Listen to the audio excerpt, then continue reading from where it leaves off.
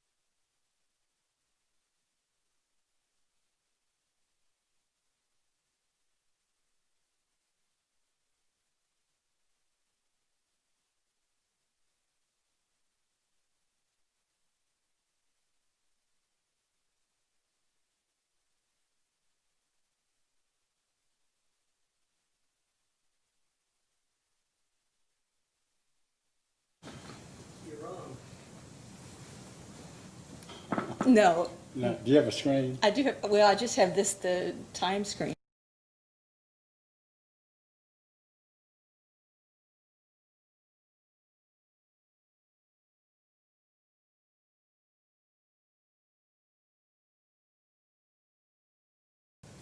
A Kentucky Power rate hearing. Is everyone present? I see Mr. Wolfram. Mr. Wolfram, will you be conducting the direct examination of Ms. Keaton this morning? Yes, Your Honor, we will. Okay. Or I will. All right, if everyone is ready, I think the next witness is Allison M. Keaton. Mr. Wolfram, you may introduce the witness and upon swearing, conduct a direct examination. Your Honor, before we get started this morning, the company would like to bring up one administrative concern, and we would, if that would be appropriate at this time. Yes, fine. Your Honor, as some may have seen, Franklin County, Ohio, which is where we have the company's most of the company's witnesses currently in the AEP building in Franklin County, issued a advisory stay-at-home order for the county. So the company would ask if it would be appropriate to allow witnesses that the commission does not plan to recall to be excused that are located locally to their homes after they testify. We can make those witnesses available with a couple hours notice. But again, just as the rate of COVID and exposure has increased in Franklin County, and because of that advisory, we would just ask if it would be appropriate to allow witnesses that do not plan, or there's no plans to have them recalled at this time, to be excused to their homes. And we can, again, allow or make them available within a couple hours notice to be recalled. Yeah, I think that would be okay, but let me ask Vice Chairman Chandler and Dr. Matthews whether they have any present thought about recalling any of the witnesses who previously testified over the last 2 days. Today, you may want to do it, tomorrow or some other time, but today, or would 2 hours notice be sufficient if you wanted to call somebody, recall someone? Mr. Chandler, your thoughts? I'm trying to think. It's still very early, Chairman. No one comes to mind that certainly we would need within 2 hours.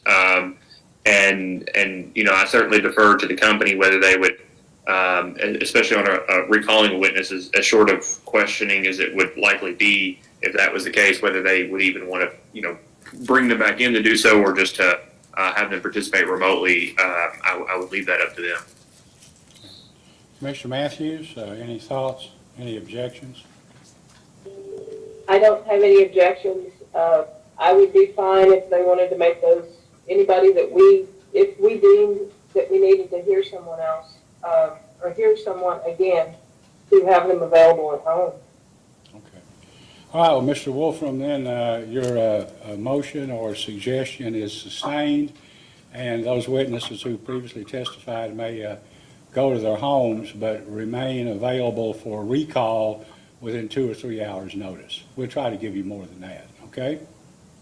Thank you, Your Honor. We appreciate it. And yes, that was certainly a consideration. If they need to be recalled, we can work with them if they have the capability to testify from home remotely as well. I know there may be a couple witnesses that would need to be in the building for technology reasons, but those that have the ability, we will certainly explore that. Thank you. Okay, thank you. All right, Ms. Keaton, would you please raise your right hand? Do you solemnly swear or affirm under penalty of perjury that the testimony you're about to give will be the truth, the whole truth, and nothing but the truth? I do. Okay, Mr. Wolfram, you may ask. Ms. Keaton, let me caution you, like every other witness, you're really going to need to be close to the microphone because if you aren't, I guess because of the size of the room or whatever, it's difficult to hear. And Kentucky Power has a third-party court reporter here who's taking down the testimony, recording the testimony, and sometimes she can't hear unless you speak up. All right? Okay, Okay, thank you. yes. All right, Mr. Wolfram, you may ask. Thank you, Your Honor. Ms. Keaton, will you please state your name and business address for the record? Yes, my name is Allison Keaton, and I'm at 1 Riverside Plaza, Columbus, Ohio, 43215. And by whom are you employed and in what position? I'm employed by American Electric Power Service Corporation, and I'm tax analyst principal. Did you cause in this case to be filed direct rebuttal testimony as well as discovery responses? Yes, I did. Do you have any changes, modifications, or corrections to the testimony or the discovery responses at this time? No, I do not. Were those discovery responses and testimony prepared by you or under your supervision? Yes, they were. And if I were to ask you the questions presented in the discovery responses and testimony this morning, would your answers be substantially the same? Yes. At this time, Your Honor, the witness is available for cross-examination. Thank you. Ms. Vinsel, cross-examination. Yes, thank you, Chairman. Good morning, Ms. Keaton. Good morning. I need to ask you a few questions to clarify one of the responses you sponsored in a data request. I'm going to ask Okay. Zach if he'll bring this up on the screen so that, just to make it easier for everybody. Zach, can you bring up its Attorney General KIUC second data request? Thank you. And yes, it's item 16.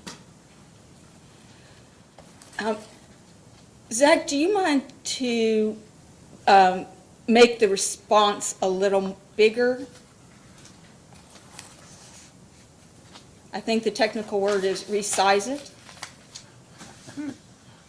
We want to use the proper terminology.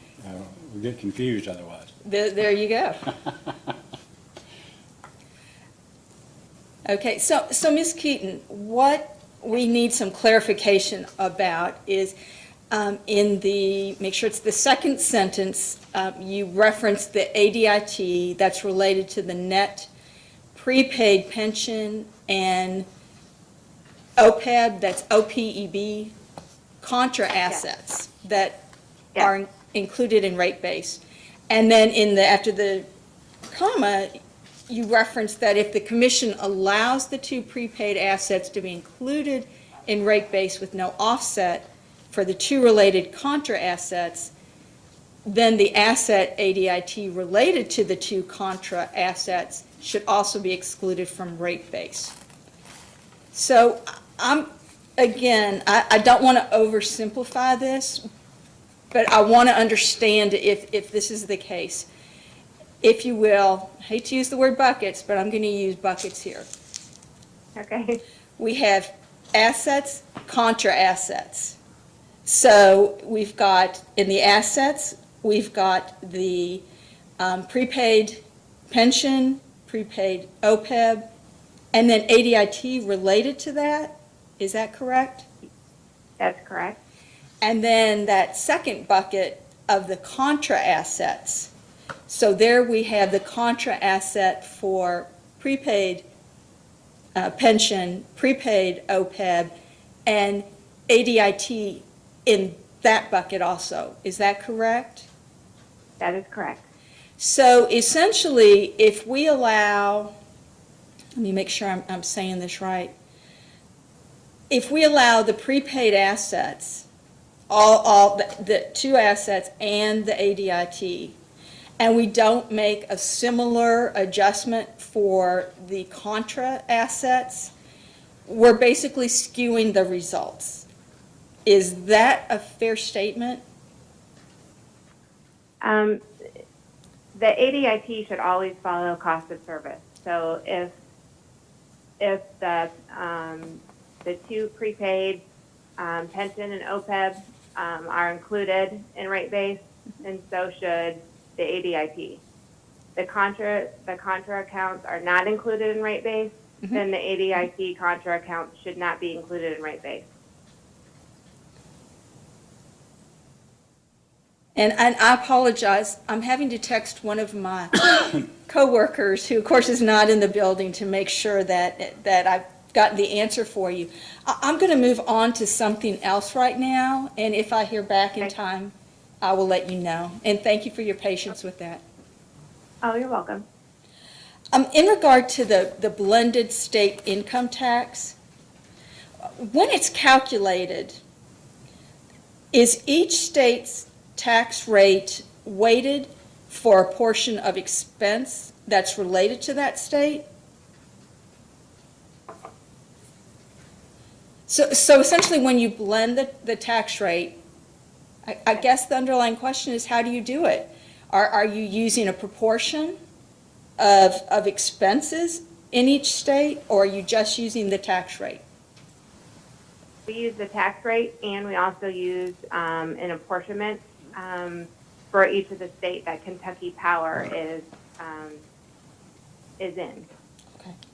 For example, the blended state rate that we use in this case and other cases for Kentucky, we have included Illinois and West Virginia because, well, Illinois and Michigan because of electricity sales, and we've also included West Virginia because they have, Kentucky Power has property and payroll in that state, as well as Kentucky, of course. I'm sorry, can you say that again? I know that I was listening, but I don't know that I quite followed everything. Okay. We include apportionment from other states. For example, the blended rate includes Illinois and Michigan, which has electricity sales. And we also include West Virginia because of property and payroll in that state, as well as Kentucky. And this is all for Kentucky Power only. Okay. I think I understand. Let me ask a couple more questions to make sure I understand. So I know that in your testimony, or your rebuttal testimony, you referenced that Kentucky Power incurs these income tax liability in connection with, as you mentioned, the electricity sales in Illinois and Michigan, payroll in West Virginia, property in West Virginia.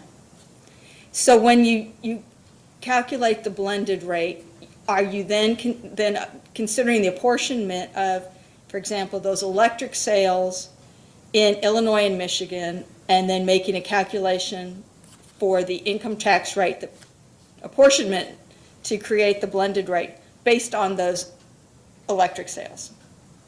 Yes, that is correct. Okay. Okay. And I'm sorry. No, please go ahead. Okay. I was just going to say that Kentucky Power has done this in previous cases as well.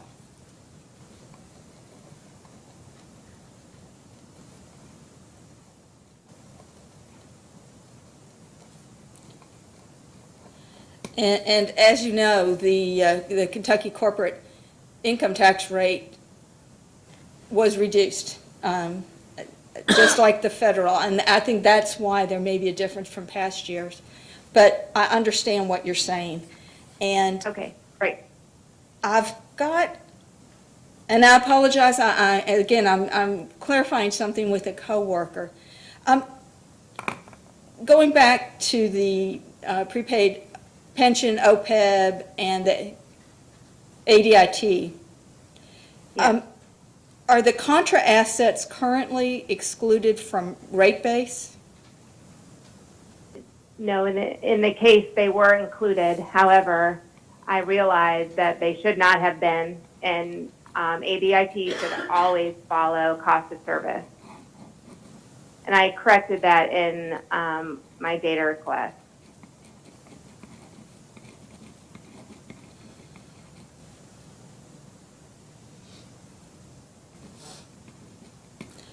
And was this the data request that we're referencing here, or is there a different request where that was corrected? No, the one that you referenced is the one I'm referring to. Okay, thank you. You're welcome.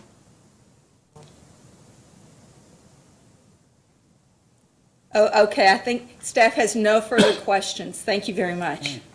Oh, you're welcome. Thank you. Office of Attorney General, any cross-examination, Mr. Cook? Yes, good morning. Ms. Keaton, Lawrence Cook here for the AG. I have just a couple questions for you about the blended tax rate, state tax rate that Yes. Kentucky Power is trying to get in this case. So help me out here if I missed something, but my understanding was when I did research, I could not find any specific orders from rate cases in which the commission expressly approved any prior use of a blended state tax rate. Am I correct?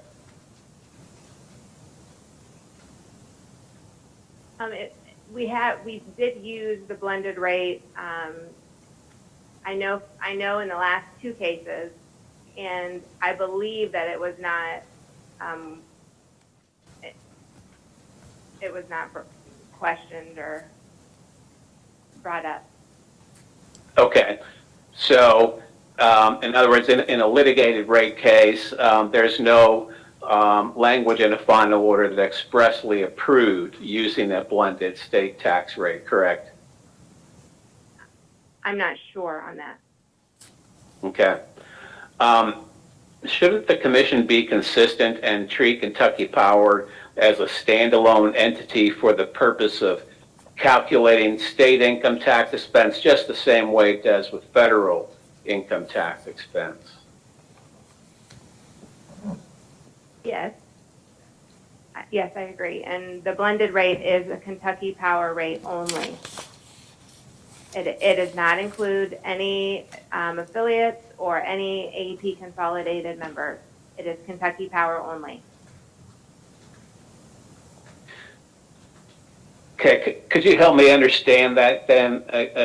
You say it's Kentucky Power only and it does not include affiliates, but you're bringing in tax rates from these other states, Illinois at 9%, Michigan at 6%, and West Virginia at 6.5%, correct? Correct, but we have property, payroll, and sales in those states. Okay. That's why we're including them for Kentucky Power. Okay. Chairman, that's all the questions I have at this time. Mr. Kurtz, cross-examination? No, Chairman, thank you. Ms. Grundman, on behalf of Walmart, any questions? No cross-border. Mr. Spinard, Mr. Strobo, Kentucky Solar, questions? Good morning, Mr. Chairman. No questions. Mr. Fitzgerald, any questions? No question. Good morning, Your Honor. No questions. Thank you. Mr. Miller, for Sierra Club, any questions of this witness? Good morning, Mr. Chairman. Good morning, everybody. No questions. Thank you. Okay, Mr. Fry? Good morning, Mr. Chairman. No questions at this time. Hey, Vice Chairman Chandler, questions? Thank you, Chairman. Good morning, Ms. Keaton. I just have a couple of questions about that blended state tax rate. Okay? So I think I have that the Illinois and Michigan are included because there are electricity sales in those states.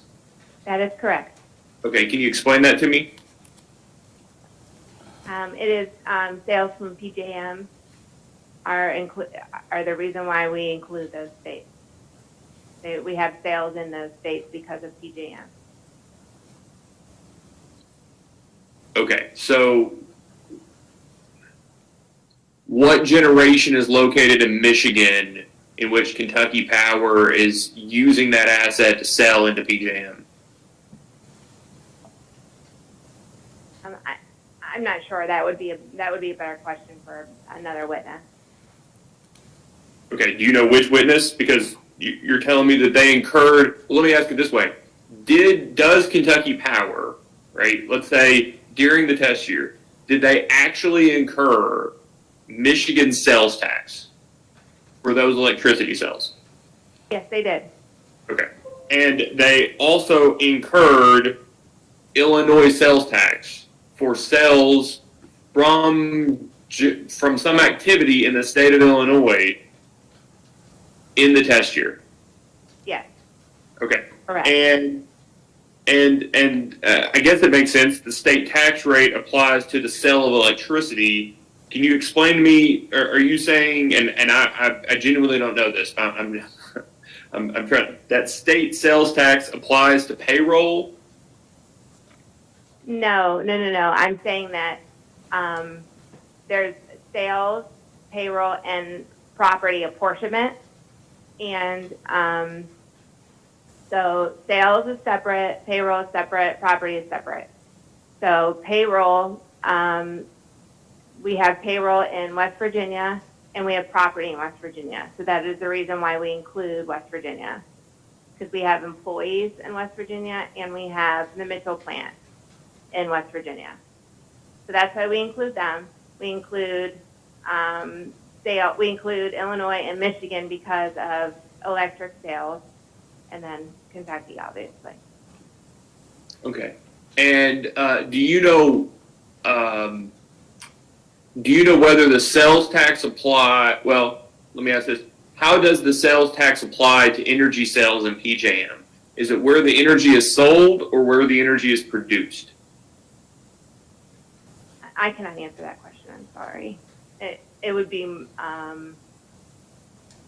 it would probably be more for not sure that the PJM. I don't know if that witness is Horton. Witness Horton. Yeah, I don't know if Mr. Horton. I think Mr. Vaughn is used to having questions thrown at him. I don't know that Mr. Horton is.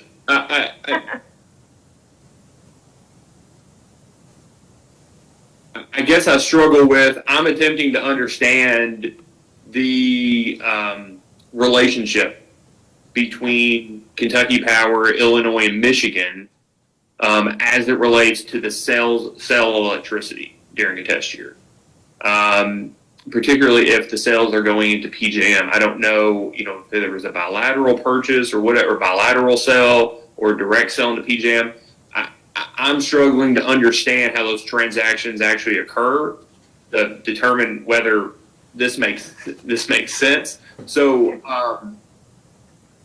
so you would recommend Mr. Horton be the person that maybe could provide me that? I guess what I'm asking is, you've given me the tax implications, right? That's what you're testifying on. Yes, that's what I'm testifying on. I am the tax expert. Correct. And who gave you the information on where the sales occur and can explain the sales? Okay, good question. We have received, for the payroll, property, and sales, we get information from our accounting department, and they designate what state that the particular sales and payroll and property come from. So, so maybe the witness would be witness Whitney then, because she's accounting. Okay. And Chairman, if you don't mind, can I ask Mr. Wolfram if council may know if there's an additional witness that may be able to answer that question? Sure, Mr. Wolfram, do you know Ms. if there Whitney. is an additional witness who would be able to address that subject? Yeah, and I know we've invoked his name quite a bit, but I believe company witness Vaughn may also be able to clarify some of the questions related to the PJM sales that are included in the company's cost of service. Thank And you, I will also just clarify a few additional items with Ms. Keaton on redirect as well. Thank you. Okay. So I just want to make sure that I'm clear finally, that blended state tax rate, when you all are referring to that is not just sales tax? No, that is property, and that is payroll. Okay.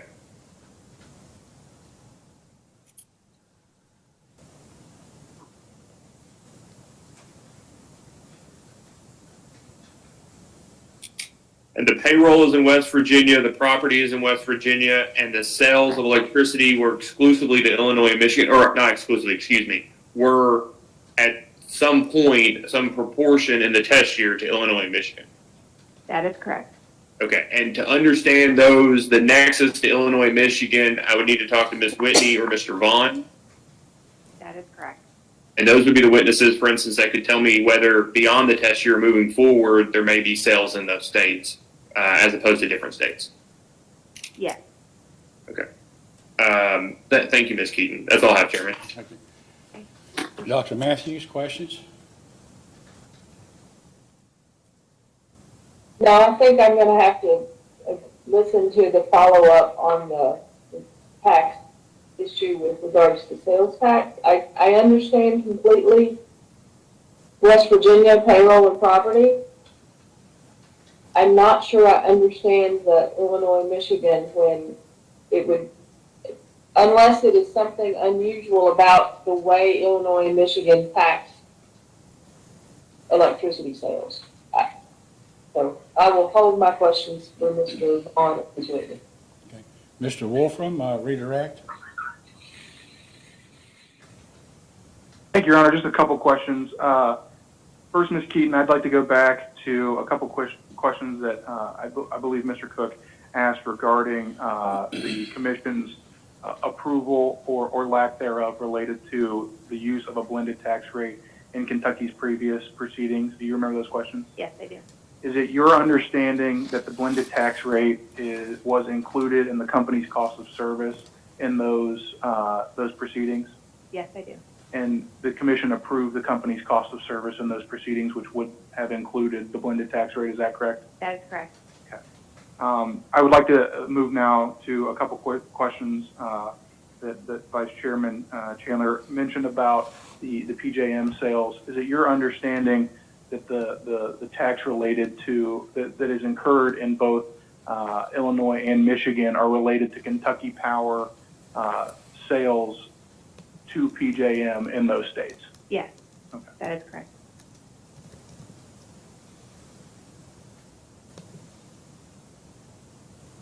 And just one final clarification, the state tax apportionment, were the state tax apportionment rates included in Kentucky Power schedules in this case? Yes, they were. I have no further questions for this witness, Your Honor. Thank you. Thank you. Ms. Keaton, you may step down. Thank you. Thank you.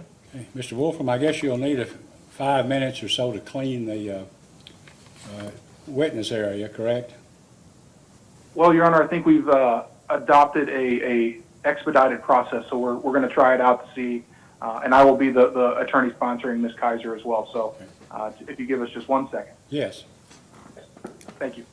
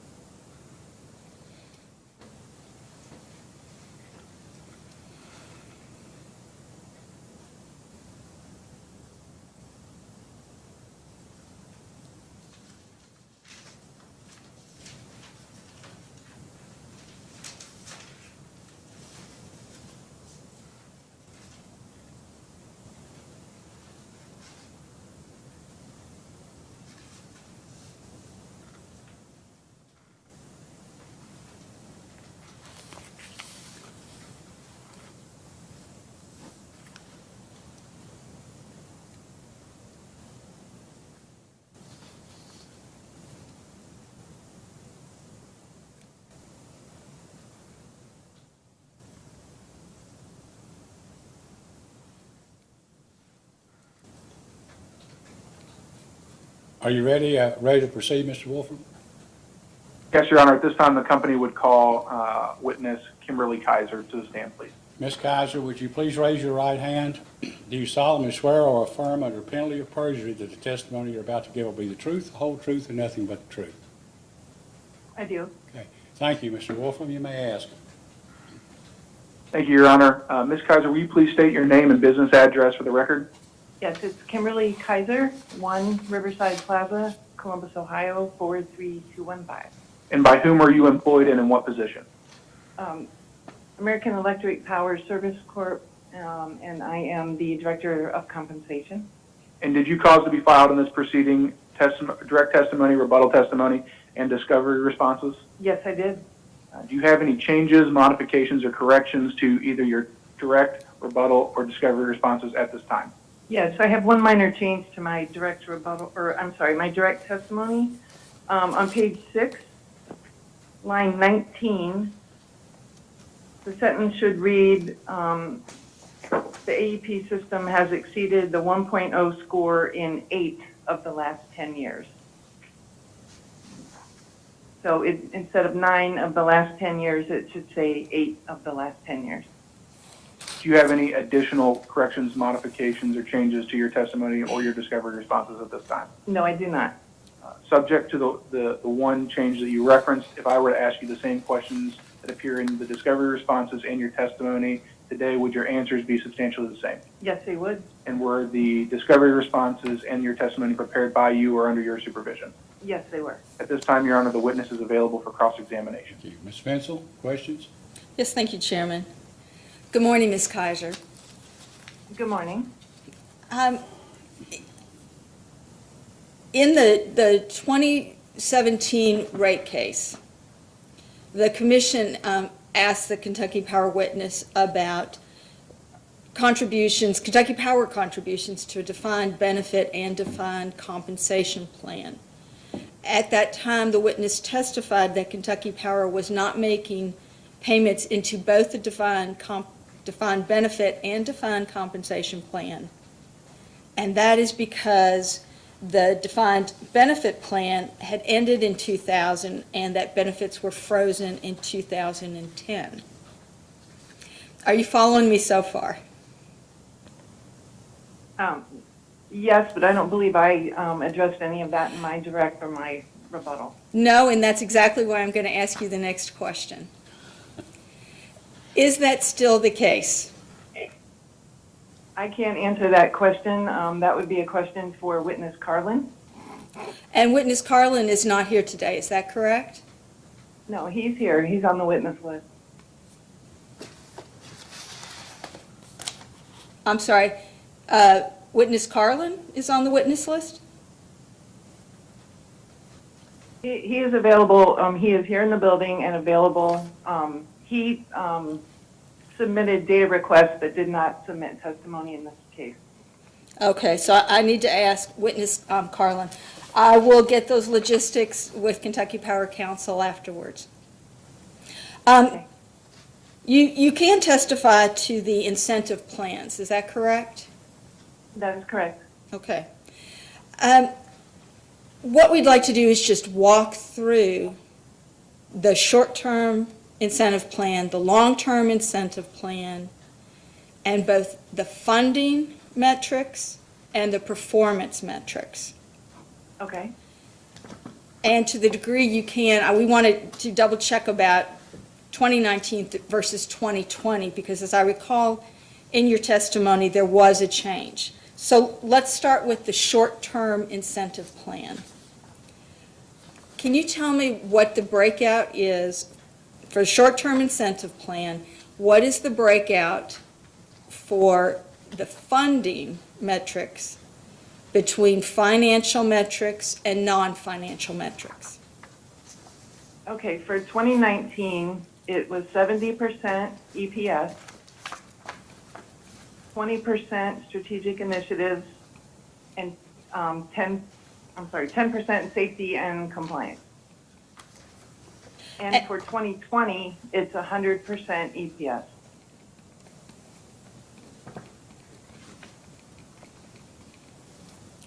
And when you say strategic initiative, can you tell me a little more about what that is? Yes, just give me a moment, please. Sure.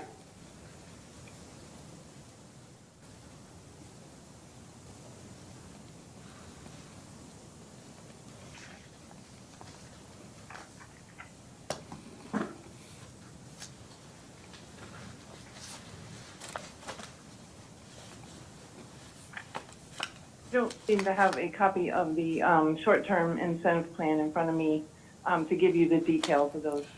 That's fine. Let me ask you, I just want to verify that the strategic initiative, those would be non-financial or financial metrics? Those are non-financial. Non-financial. Okay, thank you.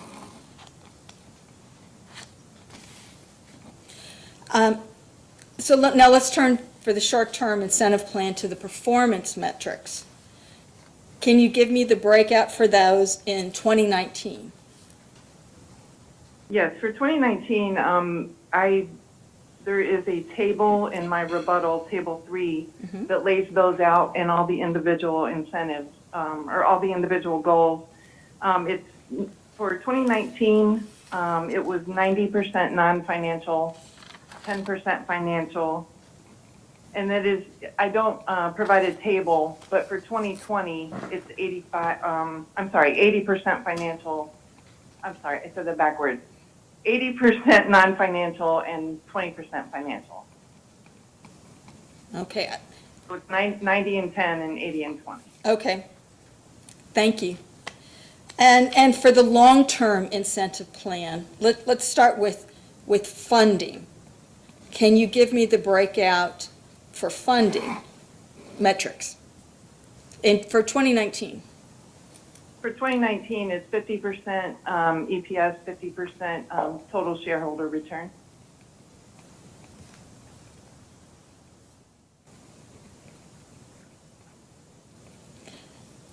And the performance metrics for the long-term incentive compensation? I'm not sure I understand what you mean, performance metric. It's a 3-year long-term plan. Those are cumulative measures that at the end of the 3-year period are calculated, and then therefore, the equity would be whatever that amount would be based on those metrics. No, I understand completely. We wanted to make sure that was the case. So for 2020, the funding for the long-term incentive plan? Let me make sure, I guess it was, we added the 10% metric for non-emitting generation.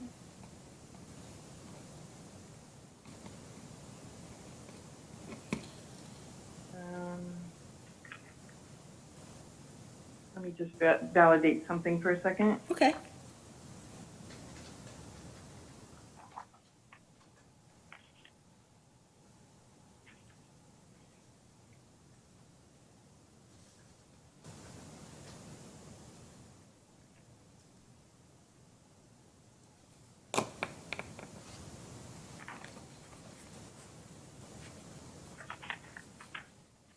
Yeah, so it's the metrics for 2020. It's the 50% EPS, 40% TSR, and then the 10% for the new non-emitting generation capacity.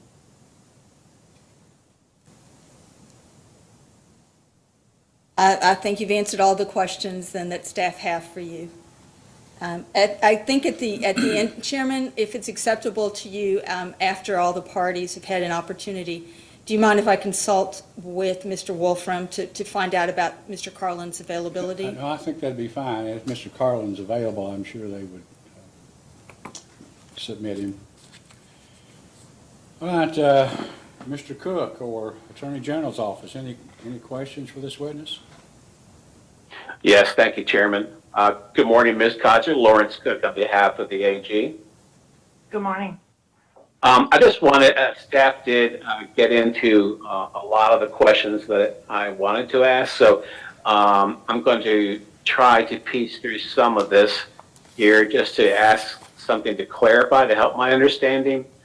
So if I understand correctly, both total shareholder returns and earnings per share, they are both financial performance metrics. Isn't that correct? That's correct. Okay. And during the test year, the LTIP compensation was paid in the form of both performance share incentives and restricted stock units. Is that correct? That's correct. And the PSIs were based solely on a combination of AEP's earnings per share and target metrics for the total shareholder returns. Isn't that correct? The performance shares, yes, they were. Okay. And both the earnings per share and the total shareholder returns are measures of AEP's financial performance. Isn't that true? That's true. The LTIP's restricted stock unit incentive comp is based on the stock price of AEP at the grant date. Isn't that correct?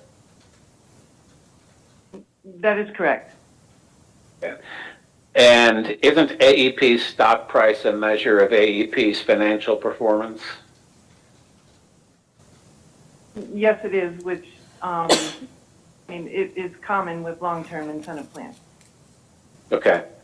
And the purpose of LTIP is to incentivize AEP executives and managers to enhance shareholder value. Isn't that correct? I don't think I would fully agree with that statement. It is true that that's who receives long-term incentives. That is market-driven as to who receives long-term incentives as part of their total compensation package. You know, the financial performance is certainly going to be indicative of, you know, meeting certain goals, and it's going to be the ultimate, you know, score, if you will, of success. But really the focus on that is making long-term decisions that are around efficiencies, savings, maintaining assets. I mean, it's not just about focusing on the financials of it, it's the goals that get us there. Okay, I understand. And the incentive compensation plan was implemented to reward employees for achieving or exceeding targets for AEP's earnings per share, as well as certain operations and safety metrics. Is that a correct statement? Yes, that would be a correct statement. Okay. And isn't it true that during the test year, the company included a total of $5.631 million in incentive compensation? And when broken down, that consists of $1.164 million in LTIP expense and $4.467 million in ICP expense. Subject to check, those sound like the correct amounts, yes. I understand, subject to check, right? And when that $5.632 million sum is grossed up for bad debt expense and regulatory fees, the total becomes $5.666 million. Is that correct, subject to check? That would not be in my area of expertise. I can't answer that question. Okay. What I'd like to do now is to move on to ask you some questions about Supplemental Executive Retirement Program, or SERP. Which employees are eligible for SERP payments? I cannot tell you exactly what the cutoff is, but it is a very small portion of the compensated. Do you know how the determination is made about who participates in SERP? Well, I guess the simple answer would be that, you know, the SERP is simply allowing these people to, you know, we use the same formula for all employees. But what happens with a certain level of compensation is, you know, there's IRS limit for the tax benefit. And so it is just something that, you know, I guess you would say is on top of that. But it's treating them the same as we're treating all employees. It just goes beyond, you know, what the defined benefit is. Okay. And in your rebuttal, I believe you stated that SERP is part of the market competitive total rewards package. Is that correct? That's correct. And so based on your rebuttal in general, it sounds like you're saying essentially that SERP expense is incurred to attract, retain, and reward highly compensated employees. Is that correct? That would be a correct statement, and it would also be a correct statement for all employees at AEP. And isn't it true that the interests of SERP recipients are aligned more closely with shareholders than are the interests of, for example, Alignment, whose interests are clearly more closely aligned with Kentucky Power ratepayers? I'm not sure I understand your question. Okay, well, let me see if I can rephrase it then. The more highly compensated executives, they have to report to and they are responsible for certain shareholder goals. Isn't that correct? Shareholder goals such as what?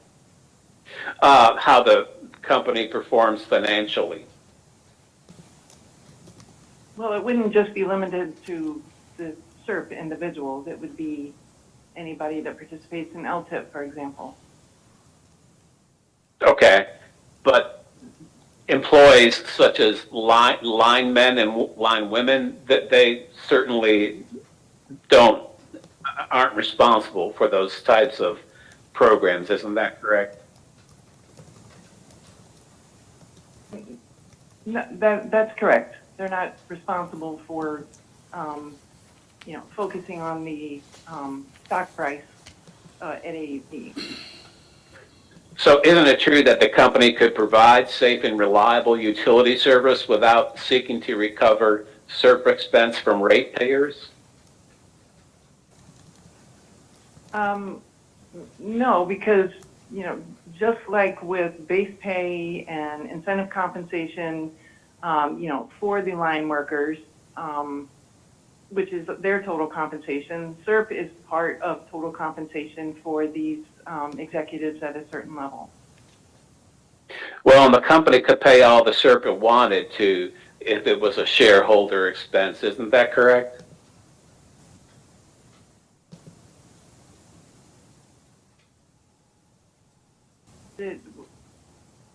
But the company wouldn't do that. Like I said, we use the same formula for them as we do all employees. It's not just a random amount.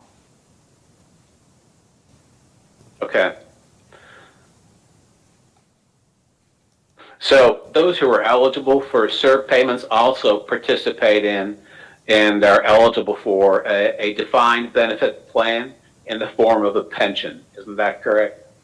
That's correct. And for those who are eligible for SERP, they also are eligible to participate in a 401k plan. Is that correct? Yes, all employees can participate in 401k. And is a portion of the 401k plan funded by the employer? Yes, it is.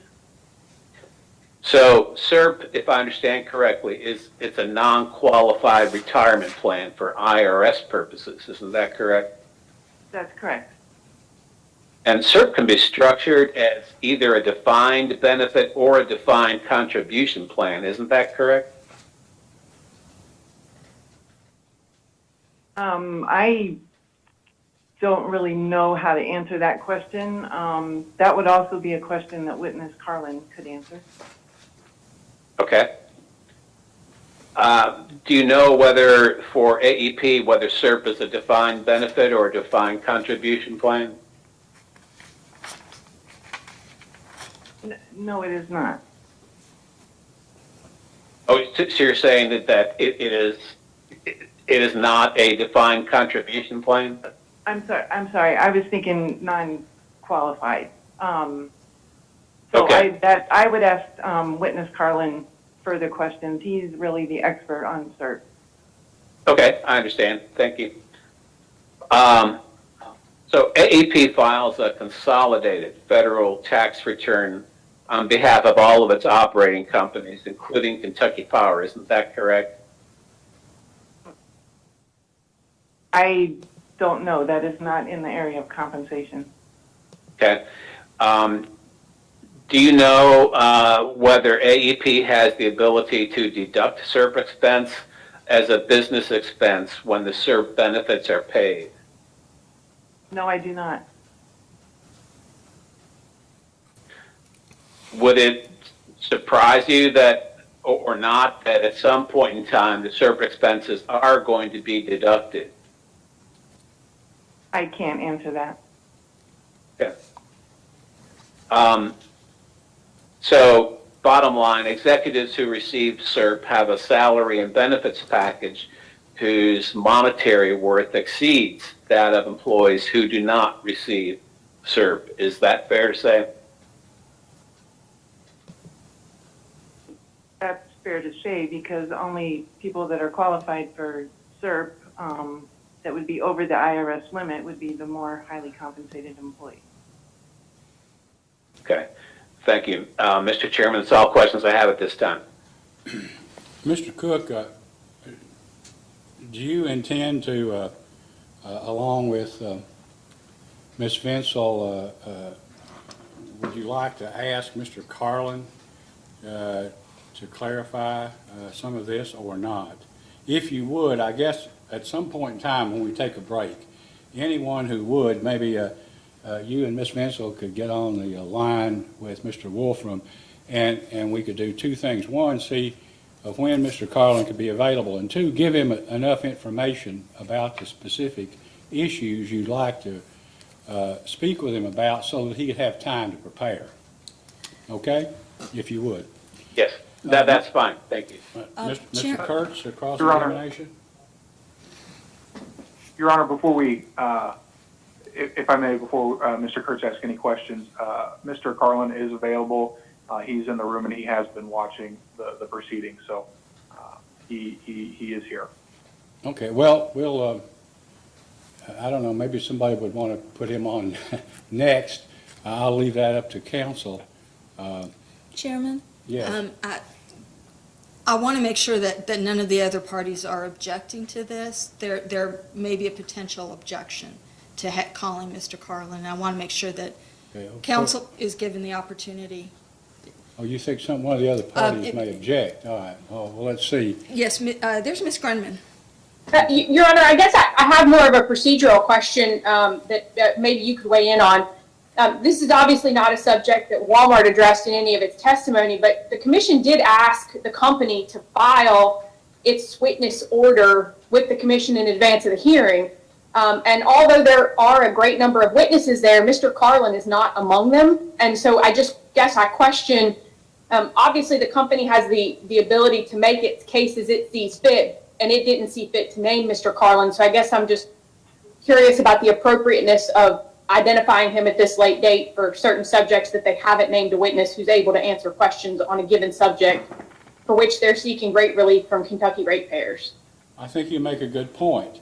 Unless parties to the existing to the proceeding, if someone says, well, there's another witness and we'd like an opportunity to examine some details about the witness of another witness who apparently is unable to testify. So I could understand your point. I guess the question is, I thought that the previous witness, what Ms. Keaton may have said that Mr. Carlin provided information but didn't sign the responses to that request. So I don't know what he did or what he didn't do. But you make a good point, but this is a regulatory proceeding, and if there's some issue, I guess you say, why would you want to help the company make its case? I don't know if that's what we're doing or not, if that's what council intends to do. But you're correct, he wasn't on the witness list, and probably if there was a strong objection, we would sustain that objection. Your Honor, I can't claim to have a strong objection. I think what I would request for future proceedings is that the company be better prepared with its witness list to the extent, for example, that it has an individual sign discovery request. It's quite possible that that individual should have been named as a witness for purposes of these proceedings, since I'm not sure how they can authenticate those discovery requests absent that individual taking the stand. So I just think it would be more helpful for the parties to plan, cross, and questions on a variety of subjects if, we had an accurate list of who was going to testify to which subjects. I Your Honor, if- would agree 100%. I don't know if you've been in any of these other rate cases involving electric utilities, but there seems to be a problem along those lines because it's not uncommon for something like this, unfortunately, to occur. Does anyone, any of the other council have any opinion, expression, or objection to Mr. Carlin being asked questions about the subjects, at least, or any other subject anyone else might want to bring up who later may conduct a cross-examination of this witness or of Ms. Keaton? Anyone else have any thoughts or objections on Carlin?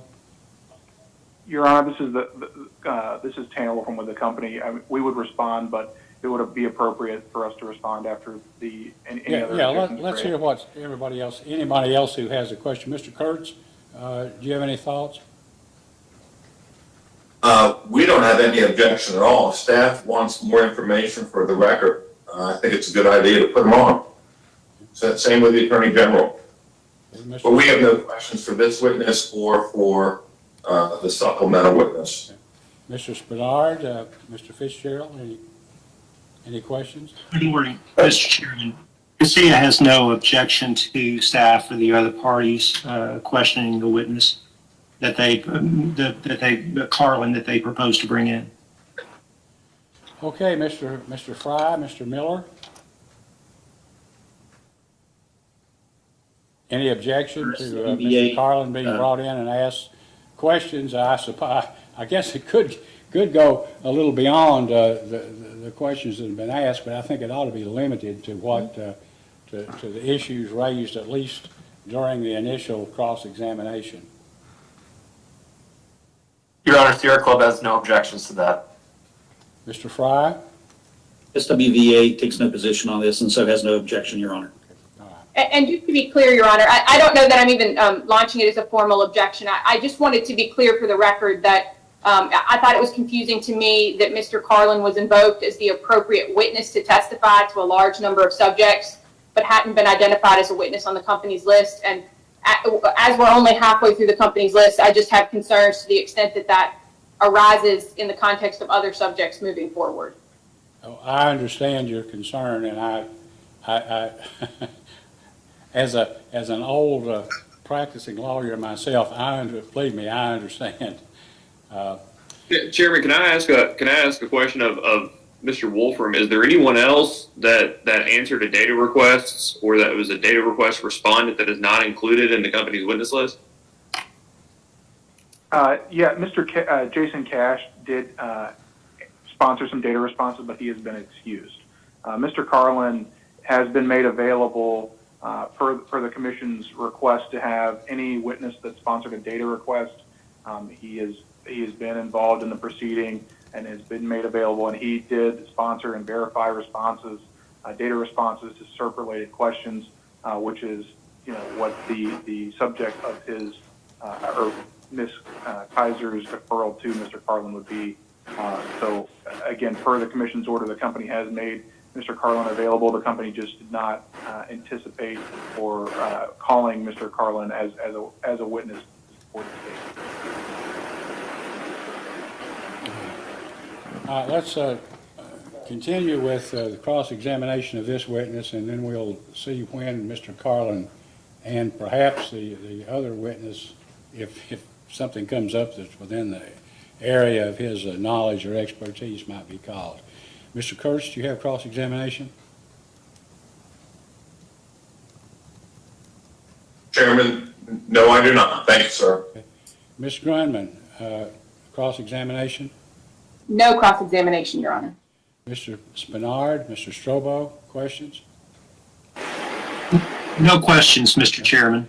Mr. Fitzgerald, I can anticipate your response, but I need to ask you. Mr. Chairman, no questions, but I wanted to clarify Mr. Cash was answered a data request for my clients, and I had raised the issue of the fact that he wasn't on the witness list. I was assured that the other person who answered the same question would be able to answer any questions on that data request. So that was the reason we didn't insist on Mr. Cash being here.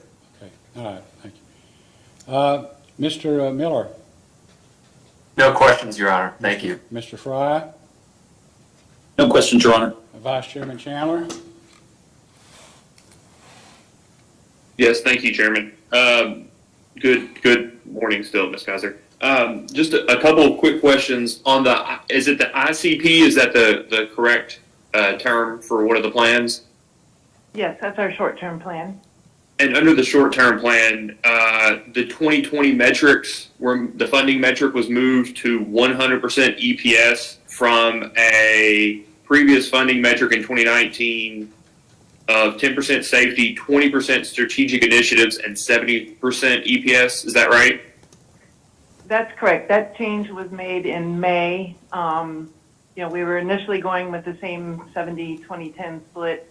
That adjustment was made in May due to the economic uncertainty that we're all facing. Okay, and who participates in the ICP? All of our employees participate in ICP. Okay, so with the we'll call them performance measures. If I call them performance measures, you'll know what I'm referring to. That table 3 that's in your rebuttal testimony. Yes.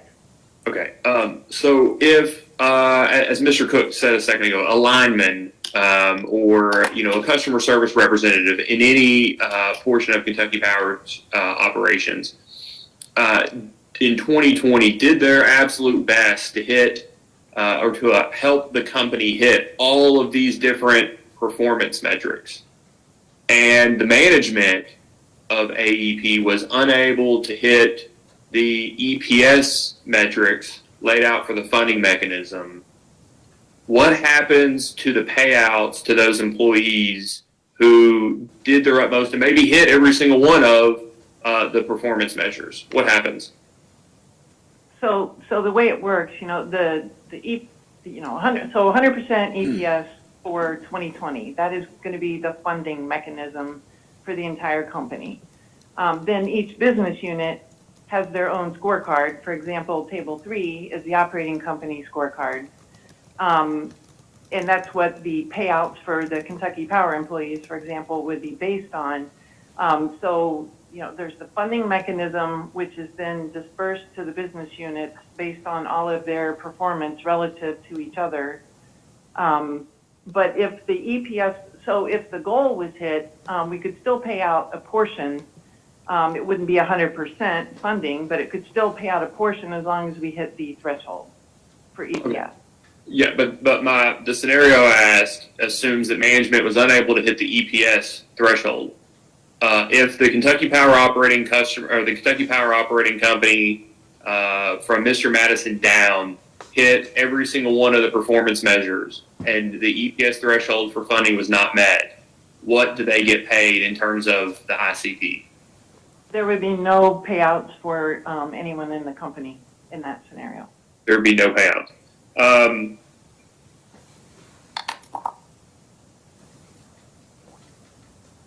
Would you agree that if similar scenario, would you agree that if Kentucky Power's assumed test year amount of the incentive compensation plan payment was included and recovered from customers in rates, and management was unable to meet the EPS thresholds for the funding, that would be a recovery of an expense that the company never actually incurs and pays out? Yes, just one moment, please.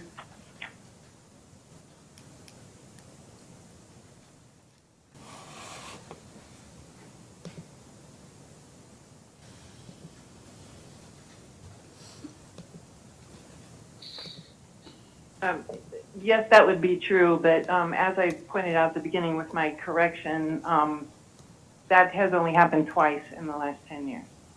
Okay, and I think the correction was, I just want to make sure I didn't get a chance to write it down, but it was that 8 of the last 10 years the threshold has been met? I'm sorry, that what goal was met? That 8 of the last 10 years that EPS or the funding threshold was met? Is that what your corrected testimony indicated? No, That my it was corrected testimony, originally 9? but Sorry, not go just ahead. it was 8 of the last 10 years, we've paid out at over 1.0. 1.0. So the funding was in excess and the payment was in excess? In those 8 years? Okay, yes. That's correct. Okay.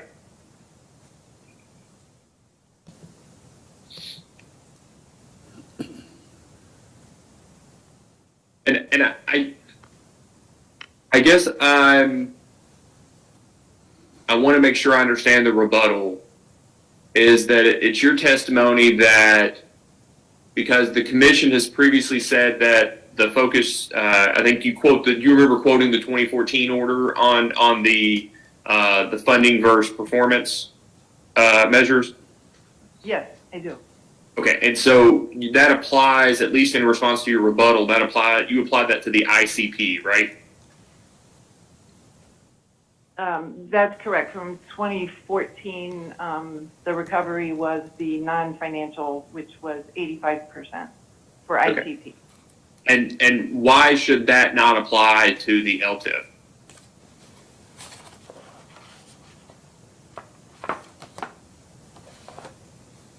I'm sorry, why should what not apply to the LTIP? Well, so if the LTIP, funding and performance is effectively the same thing in the LTIP, right? There is no distinction between a funding mechanism and a performance mechanism. That's my understanding. Is that correct? That's correct. You could say that. Okay.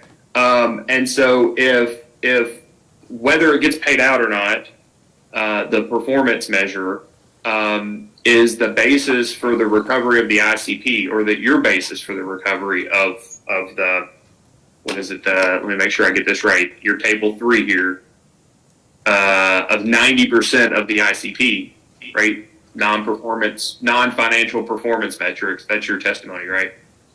That's correct. If that's the basis, is the commission's 2014 order, are you taking the position that the language in the 2014 order shouldn't apply to the long-term incentive plan? Well, the company position would be, 100% recovery of the expenses that we incur for these labor costs. I was pointing out that in 2014, there was agreement, we don't focus on the EPS funding measure, but the commission agreed that at least for ICP, that 85% that wasn't tied to financial would be allowed. Okay, so going back to the ICP, are you all proposing 100% recovery or proposing it in accordance with the 2014 commission order? We are supporting 100% recovery. So you use the order as a way to defend against the portion related to denying it based on funding, but then the second part of the commission order where it denied it on performance, you're just not proposing that. You're proposing to ignore that second half of the commission's order? I wouldn't say I'm proposing to ignore it. I was pointing out that we're very deliberate about figuring out what market competitiveness means, what that dollar amount means. Oh, excuse me, Ms. Kaiser. Do you mind to repeat that answer you cut out for the benefit of the court reporter? Sure, I'm sorry. We're very deliberate about figuring out what it means to be market competitive and what dollar amount goes with that amount. And as I said, that includes base pay and incentive pay, both in the forms of short-term and long-term. And logical thing to do would be recover 100% of our targeted expense, which would be 100% recovery. Just pointing out, though, in my testimony that the commission did agree, because the focus on the intervener testimony was on the financial versus non-financial. So just pointing out that at least, the commission in the 2014 case agreed with the non-financial performance measures. And then I know in the 2017 case, it was reduced by a portion, but it was part of a settlement, and that shouldn't necessarily be the precedent either. Okay, so you're asking effectively for the commission to overturn their precedent in the 2014 case, but only as it relates to the performance measures. No, I'm not asking that they overturn anything. Okay, but the commission in the 2014 case said specifically that it should be the financial performance, that the financial performance measures should be excluded for rate making, correct? That is what the order in the 2014 case said, yes.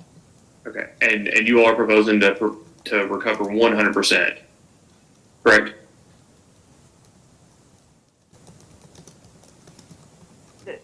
That is correct. Okay. I'm just curious about the change in the we'll call it funding and performance measures, since we sort of agreed that they're one and the same on the LTIP. The change from 2019, where it was 50% EPS and 50% total shareholder return, and now in 2020 it's 50% EPS, 10% non-emitting generation, and 40% TSR. Do you remember that? Yes, that's correct. That's for the performance shares.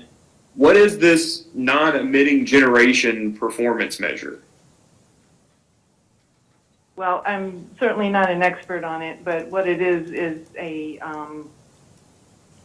it's for clean energy. It is the portion of our generation assets that would be solar, hydro, the clean energy. Okay, can Mr. Carlin speak to that more directly? Mr. Carlin can certainly speak to that. Okay. Do you know who the best person to talk to about the basis or how that metric is measured? Are you the best witness for that? No, I would not be the best witness for that. That would also be Mr. Carlin. Mr. Carlin, okay.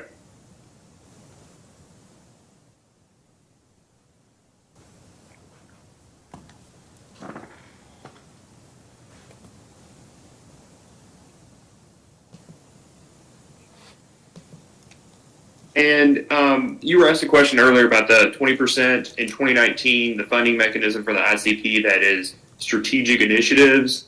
I remember your response was something like you didn't have that plan in front of you, but and that's okay. You don't have to have it in front of you. All I'm going to ask is that plan in the record?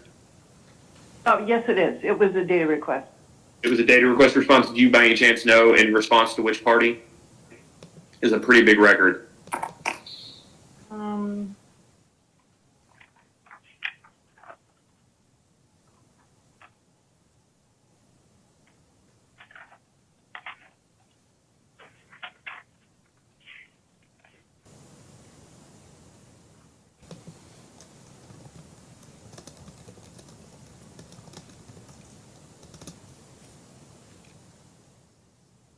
Yes, the request is AGKIUC 125.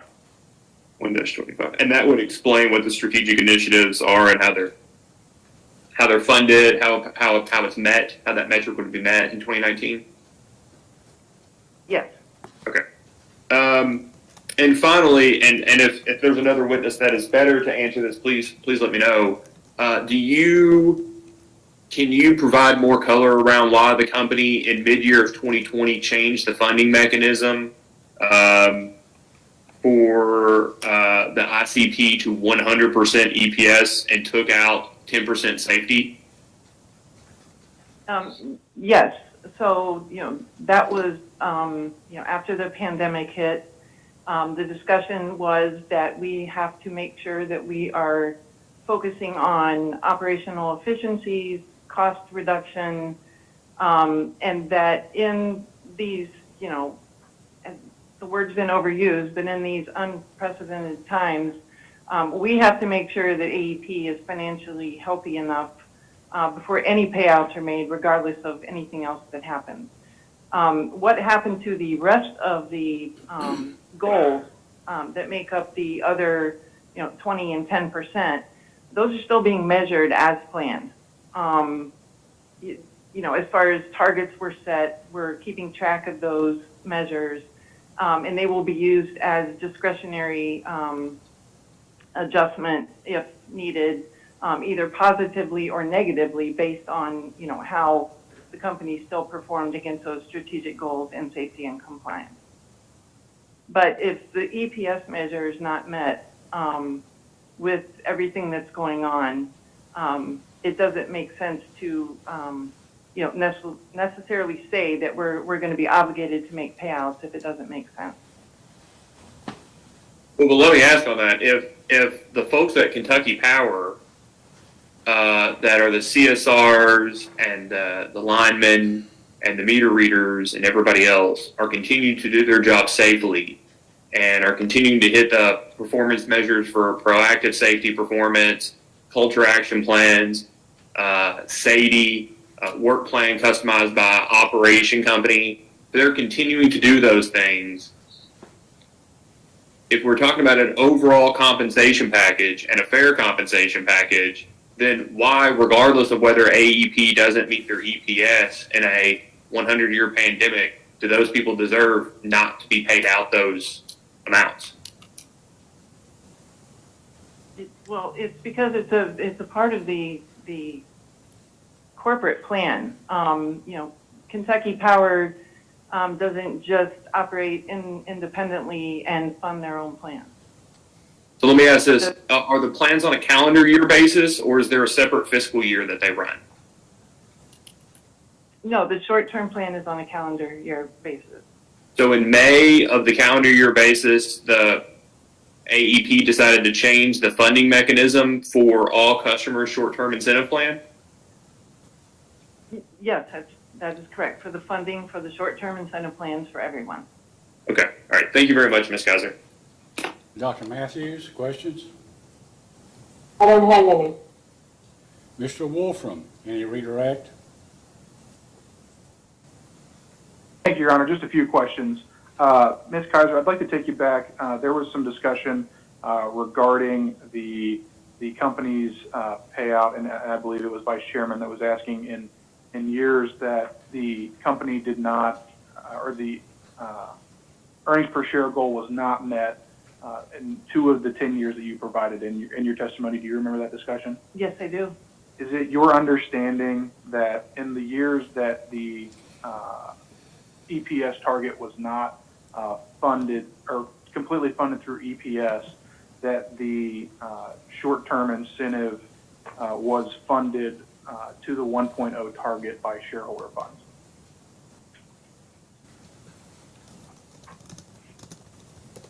I'm sorry, could you repeat the question? Sure. So we established that there were 2 years within that 10-year period that the 1.0 target for STI was not, or the EPS funding target was not met, correct? Correct. And so in those 2 years, isn't it true, or is it true that the remaining 1.0 target, up to the 1.0 target, was funded by shareholder dollars? Well, let me find the table 1 second here.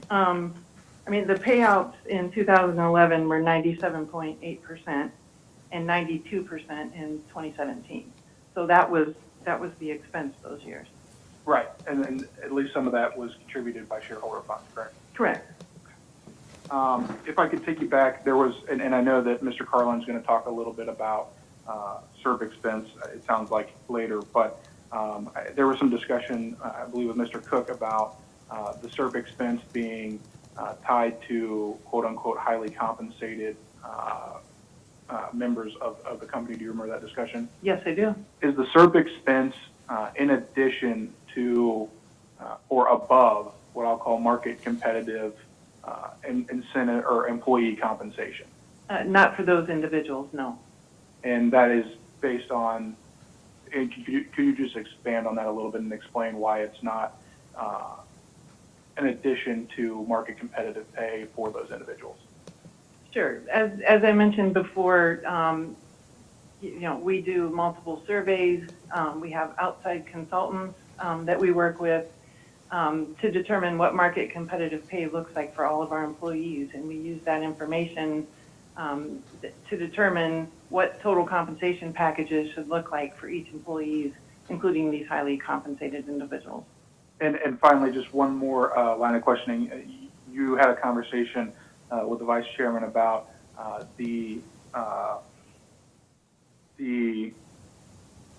sorry, let me go back just a quick second. About the funding mechanism versus the performance metric payout of STI. Do you remember that conversation? Yes, I do. And in that discussion, there was discussion about the company's 2014 rate case and the order in that case. Do you remember that discussion? Yes, I do. And it's your understanding that the order, as it relates to STI only, was where the distinction was drawn between the performance metric versus the funding mechanism of the STI specifically, correct? Correct.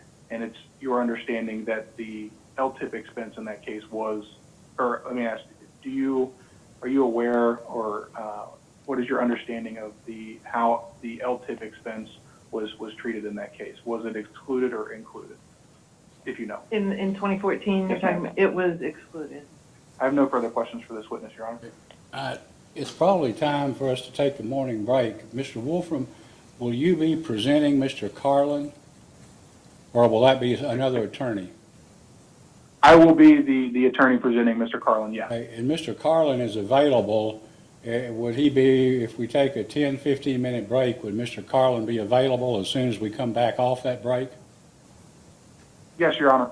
All right, so let's take a break now until 20 minutes until 11. That's 15 minutes, at which time Mr. Carlin will be presented for cross-examination. And then when we get through with him, we can go back to the regular order, which I guess would be what, Mr. Bishop?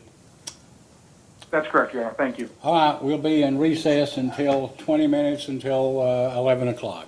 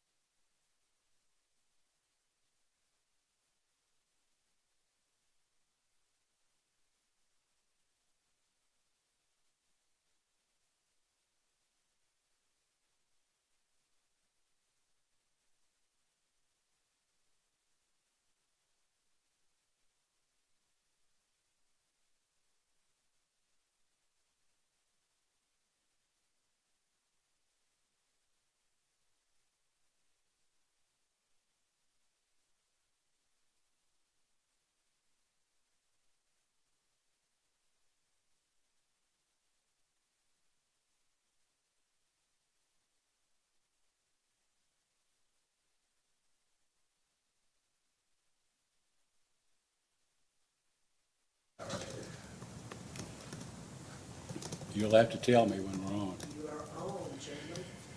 Okay, we're back on the record. Is everyone, counsel for all the parties here?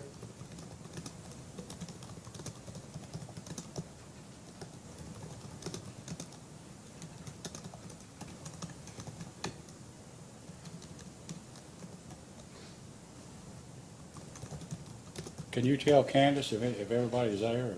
Kentucky Power is present, looks like Mr. Carlin and Mr. Wolfram is all that's on. Mr. Wolfram, can you hear me? They can hear us. I think everybody has to populate first. We gotta wait for everybody to get out. The airwaves are jammed.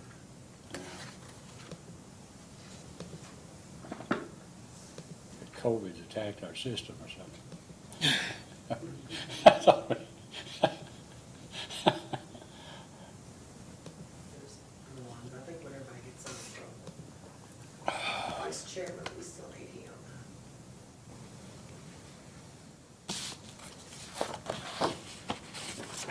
See, I guess our screen's limited, but you know everybody who's on, even if they're not on the video, correct? Somebody knows that, I don't. Oh, I don't know that. I don't know that. Other than the list I have.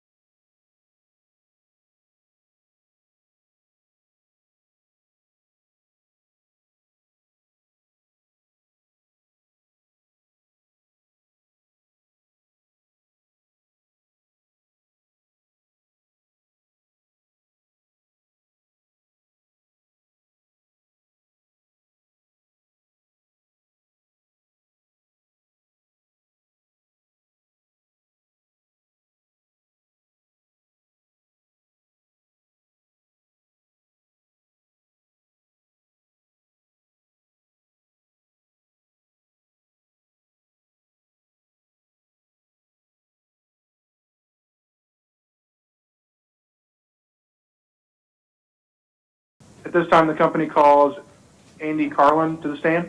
Okay, Mr. Carlin, will you please raise your right hand? Do you solemnly swear or affirm under penalty of perjury that the testimony you're about to give will be the truth, the whole truth, and nothing but the truth? I do. Okay, please be seated. Mr. Wolfram, I think how we ought to proceed here is beginning with Ms. Vinsel, staff counsel, to let her question Mr. Carlin, and then we'll go down the list, and then if there's anything you need to clarify or clear up, you can do that at the end. Is that okay? Yes, Your Honor. Thank you very much. Ms. Vinsel, questions of Mr. Carlin? Yes, thank you, Chairman. Good morning, Mr. Carlin.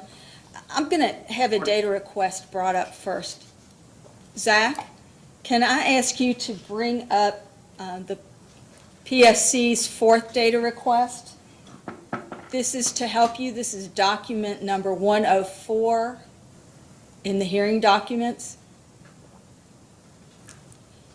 And just to explain to all the parties, when I refer to something as a document number, that's simply for internal commission use to identify documents.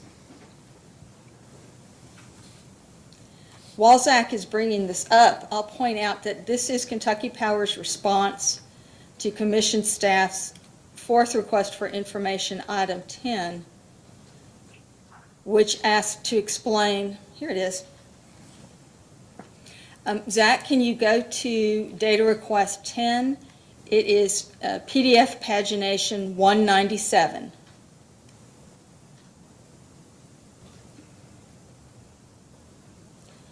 Thank you, Zach.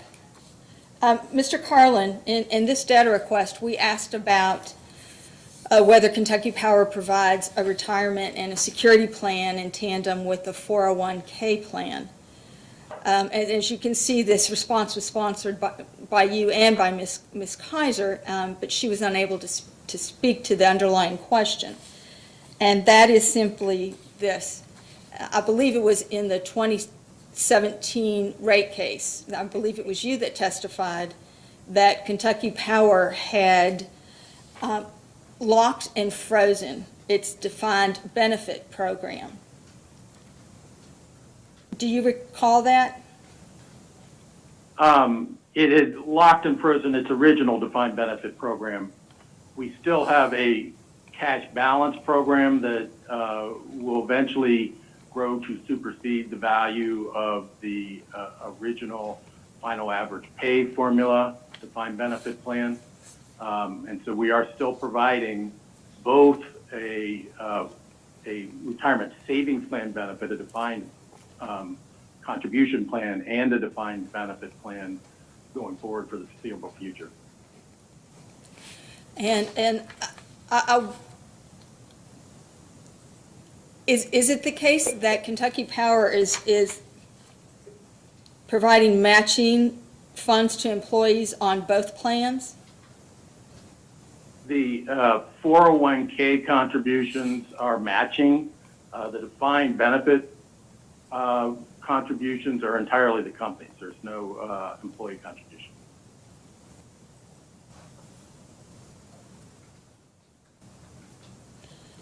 As you probably recall, over the past several years, the Commission has made adjustments for cases when a utility is providing or paying for both a defined benefit and a defined compensation plan.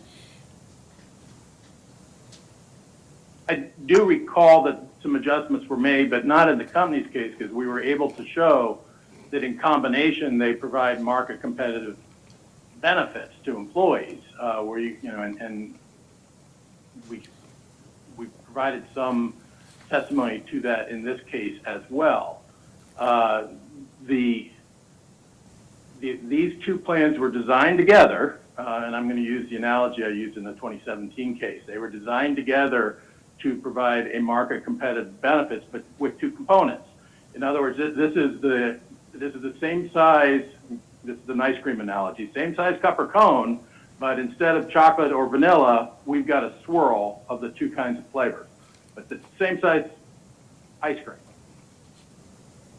which is the market competitive size. I think what staff will do is probably submit post-hearing data requests to ask additional clarifying information. I will point out to reiterate what one of our former commissioners had made the point that I think is particularly appropriate in Kentucky Power, and this is why I really want to get to the bottom of this. And that is, for a lot of the ratepayers, they barely have one retirement program.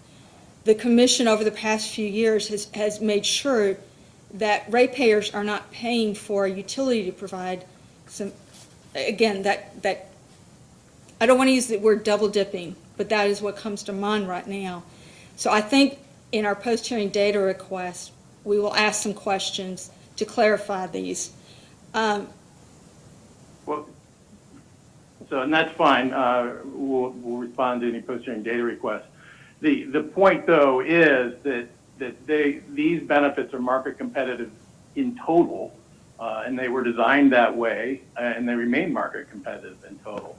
It's not so much whether you have 1, 2, or 5 plans. It's what each of those plans provides towards a market competitive post-retirement benefit package and how that compares to the market for that type of stuff. And ours compares quite well. It's right near the middle. I appreciate that. I think we may be talking past each other, and it's probably not productive to continue at this point with my question. So staff will just follow up with post-hearing data requests. Okay. All right, for the Attorney General's office, Mr. Cook, do you have questions? Yes, Chairman, thank you very much. Good morning, Mr. Carlin. Good morning. Have just a couple of questions for you. So using your analogy of the swirl, isn't it true that essentially SERP is a third swirl. No, syrup is part of, either the chocolate or vanilla, to take your pick. But it's the same formula. The company's plan, anyways, is the exact same formula that we provide to other employees as a percentage of their pay as the underlying qualified plan. It's just an amount that exceeds an arbitrary IRS limit. And isn't it true that in essence, AEP could have 10 swirls if it chose to, as long as it follows whatever the commission guidelines are for what ratepayers pay for? Isn't that correct? Well, I suppose if we didn't follow the commission guidelines, then they'd just allow the expense, but we could have as many different varieties as we wanted. The real important point, again, is that we've designed our benefit program to be market competitive in total, and that's what we've got. Is SERP a non-qualified retirement plan for IRS purposes? It is. Okay. And again, for IRS purposes, SERP can be structured hypothetically as either a defined benefit or a defined contribution plan. Isn't that correct? So I would say non-qualified plans can be structured to be either. SERP typically refers to a defined benefit plan rather than a savings type program, but that's our parlance. I'm not 100% sure how everybody else thinks about it. I understand. So if I understand correctly, then for AEP and by extension Kentucky Power, SERP is essentially a defined benefit plan. Is that true?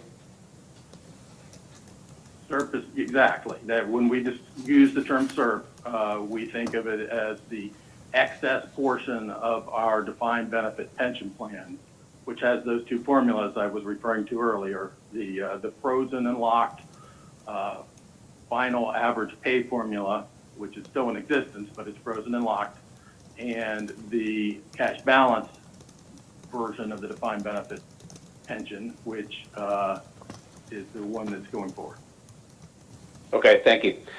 And AEP files a consolidated federal tax return on behalf of all the operating companies, including Kentucky Power. Isn't that correct? I'm not in the tax department, but I do believe that's correct. Okay. And isn't it true that AEP has the ability to deduct SERP expense as a business expense when the SERP benefits are paid? Correct. Okay. Mr. Chairman, I believe that's all the questions I have at this time. Mr. Kurtz? Thank you, Your Honor. Mr. Carlin, good morning. Vice Chairman Chandler was asking questions earlier about a 10% clean energy metric with respect to these plans. Are you familiar with that? I am. What is it? All right, well, it's a metric in our long-term incentive plan that has a 10% weight, as you mentioned, for non-emitting generating capacity. And what it is a measure of the percentage of our total AEP capacity that is from a non-emitting source. So that would include wind, solar, hydro, nuclear,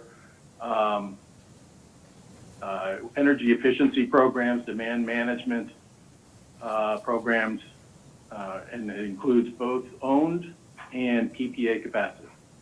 And so we compare what percentage of our capacity is in those categories as opposed to fossil fuels. Sort of at the beginning of the period, we had a percentage, let's take a round number, say 28. And then where there's a threshold target and a max over the 3-year long-term incentive period that, let's say, 30, 31, and 32. So as we improve the percentage of the company's capacity that's from a non-emitting source, we do better against that goal. How long has that been part of the plan? Less than a year. Okay, so I know you don't do IRP, you don't do the IRP part of the company, but it sounds like there's a financial incentive for Kentucky Power or any of the AEP companies to get approval to do solar self-build or solar PPAs as opposed to a fossil fuel solution. Well, there is, but remember, these things are changed slowly, A. B, we do have the ability to work with our commission to get those into the IRP. And we also have a competitive business. So we are counting the renewables from our competitive business in this measure. So there's a lot of different factors, and I forgot one big one, which is as we close plants, either early or on schedule in accordance with the IRP, those count too. So that reduces the fossil capacity if we close a coal plant. And so there's a lot of factors in here, and we took most of those factors into account in setting the goal, but it does, and the whole point is to encourage the company to change its capacity mix going forward to be more renewable, more sustainable, and better for our customers and the environment, which is what our customers care about. If the net present value of a solar self-build was exactly the same as a market purchase to meet capacity or energy needs, then the company would have a financial incentive, the employees to go with the solar project. Well, we're allowed to, we include PPA, so it doesn't matter whether we own it or we buy the power from it. I meant, just a market purchase from PJM. This market purchase of energy from PJM versus solar PPA. There would be a financial incentive to do the solar PPA, even if the market purchase was cheaper for consumers. I don't think so. Well, first off, that would cause problems in other areas such as rate recovery. But secondly, shrinking our overall capacity, because we're not going to, in all likelihood, shrink the solar or wind capacity, would help. Wouldn't necessarily hurt because the denominator gets smaller. And to sort of compound that, the utility does not earn a profit margin or rate of return on a market purchase. Are you aware of that? Compared to I'm aware of that, but we I assume earn a profit margin on renewables, so that we own. So and we already own a bunch. So we could focus our investments more on that, and we could focus more on the competitive business. And I think we are fairly neutral between whether we achieve this goal in the regulated environment, which would be our preference, or in the competitive environment. We have a certain amount to invest to maintain our credit ratings and our earnings growth, and if we can't do it in the regulated environment, we've got other options. how does the 10% clean energy metric correspond with the ESG, environmental, social, and governance metric that Wall Street uses that was part of the earnings report we discussed on the first day of the hearing? Your Honor, at this point, we would object as outside the scope of Mr. Carlin's discovery responses, which is what he's here to testify about. I'm going to allow him to ask the question. Go ahead, Mr. Kurtz. Witness, you must answer. Can you repeat the question, please? How does the 10% clean, do you know what the ESG metric that AEP has implemented? Do you know what the ESG is? Yes, I do know what ESG is. And we developed it in-house. We didn't develop it to meet a Wall Street standard. And I have not checked to see the degree to which it does meet the requirements of that. In fact, it may predate what came out in the Wall Street Journal, so I don't know.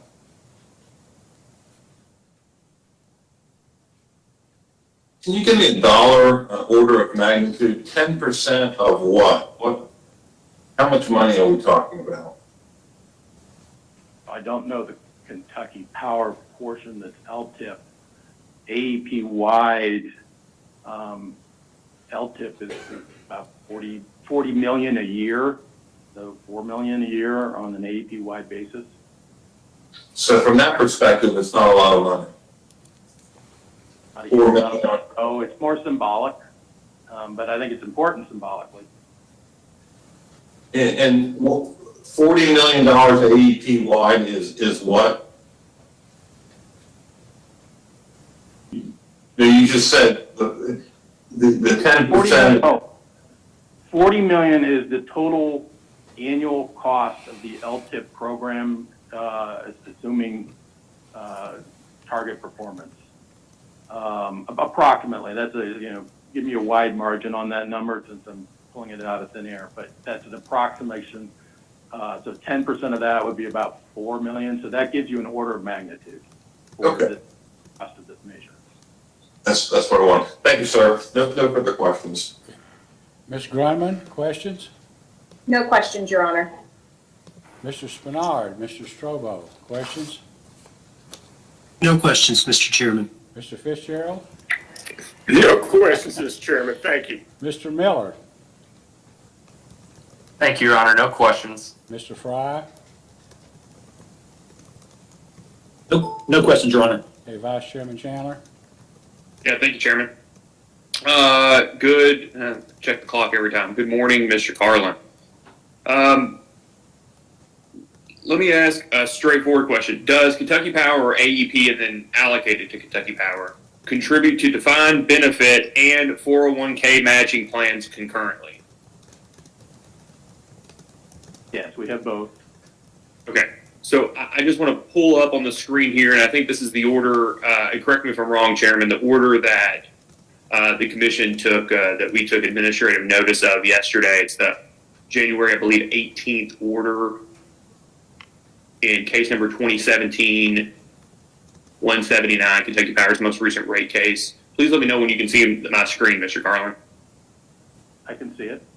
Okay. So do you see that this is page 15 of that order? Yes. Okay. And do you see that this is the part described as savings plan expense? Yes. Okay. Do you mind to read the part there that says in rebuttal? And before you read it, would you note that when it's responding here, there's at least citations in 36 to your initial testimony in that case? I see that, yes. Okay. Do you mind to read there on starting with the paragraph that starts with in rebuttal? In rebuttal, Kentucky Power explained the participation in the defined benefit plan ended in 2000 and benefits were frozen in 2010. You want the whole paragraph? Yes, please. Therefore, Kentucky Power does not contribute to a defined benefit plan and 401k matching plan at the same time. The Commission has disallowed such matching contributions with both a defined benefit plan and a 401k matching contribution exist concurrently. This is not the case with Kentucky Power. Was the Commission's order in error in the last case in that conclusion? Without reading it in more detail, I cannot say one way or the other. I would need to read the whole. Well, I think it's a fairly straightforward question. The Commission said in the order that Kentucky Power does not contribute to a defined benefit plan and a 401k matching plan at the same time. But you just said that Kentucky Power does do those things at the same time, concurrently, correct? It would seem that there's a misunderstanding about that, but again, without reading the whole order, I'm not sure where in the order this statement is being made, and I can't comment on whether or not it's accurate or inaccurate without delving into it more deeply. Okay, so let's read it for a second. Kentucky Power included $1.662975 in its jurisdictional revenue requirement for savings plan expense for employees who participate in a defined benefit plan and have matching 401k contributions from Kentucky Power. Do you see that? Prior case, I want to ask, you misled us. It just got smaller on me. Okay, I apologize. How about now? Yeah, so, yes, I do see that. And it goes on to say, the Attorney General proposed a Kentucky jurisdictional adjustment of $1,102,496 for savings plan expense for employees who participate in a defined benefit plan and have matching 401k contributions from Kentucky Power. Do you see that? Yes. And then the section you just read, in rebuttal, Kentucky Power explained that participation in the defined benefit plan ended in 2000 and the benefits were frozen in 2010. Therefore, Kentucky Power does not contribute to a defined benefit plan and a 401k matching plan at the same time. The Commission has disallowed such matching contributions when both a defined benefit plan and 401k matching contribution exist concurrently. This is not the case with Kentucky Power. The Commission finds that the Kentucky Power savings plan expense is reasonable and should be allowed for rate-making process. Do you see that going on to page 16, that's the end of that section? Yeah. Okay, so just to make very clear, I'll stop sharing here. Just to make very clear, you would agree that Kentucky Power does contribute to both defined benefit plans and 401k matching plans concurrently. I do. Okay. And Let me explain the plans again. Can I ask, I just want to ask one more question, Mr. Carlin. I apologize. If Commission staff asked in a post-hearing data request for the amount included in the test year for both of those contributions, or for both of the costs from the company, would you or somebody else on behalf of the company be able to provide those amounts? Somebody would be able to provide those amounts, I assume. Okay, I'm sorry. Please proceed. Yeah, so we did freeze the final average pay formula. And I talked about this on the stand, and a lot of people remember it because I used the word swirl con. Yeah, we froze that formula. We did not freeze the entire pension plan because there is another formula that is going forward. It is a cash balance formula. It looks very much like a savings plan type benefit, but it is still technically a defined benefit plan, which is why there may be confusion around this. That formula, the cash balance formula, which you can get a cash balance contribution, looks a lot like a defined contribution benefit, except that it's governed under the ERISA rules around defined benefit plans. So that's probably part of what the confusion is here. But we do technically have, and have always had, a defined benefit plan as well as a savings plan. And again, they're all part of the same market competitive total post-retirement benefit package. Yeah, and I appreciate that. I just want to make sure that I'm clear that you have both of those, and some employees have both of those, and you contribute to both of those on behalf of those employees, correct? Yes.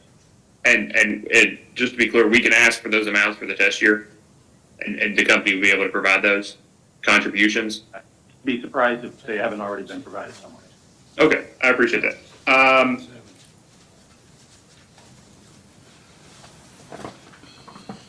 And I think Commissioner Matthews may cover the rest of my questions. So I appreciate it, Mr. Carlin. Thank you for making yourself available. Let me ask a question, Vice Chairman.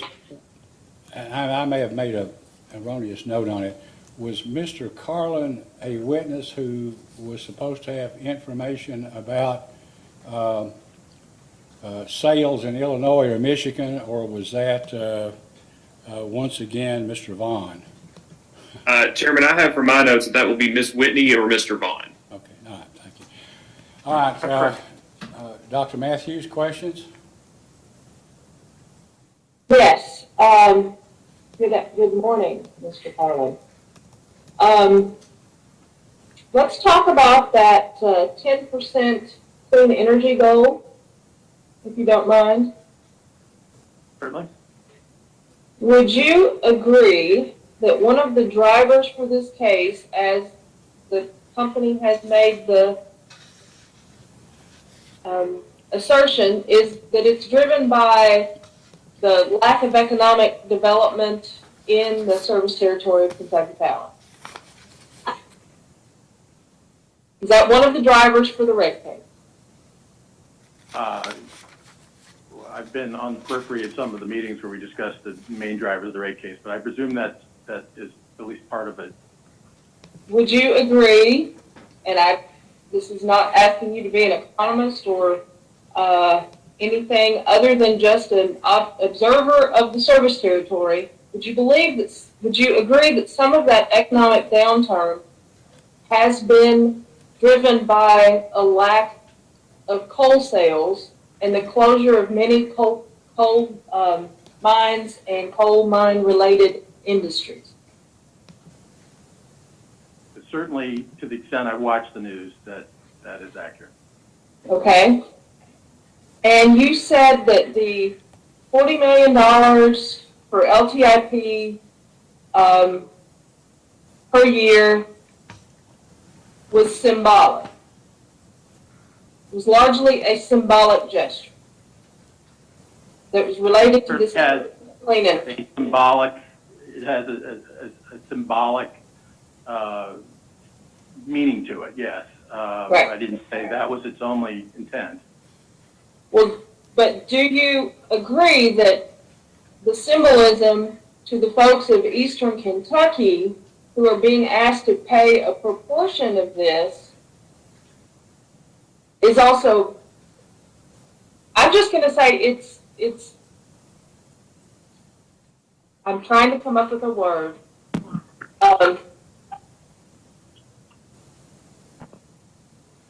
The symbolism is troubling, that you have customers in service territory who have been impacted by the decrease in the coal industry, and you're providing long-term incentive pay for a further degradation of that coal industry. I don't think that's the case, and I don't think the customer should do or should feel that way, because the impact on coal and coal-fired power generation it's been largely economic. Some of it's been due to regulation, but it doesn't need to be incentivized. I'm sorry, I didn't hear that. I wasn't done though. So we've got we're a price taker. Just in a lot of our coal-fired generation hasn't been in the market like it was for 30 or 40 years of life. So it hasn't been running as much. And we're an investor, and that's where our investment dollars are more likely to be going. I don't think there's very many coal-fired power plants being built, if any, right now. And this is symbolic around our future investment. It's not really, we would have to, if we were going to close a coal plant, it would be part of the IRP process and discussed through this kind of hearing. So that's not really what's going on here. It's about future investment and changing that portfolio mix to clean up the environment. There are a lot of customers that appreciate that and want that, and we were willing to do that in Kentucky as well as other economic development activities in Kentucky. So, if the right opportunity arises, we'd be there with some investment dollars. So that's what this is about, and it can improve the economy of Kentucky. And so from a symbolic point of view, it's a good thing. If it's due to economics, it's not something that needs to be incentivized. Would you agree? Are you providing an incentive for someone to do something they would do anyway because the cost of solar power is now lower than the cost of coal-fired generation? They're not mutually exclusive. So, that depends. Sometimes you'd have other reasons to do it even if the economic incentives are already there. Symbolism being one of them. And you said it was an investment decision? It is, these are largely investment decisions. Where are we going to put our, our annual investment dollars towards? The company does invest for its future, and usually in our sector. So we would like to invest in a regulated environment. That is certainly our preference, but we have other options. I believe that Kentucky Power has a rather significant excess capacity. Is that still true? Or at least through the end of the Rockport agreement? Last rate case, it was in the 30s. I don't know. It's not my area. Okay, well, if you just will believe me that Kentucky has excess capacity, Kentucky Power has excess capacity, it doesn't need additional capacity of any color, green or otherwise.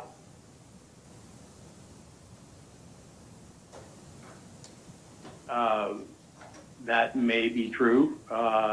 It wouldn't need it for its integrated resource plan, but there may still be economically valuable opportunities to invest in power in Kentucky, either regulated or unregulated. So I don't know that landscape. I do know that some. That's fine.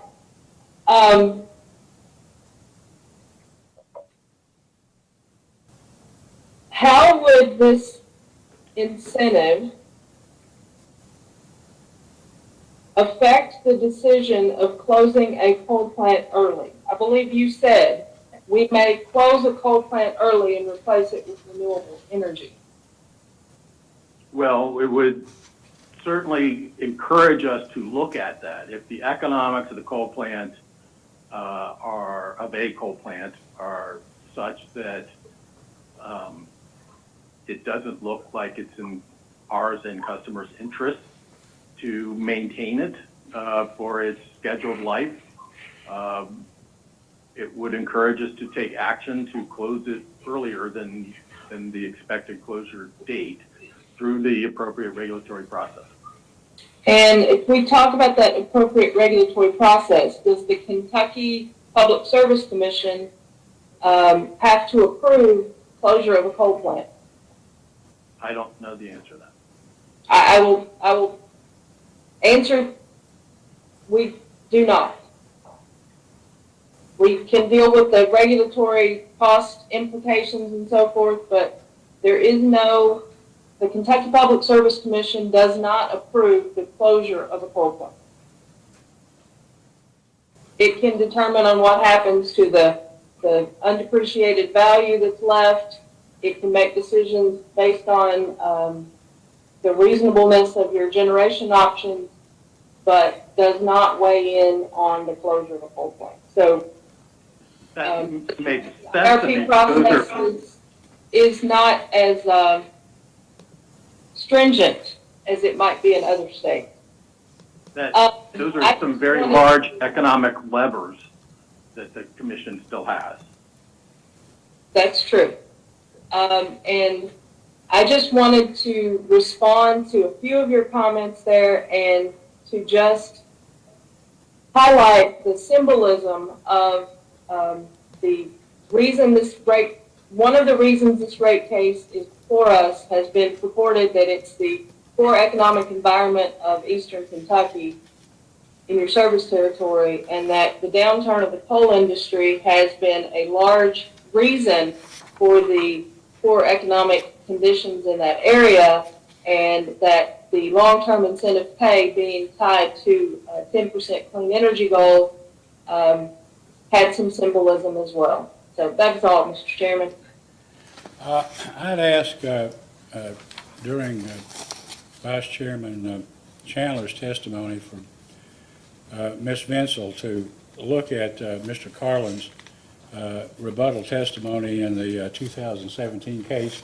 I don't know if she has any questions or not, but I want to ask her at this time, if you had an opportunity, Ms. Vinsel, to look at that. I mean, if it's possible, we could reconcile what Mr. Carlin's rebuttal testimony was as compared with the order page 15 or so of the order that was read into the record a minute ago. Yes, Your Honor. I've not been able to complete my review, so I don't have my question completed at this time. Is it possible to take? Well, here's what we can do. Let me ask Mr. Wolfram, you may redirect the witness, but I guess upon reviewing, once council has an opportunity to review Mr. Carlin's rebuttal testimony, we may want to call him again for some limited purpose, just to try to understand the confusion or whatever occurred in the order in the last rate case. So you have redirect of Mr. Carlin? Yeah, just a few questions, Your Honor, if I may. Mr. Carlin, there's been some discussion about the 10% renewable goal that is included in the LTIP program. Do you remember that conversation? Yes, I do. And let me ask it this way. Is that 10% goal within the LTIP program the only consideration that the company would consider, or that employees of the company would take into account when determining whether or not to invest in additional clean energy programs and or closing existing, coal and or gas or combined cycle plants? Certainly not. There's, all the things that we would have considered before we had this goal are still in place. We didn't turn over management or our brains to this goal. So, this is just in addition to all the management practices, all the commission practices, and all of the economic practices we would consider in making this decision. And you may not be the witness to speak to this, but there was some discussion about the potential implications of the loss of coal jobs, including mining facilities, et cetera. You remember that conversation? I do. Are you aware of any mitigation measures that Kentucky Power has taken to offset the overall, or are you just generally familiar with any measures that Kentucky Power has taken to mitigate the loss of coal, mining, and related jobs within its service, i.e. repurposing coal mining property and economic development opportunities within those areas? Yeah, I'm aware that we are repurposing coal mining facilities. I know we have a strong economic development team down there that really has a lot of good projects that they're working on and have completed. And we are open to other ideas. So I'm sure we are working diligently to. And just one final question, or maybe line of questioning, I'll say. Do you remember conversation regarding specifically the potential inclusion or exclusion of SERP expense and other related incentives or compensation expenses within this rate? I do. Could you just provide an explanation of the potential implications, if there are any, of exclusion of related SERP expense or other incentive compensation practices that the company employs to pay employees market competitive levels of compensation? Yes, thank you for that. So I mentioned earlier, we're a price taker, and we are a price taker for employees as well. We have to pay market competitively to attract and retain the suitable employees we need to provide service to our customers. And if we can't do that and recover our costs, then something needs to change, because that's not sustainable. So one of the things that I know we're gradually changing and taking a step into is short-term incentive compensation. We will be moving a portion of that into base pay, a small portion for the physical and craft workforce. Our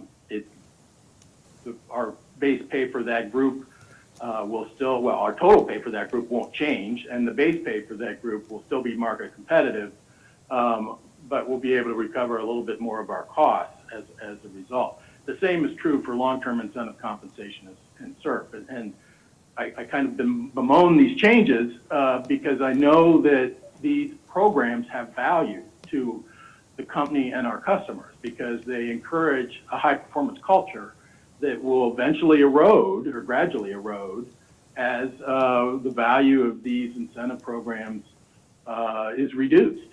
But we have to market competitively, and we need to be able to recover our costs. And so it leaves us in a position where, as we gradually chip away at these types of programs, or the cost recovery is chipped away at, we need to find ways to adjust, and that's the strong message that's being sent if us are disallowed.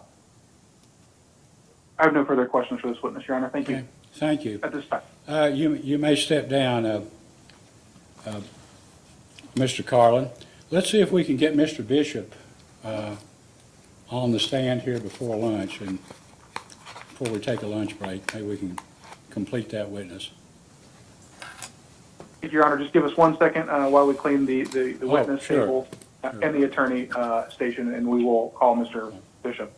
Thank you.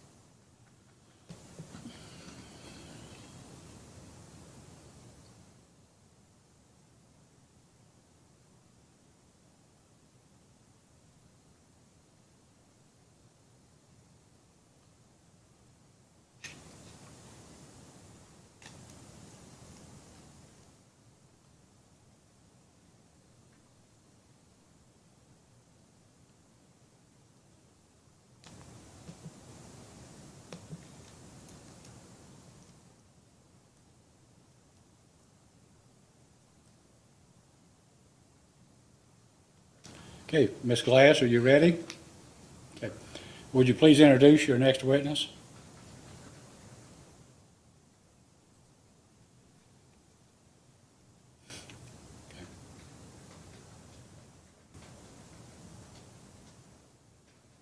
Sorry about that. Yes, Your Honor, our next witness is Scott Bishop.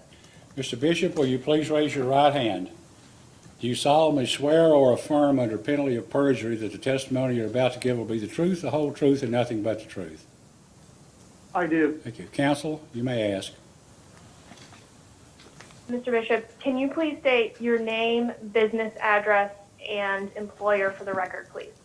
My name is Scott E. Bishop. My business address is 1645 Winchester Avenue, Ashland, Kentucky, 41101, and I am employed with Kentucky Power. Can you please state your position with Kentucky Power? I am a regulatory consultant. And did you cause to be filed into the record of this proceeding direct testimony and responses to data requests? Yes. Do you have any corrections to either your direct testimony or responses to data requests? I have one minor correction to my direct testimony. On page 4 of my direct testimony on line 5, the amount of the non-recoverable business expense currently reads 27551, and it should read 27556. Do you have any other corrections? No, that was my only correction. With the exception of that correction, if I were to ask you the same questions contained in your direct testimony and response to data requests today, would you give the same answers? Yes, I would. Thank you. Your Honor, the witness is available for cross-examination. Ms. Vinsel, any cross-examination? Yes, Chairman, just a few things. Good morning, Mr. Bishop. How are you? I'm doing fine. I'd like to start with the discussion of Kentucky Power has requested to recover the PJM billing line item 1999 costs through the fuel adjustment clause. And in this case, this was, these costs, the most immediate costs are predicated on allocating costs from the default of Green Hat Energy LLC. Is that correct? That is correct. And is it correct, Kentucky Power has been allocated those charges since about mid-2018? I'm sorry, could you restate that for me, please? Kentucky Power first was allocated those costs beginning in about mid-2018. Is that correct?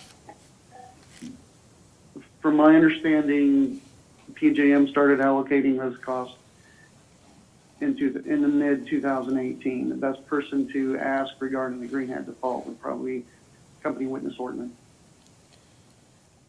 Okay. But in your direct testimony, you also discussed this line item in the background. Is that correct?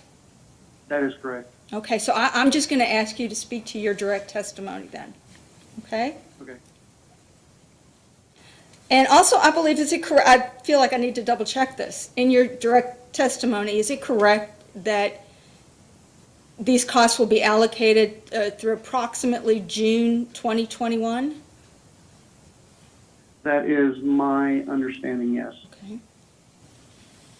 And it looks like probably the total amount collected since 2018, projected to 2021, it's going to be about $335,000. And is that correct?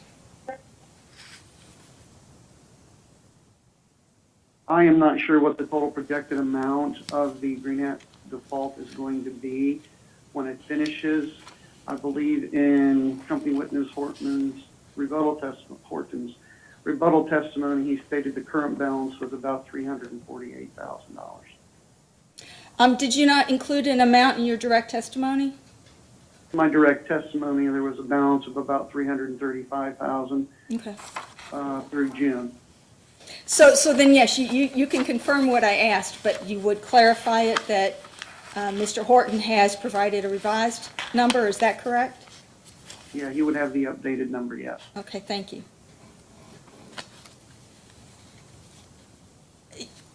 Now, in your direct testimony, you said that it was possible that there could be future costs allocated through PJM billing line item 1999, and these costs would be in addition to the Green Hat default. Is that correct? If there are more defaults within PJM that would be allocated out, yes, it could be in addition to the Green Hat default. And as of today, are you aware of any potential for additional defaults or costs to be allocated to Kentucky Power going forward? I am not aware of any potential defaults, no. We're putting the PJM billing line item in place, if approved, for potential defaults that happen in the future. So the purpose of including it then is not simply to recover on the current Green Hat default, but also just as a hedge against future defaults? Yes, it's kind of a protection for us in being able to allocate the cost correctly. And is it correct that currently this line item is being recovered through, for the customer portion part, through base rates? I'm sorry, could you restate that for me, please? How are you recovering the cost right now?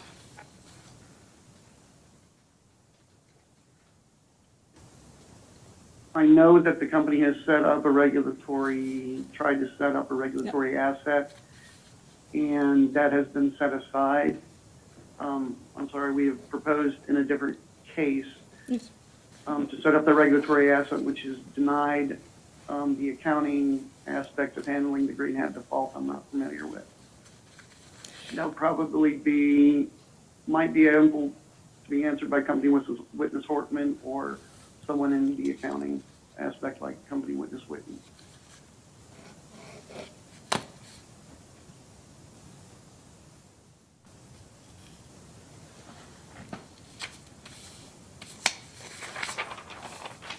Okay.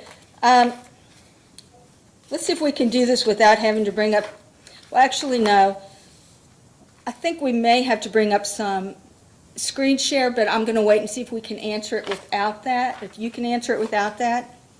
I believe you sponsored some responses to data requests that addressed the EEI invoice. Yes. Okay, let me first ask you, and this is just for your reference, in response to staff's 6 request for information, item 20, you referenced that Kentucky Power was allocated, I'm just going to round around here, a little over $104,000 for the test period for the EEI invoice. Does that sound about right? Yes, it sounds about right. And as I understand, and please correct me if I'm wrong, that this allocation is based upon Kentucky Power's percentage of total customers, electric revenues, and owned capacity. And that's as comparison to the entire AEP system. That is correct, yes.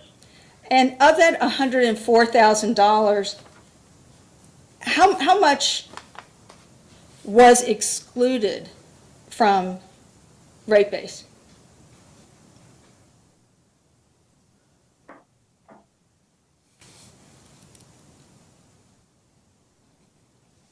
Company witness, Whitney might be the best person to request that, but I believe it was not included in the base rate case. I believe it was removed. So you believe it was excluded, but you don't know for sure? I couldn't point exactly where it was at, but I do know the EEI was removed from the base, from the test year.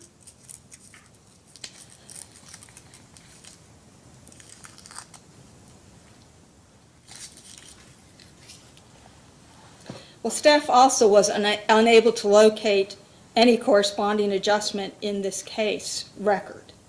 And that was the next thing I was going to ask you, but you're telling me that you're unable to answer that question?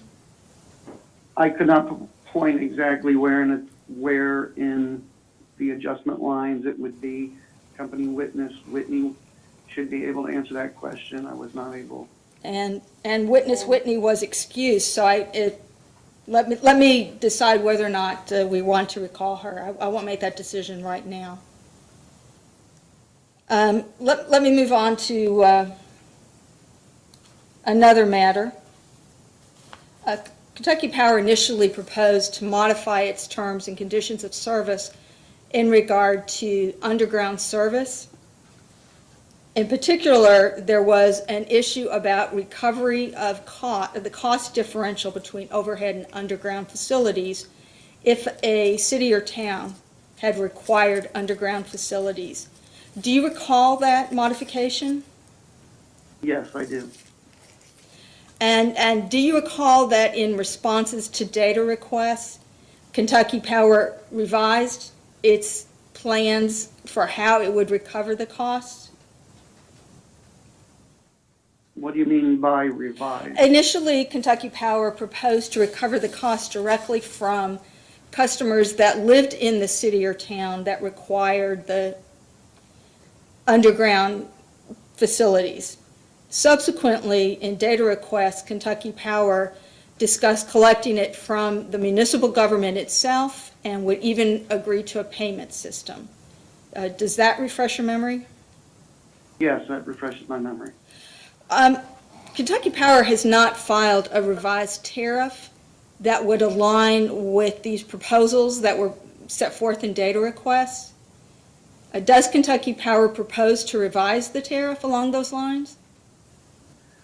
We put language in our terms and conditions and in our franchise tariffs as part of our submittal in the application for the base case. The reason we were requesting that language change was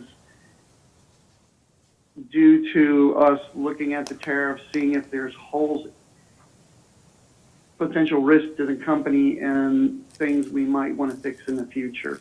And we had heard of a potential or another utility being required to install underground facilities and move their overhead facilities to underground. And we saw that as a potential risk because how would Kentucky Power recover the costs? And Mr. Bishop, I don't want to interrupt you, but I appreciate the background to this, but it doesn't answer my question. And that is, Kentucky Power has made a proposal that revises the tariff, at least in data requests. So my question is, will Kentucky Power be filing a revised tariff that reflects the revisions set forth in the data requests?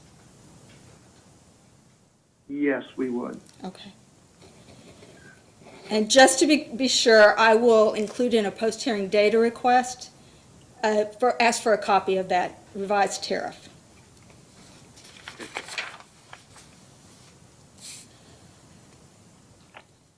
I've got a few more questions, but they're really more appropriate set forth in post-hearing data requests. And just to give you a ahead of time clue, we asked that, and you submitted some information about non-recurring charges.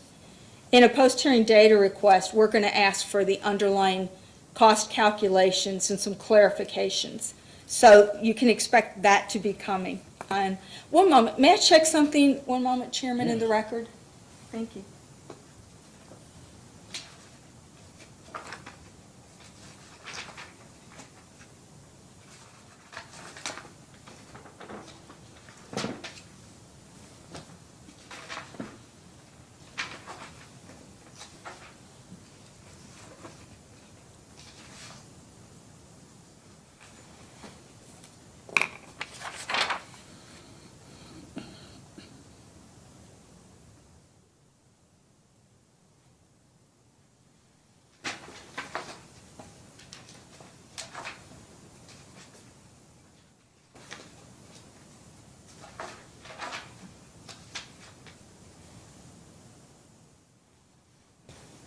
I apologize for the delay, Chairman.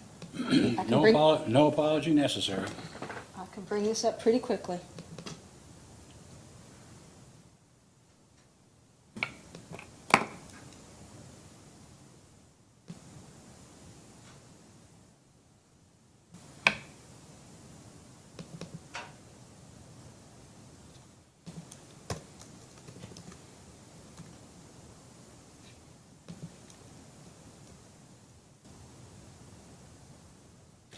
Okay, Mr. Bishop, let's circle back to where the adjustment for EEI was made. Let me make sure here.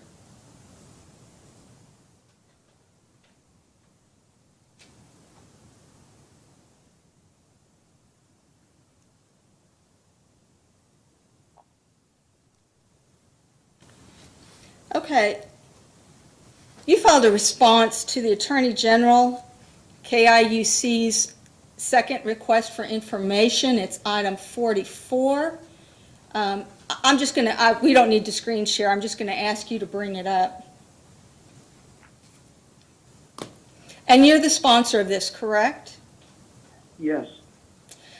Okay, so in question A, the Attorney General asks you to identify precisely where in the application they can be found. And by they, I'm referring to organizations to which Kentucky Power pays dues, including but not limited to Edison Electric Institute, EEI. And I note that in your response, you said, refer to the application, section 5, page 287. I will simply point out that there is no adjustment that would indicate specifically that that adjustment was made. So as a post-hearing data request, we are going to ask that Kentucky Power provide the exact location of where this adjustment was made and how much the adjustment was. Okay. Chairman, staff has no further questions. Okay. Mr. Cook, for Attorney General, do you have any questions? Oh, Mr. West. Yes. A substitute. Questions? That's right, yeah. No, not for this witness, Your Honor. Thank you. Mr. Kurtz? No questions, Your Honor. Thank you. Okay, Ms. Grunman?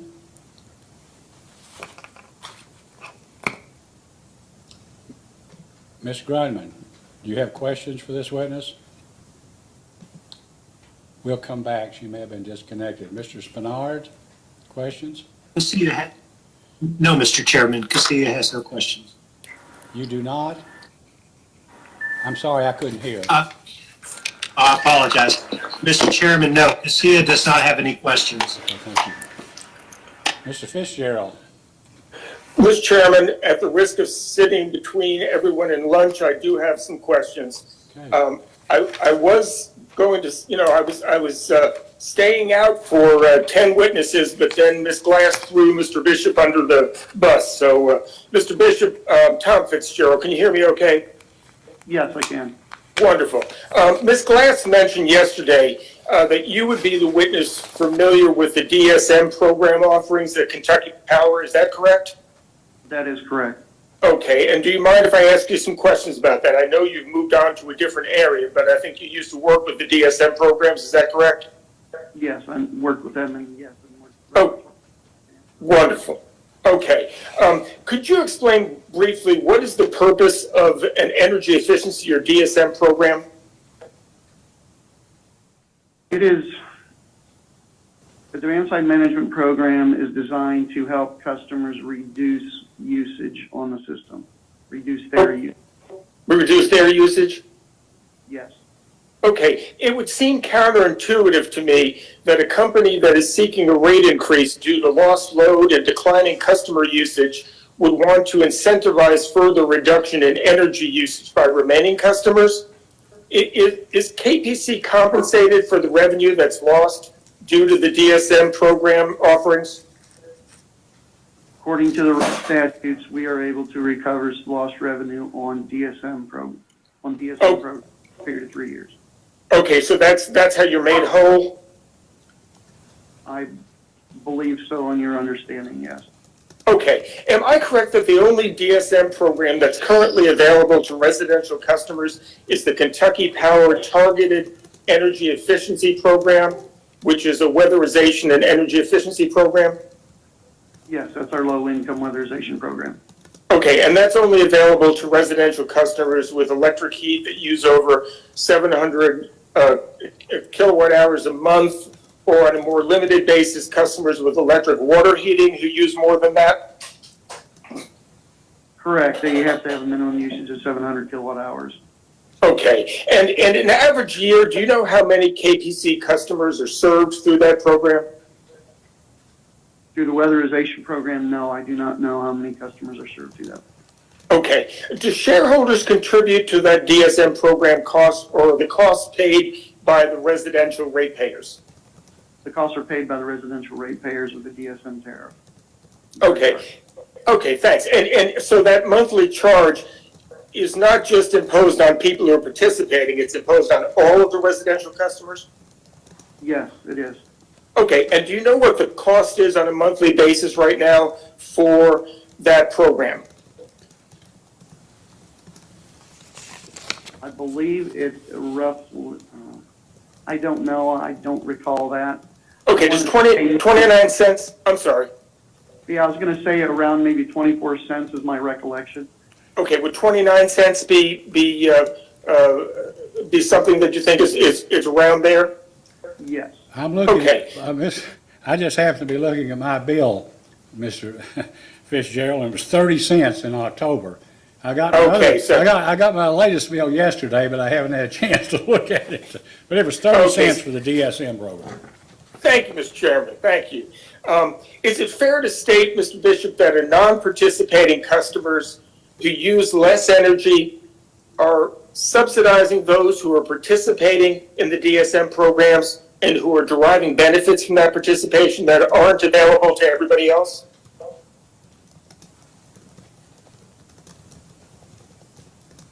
Everyone pays into the system, into the DSM surcharge. That sounds about accurate, yeah. Okay, and given the expressed concern of Mr. Madison when I was asking him about solar, I guess 2 days ago, that non-participating customers shouldn't be subsidizing those taking net metering service. How does Kentucky Power justify charging all residential customers for programs like this that socialize the cost of the program, but are only available to a targeted group of members in the class? Well, the DSM surcharge was set up before the commission discontinued it. So before the other programs were discontinued, everyone had access to DSM and energy efficiency programs. Okay, but these programs, they don't, yet they're still paying for them. Is that correct? I'm sorry, what was that again? You cut out a little bit. I'm sorry. So, but this program is not available to everybody, yet everyone is still paying for it. Is that right? It's available to low-income customers, yes, low-income only, and everyone else, yes, is paying for it. Okay, and are there other benefits that the non-participating customers get from having a DSM program?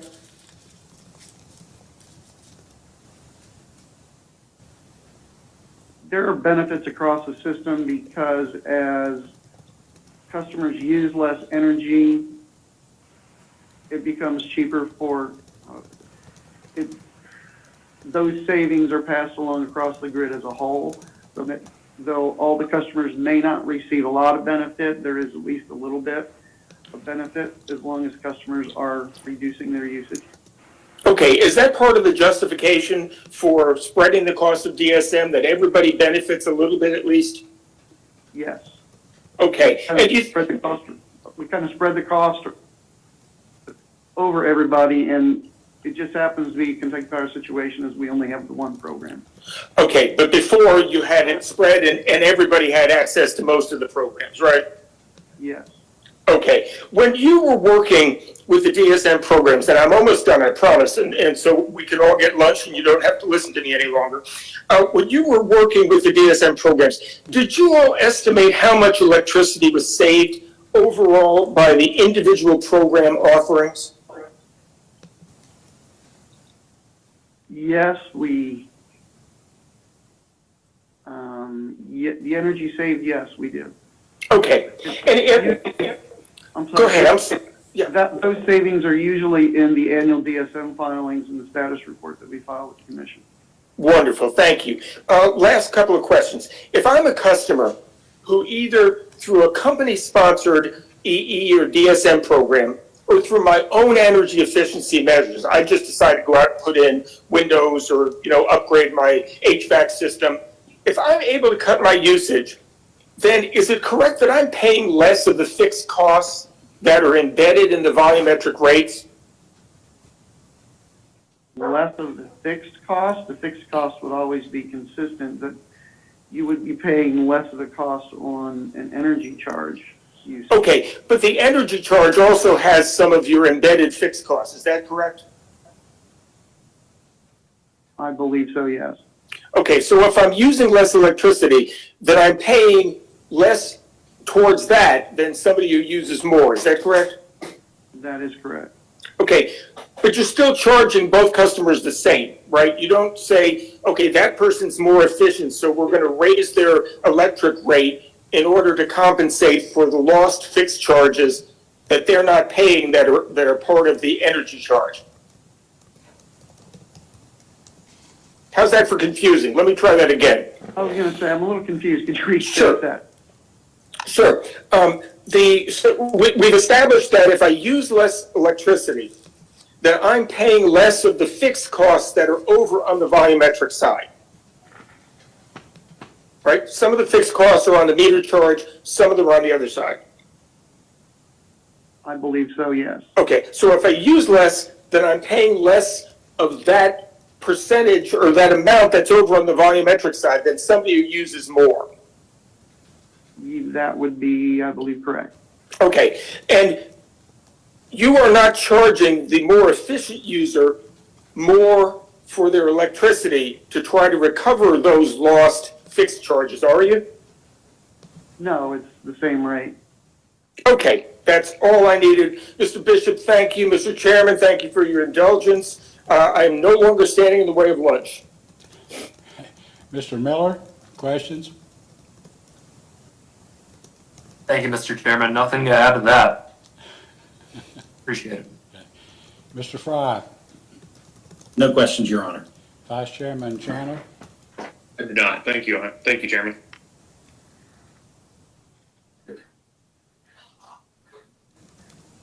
Sorry, just to clarify, I do not have any questions. Oh. Dr. Matthews, questions? I do not have any questions for the witness. All right, Ms. Glass, do you have any redirect examination for this witness? I do, Your Honor. All right, thank you, Mr. Bishop. You may step down. Oh, I'm sorry, Your Honor. I said that I do. Oh, I thought you said you did not. I'm sorry. Thank you. Mr. Bishop, Kentucky Power is not currently recovering green hat default charges currently, correct? Correct. And they are a fuel-related cost of service, correct? That is correct. And it sought approval to recover them through tariff FAC in case number 2017-179 and was denied, correct? Could you restate that question? I believe your reference is incorrect. Sure. So it's correct that it sought approval to recover them through tariff FAC in case number 2017-179 and was denied. And if that helps you, that's the 2-year FAC case. The case number for the two-year FAC is 2017-000097. You are right. Please substitute that case number in my question. Thank you for the correction. Okay, and restate your question for me, please. Sure. So it's correct that the company sought approval to recover the green hat default charges through tariff FAC in the case number you just stated. I'm sorry, I've already forgotten it, and was denied. That is correct. Thank you. And it filed a request to defer those charges for future recovery in case number 2020-34, and that was denied, correct? That is correct. And it's not currently collecting those amounts through tariff FAC, correct? That is correct. And it's not currently collecting them through base rates either, correct? That is correct. Thank you. Regarding the questions about the EEI dues, those are addressed in Company Witness West's rebuttal testimony, correct? Yes, it is. And he confirms that those are excluded from the company's cost of service, correct? Yes, he did. So can he further discuss those questions that were directed at you about the EEI dues? Yes, he would probably be the better person to ask on those EEI dues. Okay, thank you. And I just have one more question. Regarding the company's T program, the DSM program, it is an approved statutory program, approved by the Kentucky Public Service Commission, correct? That is correct, and they get annual reports on the status of that program. And when I refer to a statutory program, it is governed by KRS 278.285, and in that subsection, is it correct that subsection E, the commission looks at whether the plan results in any unreasonable prejudice or disadvantage to any class of customers, correct? That is correct. Those are all my questions. Thank you. Thank you. Mr. Bishop, you may step down. At this time, we'll recess until 1 o'clock, at which time I think Mr. Horton will be the next witness.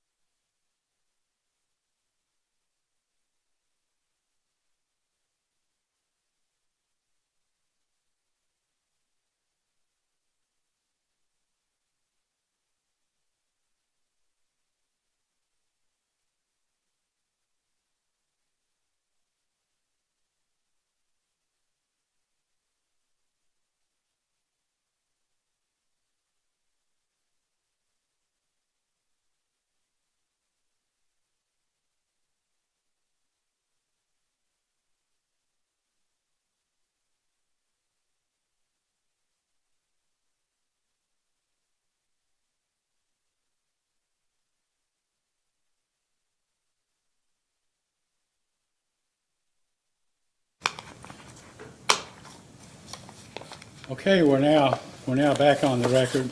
We have a new court reporter changes. We have one in the morning and another coming in the afternoon. And would, I guess at this point, Commissioner Matthews, would you say something for the record so that we can see if the reporter can properly hear? Can you hear me? Can you hear? Would you please repeat that, Commissioner Matthews? Can you hear me?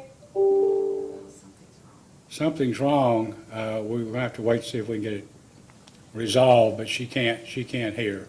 She has no audio.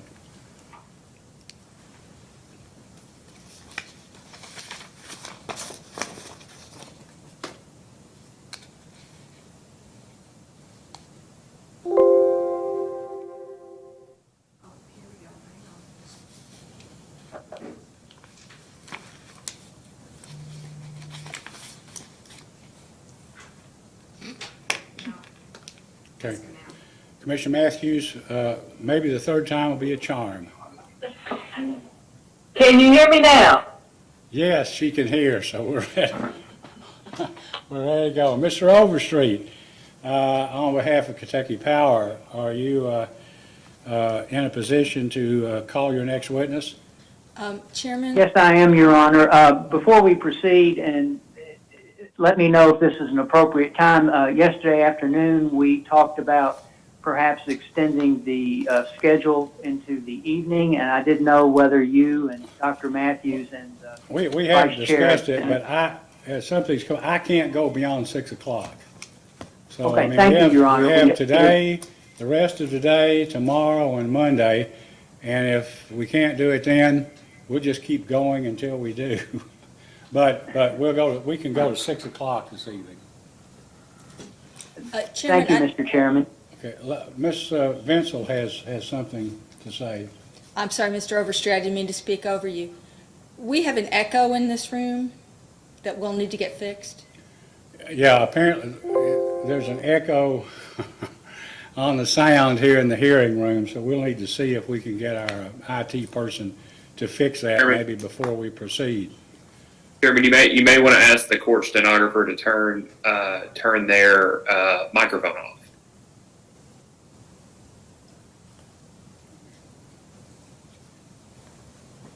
So you want to? Oh. Her microphone is off. Will that fix it?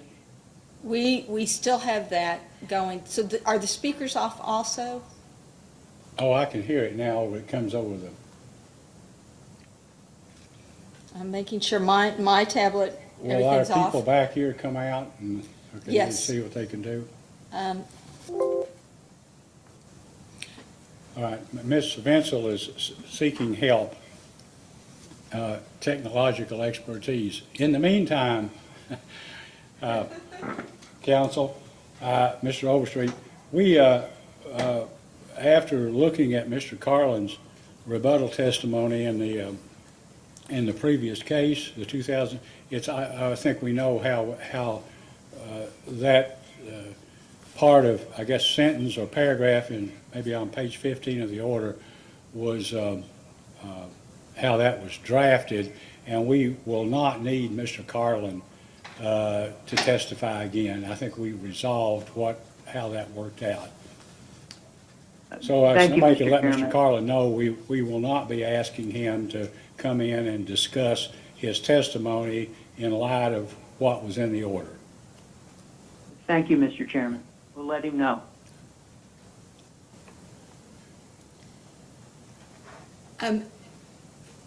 Mr. Harrod is working on it. He thinks he may have a solution.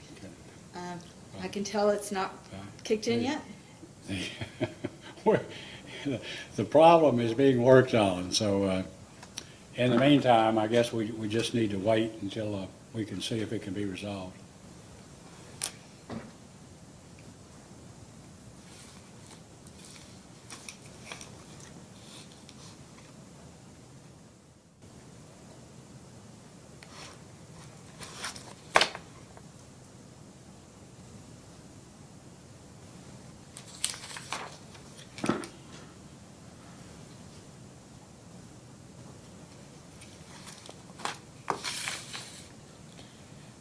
Perhaps, I was going to say we might try to say something occasionally, but Well, it's still echoing, it is still echoing. coming through the speaker here or something. Do you have the GoToMeeting microphone on? Let me double check, if you don't mind. You might want to put your mask on.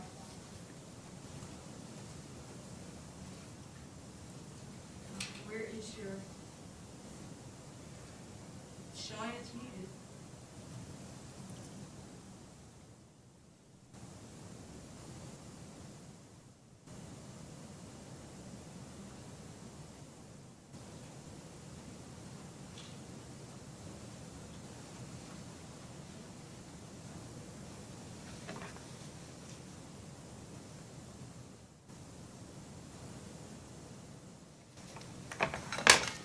Oh, I will be right back, Chairman. I'm going to go back to you.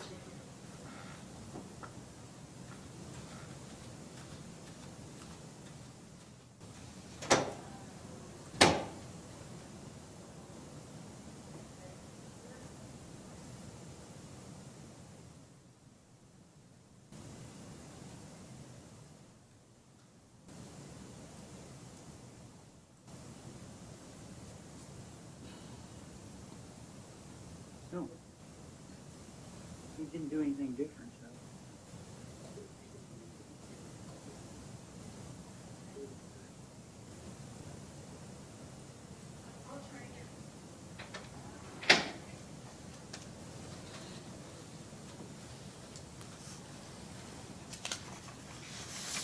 Okay, we're going to try it again. Still hear it. It's still here. I do have to ask, we have discovered that some of the participants who are using a phone have both their computer and their phone microphone on. We're going to ask that if you're using your phone for the audio, please make sure the computer's settings are turned off. I know at the beginning, we went through a list of a number of things that could cause feedback. I mean, perhaps there's a witness or something who's somewhere that maybe didn't hear that. I will be right back again, Okay. see what I can do.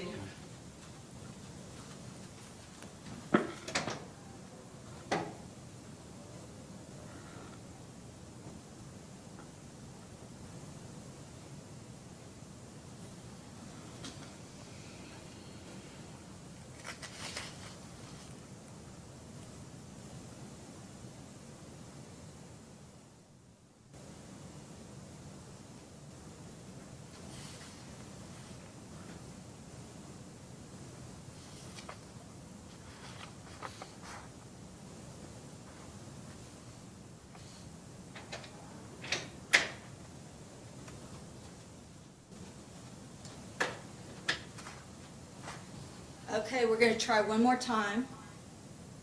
Nope, still hear it.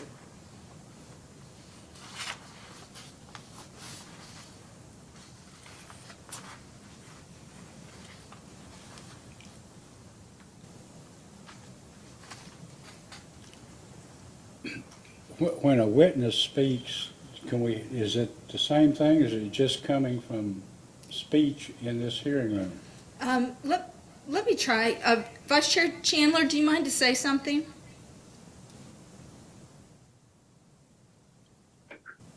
Can you hear me, Ms. Vinsel? There is no feedback when you speak. So the feedback is only in the hearing room?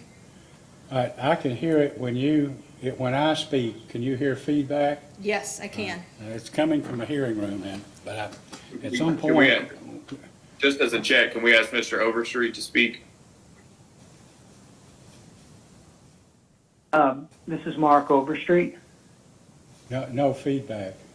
Okay, we need to make sure, Jenny, that all of your speakers are turned off from GoToMeeting, the PC speaker.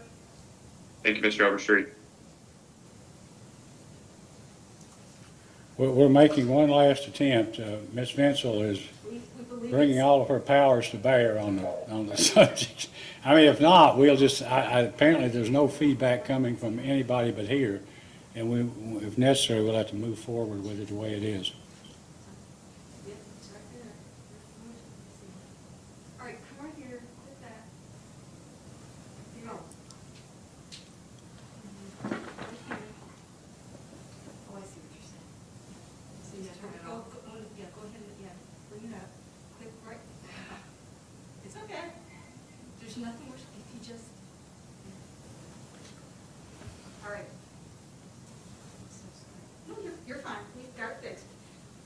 Chairman, I think you fixed it. I want to test it. Yes, indeed, we've got it fixed. We're good. All right, Ms. Vinsel now has demonstrated her prowess as an IT person, and we're ready to go. All right, Mr. Overstreet, would you introduce your next witness, please? Thank you, Mr. Chairman. Kentucky Power Company calls Dana E. Horton. Hey, Mr. Horton, would you please raise your right hand?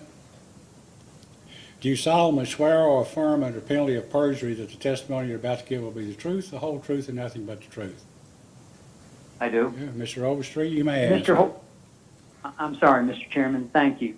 Mr. Horton, would you please state your name, employer, and position? Dana E. Horton, American Electric Power Service Corporation, Columbus, Ohio. And what is your position with the Service Corporation? I am Director for RTO East.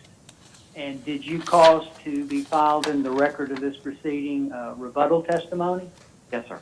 And do you have any corrections or updates to that rebuttal testimony? I do not. And if you were asked the questions in your rebuttal testimony today, would your answers be the same as they were in the filed rebuttal testimony? Yes. Thank you, Mr. Horton. Mr. Chairman, the witness is available. Thank you. Ms. Vinsel, cross-examination. Staff has no questions for Mr. Horton. Office of the Attorney General, any questions for this witness, Mr. West? No questions for this witness, Your Honor. Mr. Kurtz? No questions, Your Honor. Ms. Grunman? No questions, Your Honor. Mr. Spinard, Mr. Strobo, questions? No questions, Mr. Chairman. Mr. Fitzgerald? No. No questions, Mr. Chairman. Thank you. Mr. Miller? None from Sierra Club, Mr. Chairman. Thank you. Mr. Fry? No questions at this time, Mr. Chairman. Vice Chairman Chandler? Yeah, thank you, Chairman. I do have some. Good afternoon, Mr. Horton. Afternoon. How are you? Great. Good, great. Can I ask you a question? Are you aware of the company's FRR plan for PJM? Yes. Okay, and does the company have its own FRR plan, or is it a single FRR plan for the entire AEPE system? Well, PJM sees it as a single FRR plan for within PJM. Okay. For the three operating companies in AEP that are part of the FRR plan. Good. And just so that we're clear, is it Appalachian, Kentucky Power, and I&M that are FRR entities in PJM? Yes. Okay, and Ohio Power Company is not? Correct. Right, okay. So as part of that plan, it's your understanding that there's a, is it an IRR, an internal, or an IRM, an internal reserve margin that the companies, can we say the companies, and you know what I mean? Okay, and they have to meet an IRM as part of that FRR plan? Right. I believe Ms. Grunman needs to mute her phone. We'll wait 1 minute to let Ms. Grunman. Hey, Ms. Grunman? You may need to mute your phone. It's muted now. Okay, thank you. Okay. That as part of that FRR plan, that the companies have to meet an IRM of some percentage? Yes. And is that approximately 15%? Yeah, that's what I was thinking. Is it varies a little bit year to year, but it's around 15%. Okay, and in order to meet that, they meet that with generation based on a UCAP basis. Is that your understanding? That is also correct. If we were to go way down the rabbit trail, there's a UCAP calculation, and they adjust the target reserve margin to account for that. But yes, short answer to your question. Great, and that's instead of an installed reserve margin, or an installed capacity, that's a capacity calculation that takes into account the unforced outages and forced outages, the availability of the installed capacity. Is that fair? Yes, that's correct. Okay, And are you aware of were you following the conversation with Mr. Carlin? We were generally talking about the 10%, the 10% portion of the funding for the ICP plan that related to sort of an incentive to invest in renewable energy. Do you remember that? I was listening to that conversation, yes. Okay. And do you understand that as a general matter, renewable energy, a lot of terms are thrown out, but we can agree that as a general matter, solar and wind power, without being co-sided with battery, is non-dispatchable energy? Yeah, that's generally the case, agreed. Yeah, and not to be derogatory or anything to the characteristics of it, but in a sense, it produces when whatever fuel, right, solar or wind is available. Yes, and that's a generally true statement. You can adjust some of the wind a little bit by fanning the blades, but yes, for your discussion, yes. Okay. If the wind's blowing, the power's producing.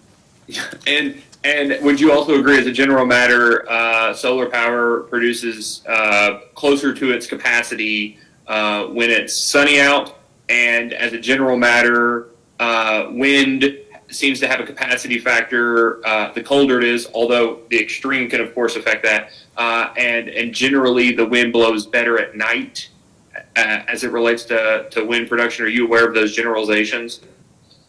I have heard those generalizations. Any farther down, and that's out of my league, but I have heard generally what you're saying there.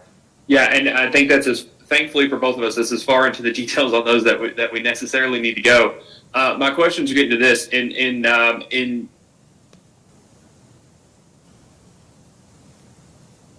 calculating or finalizing the company's FRR plan. Would you agree that the FRR plan is dedicated to meeting the necessary capacity on a UCAP basis and considering the installed reserve margin required by PJM on PJM's peak? We're talking about meeting it based on coincident summer peak? Yeah, that the FRR plan is based on PJM's peak rather than the individual utilities that may have the plan. Yes, that is correct. Okay, all right. And that I think for the most part is going to be the entirety that I'm going to ask about the solar and wind. So I just want to make sure that we're on the same place about how the FRR plan, right, is required to meet a PJM requirement, whereas you would agree that if the individual utilities are vertically integrated, for instance, that they still are required to meet their own demand, regardless of whether that demand may be coincident with PJM. Well, let me withdraw that question and ask this question. Would you agree that Kentucky Power conducts an IRP? I'm going to have to punt on the Kentucky Power doing its own IRP. I do not get involved with that at all. Okay, that's fair. Your testimony in this case, the rebuttal testimony, deals primarily with AEP's participation in PJM, right? Right. And do you know of the mix of AEP operating companies or even AEP affiliates that had to seek state jurisdictional approval to join PJM? I'm not familiar with the state jurisdictional approval process. So that was back in 2004 when we joined PJM. I don't know. I don't recall what we had to go through with the individual states. Yeah, and I'll just ask specific to Kentucky. Do you remember if Kentucky Power had to seek commission approval to join PJM? I believe so. I was not directly involved in that approval process, but I believe that there was discussions with the Kentucky Commission at that time on joining PJM. Okay. And have you been following the hearing in this case through the first 2 days prior to today? Yes. Okay. And do Do you remember when I was asking Mr. Madison questions about the Commission's 2017 order as it relates to Kentucky Power's involvement in PJM? If that was the second appearance by Mr. Madison, I was listening there. I did not attend the morning where he was on, so I don't recall the 2017 line of questions. Well, there was a.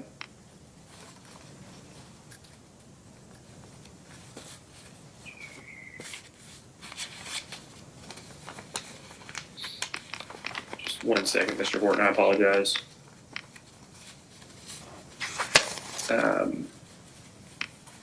Let me share my screen here with you. I'll just go back to that 2017 order so that we're all on the same page about what we're discussing. I was asking, can you see my screen there? Yes. Yes. I was asking Mr. Madison about the that final full paragraph on that page of the the January 18, 2018 order in case number 2017-179. I'll give you a chance to read that last sentence that has that highlight in PJM. Are we talking about where it says last, the commission strongly encourages? That's right. Sorry. Let me bring it back up. Last, the commission strongly encourages Kentucky Power to recognize that it must make a determination regarding its participation in PJM that aligns with the interest of Kentucky Power and its ratepayers. Okay. So I'll stop sharing there. Let me know when that's off your screen now. It's off. Okay. Were you aware of any concern by the Kentucky Commission that Kentucky Power's participation in PJM may not necessarily be aligned with its ratepayers, but rather other Kentucky Power affiliates? I was not aware until just preparing for this most recent rate case. Okay, and on that note, and I think that this is going to make this set of questions a lot easier. Are you aware of any instance in which Kentucky Power has asked you to, let's say, forge a different path on their behalf than maybe with the other AEP affiliates on a particular issue at PJM? No. Okay. No, we talk with the Kentucky Power staff, and to my recollection, we've pretty much we've been in alignment with the other operating companies in AEP when we represent PJM. Okay. Would you agree that you discussed in your rebuttal testimony the,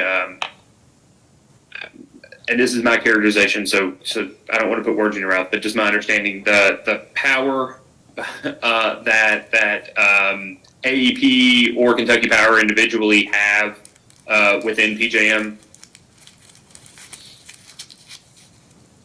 Would you? I mean, is that was the basis of the testimony? The control over the actions, the tariffs, the rules.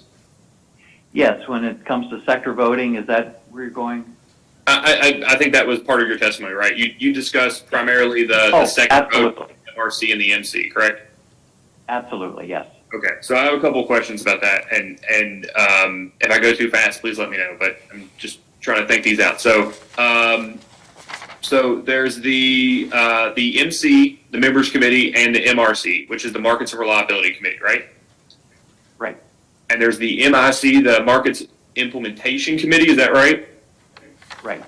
And the OC, the Operating Committee, and the PC, the Planning Committee, correct? Yes. Okay. And those are the primary two largest, the two, I think there's a name for them, but the two bigger committees, right? The MC and the MRC, and then the three primary subcommittees, the PC, OC, and MIC. Correct, yes. You've got it, yes. There's the two top committees that have sector voting. That's where everything comes up through those two upper committees. Okay, great. And only members are allowed to vote at the Members Committee and the MRC, correct? Correct. And there's about 1,000 members. Well, that's where it gets a little, we have to talk a little bit about that. With At the upper level committees, yes, if you looked at the PJM roster, there are 1,000 members. It's over 1,000 now. Most of those are affiliate members. For example, AEP, when it comes to the voting at the MRC and members committee, the upper level committees, we have one vote.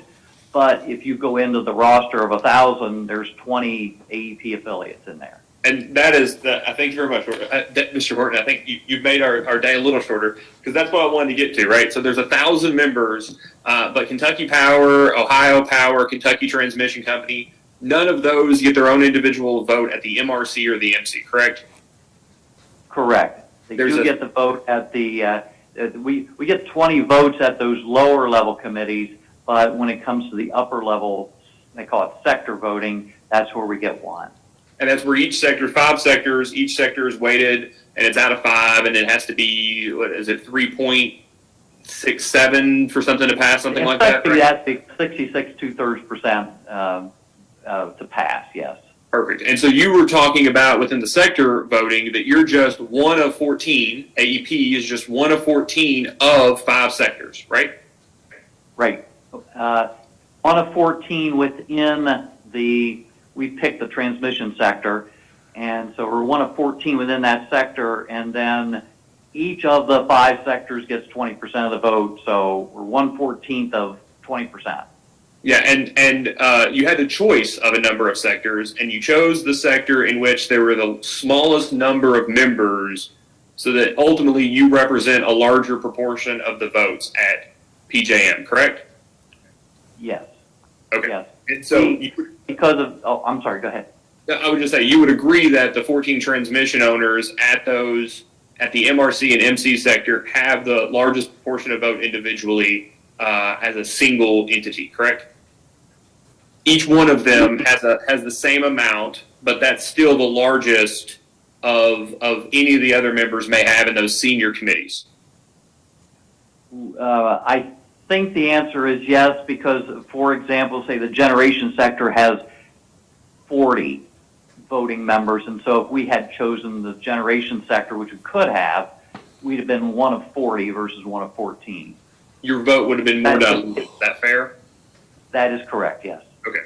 And at the lower committees, the operating committee, the planning committee, and the MIC, you all participated in all 3 of those subcommittees, right? Correct. Right, and you vote on behalf of your affiliates often at those subcommittees. Yes. So let's talk about, and would you agree then that, and Dave Anders would be very proud that we're talking about this, but the way that the process works at PJM is that as a general matter, issues are resolved bottom up, correct? Is that your experience? Would you like me to? I think the answer is yes. What's your thinking of bottom up? I'm not quite sure. That often proposals are brought at the subcommittees, voted on, and then those proposals, after they move from the subcommittees, are brought to the MRC and MC for a larger stakeholder vote. Yeah, that's generally the way it's done. That's the way it's designed to be done, and how we kind of redesigned the governance rules, I don't know, 5 to 7 years ago to make that process a little more collaborative in the lower level committees. And the consensus based, I think it's referred to as the CBER process, right? Yes. Okay. And so you often vote at the planning committee. Is that fair? I'm sorry. Can you repeat? Just you often vote. Yes. You often vote at the planning committee. Yes. Okay. And are you aware of generally how many votes in an ordinary matter? How many votes are cast on an ordinary planning committee proposal? Would you say it's about 100? That's a reasonable estimate, depending on the interest in the issue. But rule of thumb, it's probably a little over 100 on most of the issues. Let's call it 120 to 140. Okay. So of the planning committee then, with your 20 affiliates, right, which would include the operating companies, the transmission companies, AEP Renewables, the different affiliates that you have, that would be approximately 1/6 to 1/7 of the votes cast on an ordinary ballot at the planning committee. Yes, that's, Okay. I think that's a fair assessment. And let me ask you this way. Is that the general case for the operating committee and the MIC as well? The MIC tends to get more of the non-sector votes, more of the affiliate votes, because the MIC usually attracts a broader cross-section of participants from the other supplier sector, from the end-use customer sectors.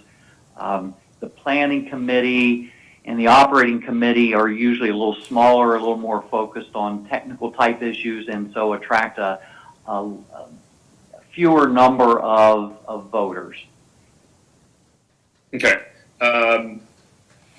So we've got your participation in the subcommittees and the higher up committees.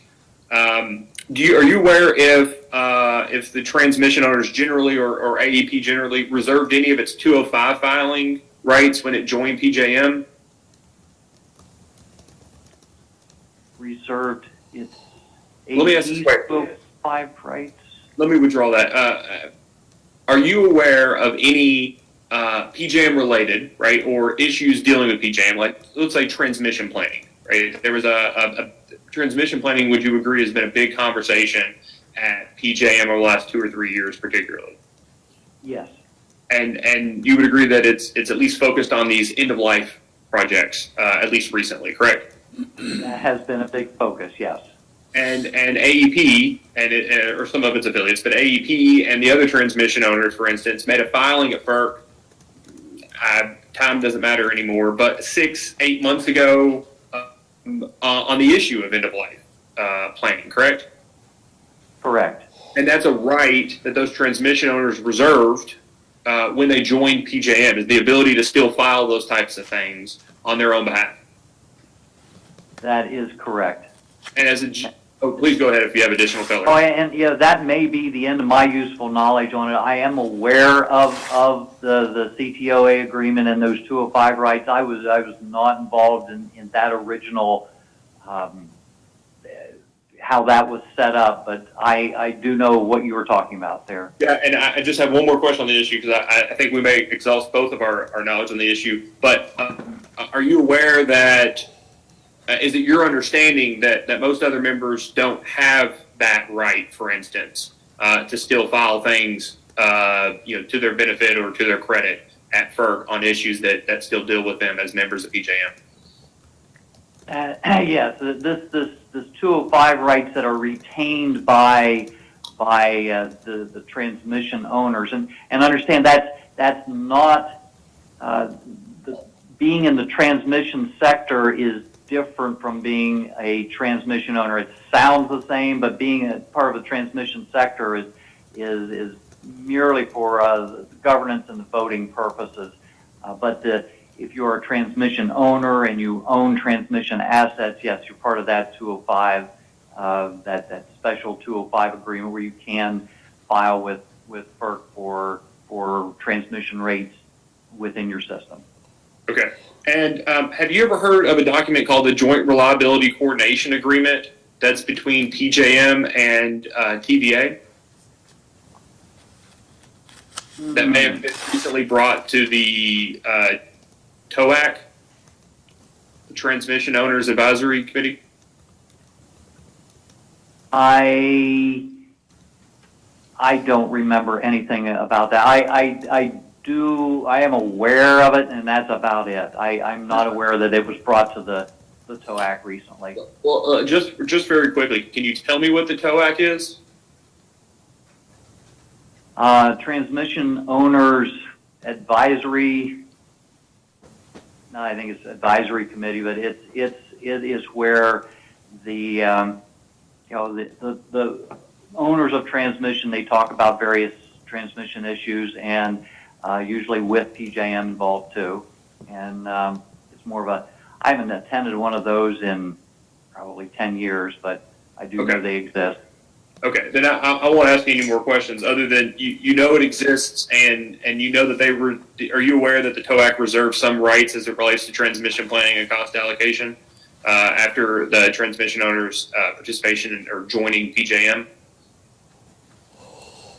I'm not aware of the relationship between the CTOA, that agreement, and the TOAC.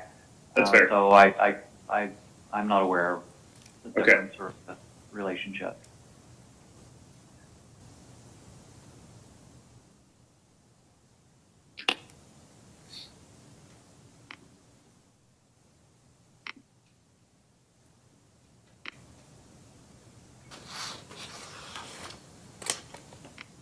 Just bear with me for 1 second, Mr. Horton.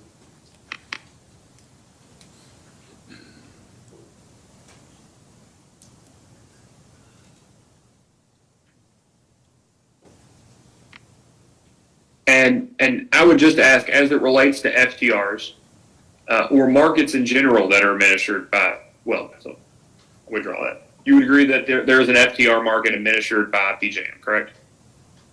Correct. In addition to an energy market, is that right? Yes. And a capacity market? Yes. Okay. And an ancillary benefits. There's also a market for ancillary benefits, right? Ancillary services. Services, yeah. Excuse me. Yes. Yeah, sorry. Are you aware of any other markets that they run? Well, and there are other financial markets that they run, the virtual transactions, the up to congestion transactions, but so those financial markets are in play also. Okay. And is it your understanding that AEP Service Company, or I think it's Service Company, but AEPSC, insofar as Kentucky Power is involved in any FTR markets, AEPSC does that. AEPSC is the entity that has that involvement on Kentucky Power's behalf. Is that your understanding? Yes, our commercial operations people are involved with making those choices. Yes. And let me ask, has the level of involvement by you or anyone else at AEPSC on behalf of Kentucky Power changed following the Green Hat default with regards to FTRs?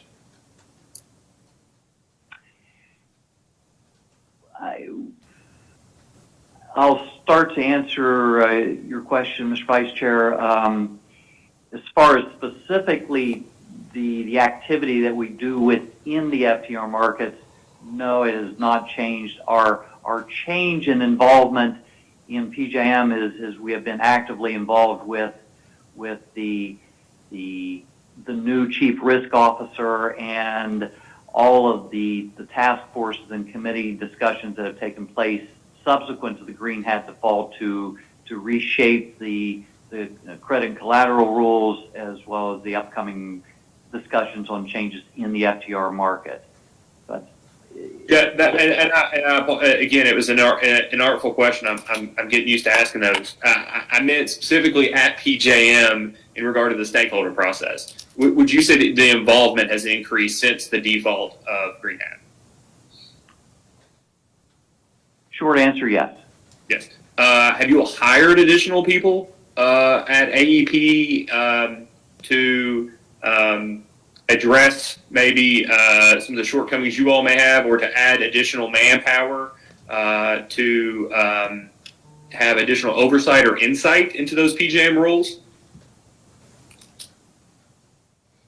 I'm not aware of hiring additional people. I think we've had more discussions between commercial operations, the RTO representatives, and our credit and collateral people in light of the Green Hat default. And you know, meetings like the FIRMSTIF, the Financial Risk Mitigation Senior Task Force, that was created, or at least coincidence, or in response to the default of Green Hat, right? Yes. And you all are participating in those meetings? Yes. Okay. And so have you, I know you couldn't answer about whether you've hired more people or AEP has hired more people to provide additional insight or oversight over the issue. Have you changed internal processes in response to the PJM Green Hat default, or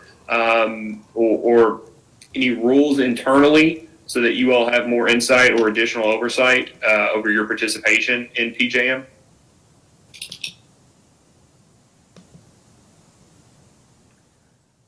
I'm I am not aware if we've changed any credit collateral policies within PJM. I don't believe we've changed the way we do our FTR selections. I do not know I'm not aware of a change in our own credit and collateral policies that we have undertaken because of Green Hat. And I think this is the last question. Taking a big step back, has AEP changed their participation in PJM in any way related to attempting to identify or ultimately address any shortcomings of rules or regulations that emanate from PJM that may affect its customers or its participation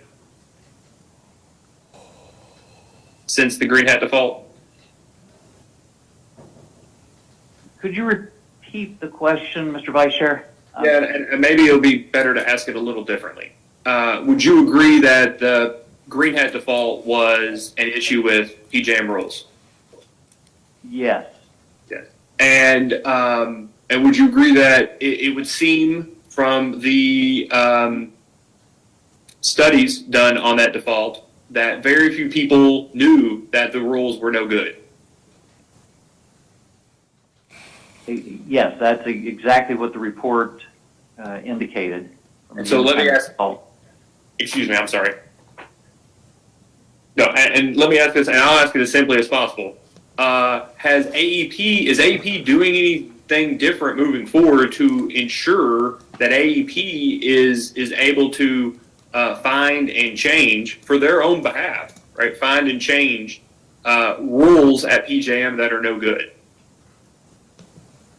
I think we've had a very active involvement with the FirmSTIF, the Financial Risk Management Senior Task Force, by our credit and collateral people.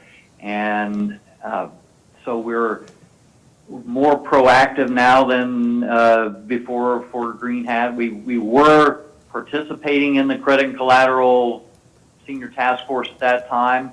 The Green Hat default really emphasized the importance of the credit rules in place. And so I know we've increased our participation. We've got more people participating in those discussions. And so, yes.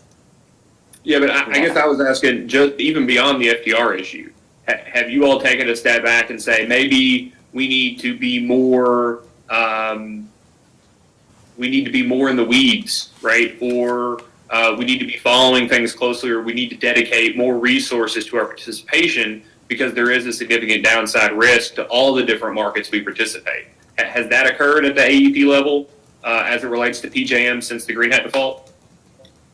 I do not know, Mr. Vice Chair. Okay. All right. I appreciate it, Mr. Ward. Thank you very much. Dr. Matthews, questions? I don't have any questions, thank you. Mr. Overstreet, any redirect examination? Just a little bit, Your Honor. Mr. Horton, in connection with your discussions with the Vice Chairman, do you have an opinion whether AEP has any oversight shortcomings with regard to the PJM rules?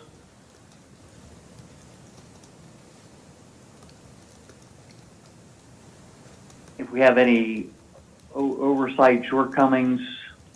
Right. In connection with the manner in which the Service Corps participates in PJM and monitors the PJM rules, do you think that the Service Corps' procedures, methods, et cetera, allow the company to keep abreast of those rules and act appropriately? Well, in my opinion, yes, I think we've got a robust credit and collateral group that we talk to regularly and have talked to regularly about the changing PJM landscape, and so we keep them informed of all the changes in the overall rules that are coming along, and I know that they appreciate our interchange, and that they are actively reviewing our risk policies and how they affect how we operate in PJM. So yes, they are active. I don't know if they're more active now than before Green Hat. Obviously, it does focus their attention, but they've always been a robust group in overseeing our risk positions. Thank you. And were there any shortcomings on AEP's part that in any way contributed to the Green Hat default? I don't think so. How our regulated side of the house, and even mostly on the deregulated side of the house, we do not actively trade in the FTR markets. We use the FTRs as they are allocated to us by PJM to manage the congestion risk for to meet our own load in Kentucky Power and all our operating companies.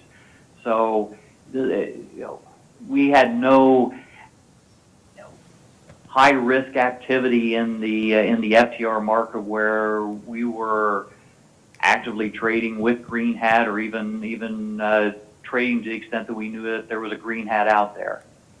And the independent consultants report that you talk about in your rebuttal testimony, at whose feet did the independent consultant lay the blame for the Green Hat default? Well, it was clearly on PJM and PJM senior management, and I think we saw the fallout from that, from resignation of several of the senior managers at PJM, including the CEO and the chief financial officer. And did the independent market monitor detect and report the Green Hat issue? No, the market monitor did not, and the independent consultant report did interview and talk to the market monitor, evaluated his contract, and the consultant report did not I guess blame the market monitor for missing the Green Hat situation. And you and the vice chairman were talking about the I think you called them the two big committees where there's sector voting. Yes. Which type of interest have the greatest sector voting power? Well, in a lot of cases, there are two sectors: the end-use customer sector and the energy delivery sector, which is the MUs and co-ops. They have mostly a very unified position, and they also have two of their representatives who carry a large number of proxy votes. And so you get a couple of individuals that come to the members committee and the MRC committee that carry a large number of votes that essentially carry those two sectors in unanimity. So there's kind of a lock on 40% of the vote largely by even a couple of participants. And transmission sector usually will vote in unison, but not any more. Even the transmission sector gets split up a lot as a number of the transmission owners are divesting of generation, and generation sector has various interests too, with renewables versus fossil generation. So it's having a kind of a lock by a number of folks on those two sectors by proxy voters is a big deal anymore. And I think you testify in your rebuttal testimony that in this sector voting, AEP is a single vote. Is that correct? Single vote within the transmission sector. Yeah. And if Kentucky Power, go about it this way. Were you here yesterday when there was discussion about Kentucky Power becoming its own transmission zone? Yes. And if Kentucky Power became its own transmission zone, would it have its own vote in the sector voting? No, it's the way PJM looks at sector voting is if a company falls within or under the umbrella of a holding company, it only gets one vote. And a most recent example might be when Exelon took over Baltimore Gas and Electric. Essentially, one vote went away because Baltimore Gas and Electric no longer had their own vote. It got absorbed into the Exelon sector vote. And then what about the case of First Energy, where a number of its operating companies are in different transmission zones? It's the same effect. First Energy, when it comes to sector-weighted voting, gets one vote despite having transmission zones in New Jersey and eastern Pennsylvania as well as Ohio. Thank you, Mr. Chairman. I think that's all the questions I have now. Mr. Horton, you may step down. Thank you for your testimony. Mr. Chairman, our next witness is Jason Stiegel, and Mr. Stiegel is going to join us remotely, so I believe he can be available right now. He's on the screen. Okay. Mr. Stiegel, will you please raise your right hand? Do you solemnly swear or affirm under penalty of perjury that the testimony you're about to give will be the truth, the whole truth, and nothing but the truth? I do. Okay, thank you. Mr. Overstreet, you may ask. Your Honor, Ms. Glass is going to ask. Okay. Ms. Glass, you may interrogate your witness. Thank you, Your Honor. I'll need 1 minute to sanitize this area.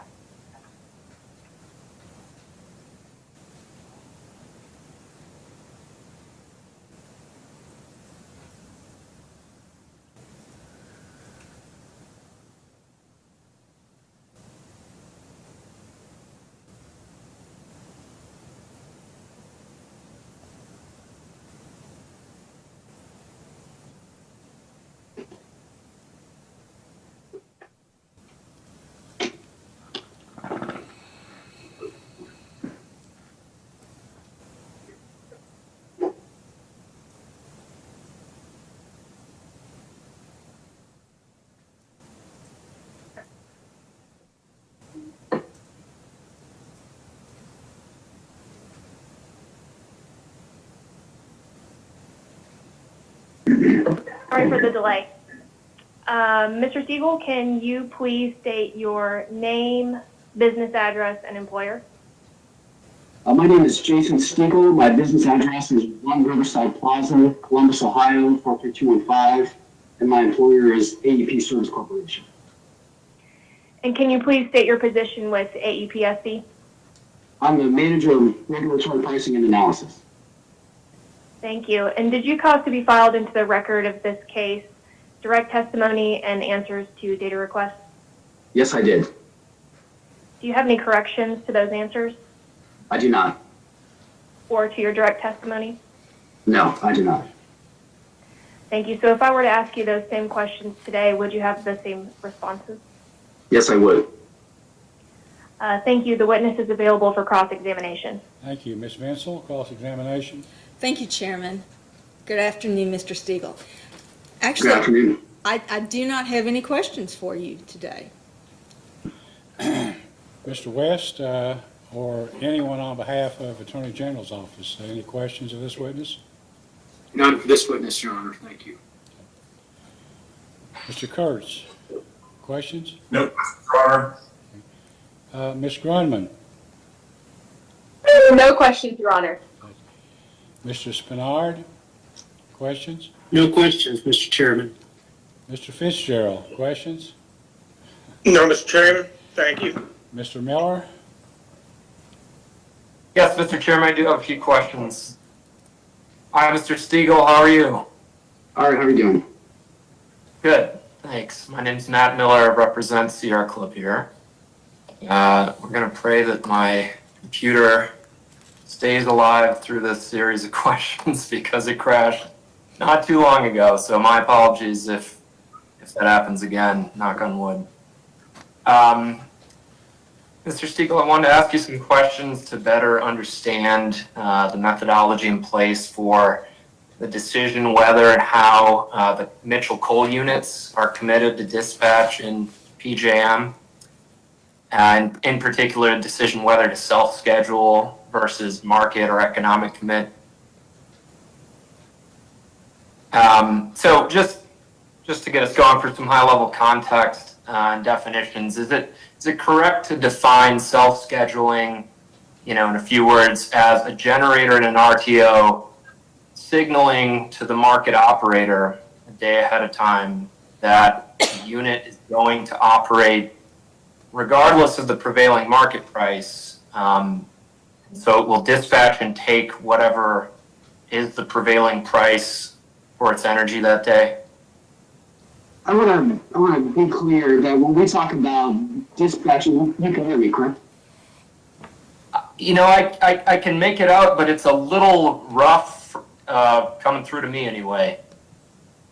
I'm not sure if other folks. So sometimes the audio, Mr. Stiegel, isn't what it should be. So if you could speak up or maybe get closer to the microphone.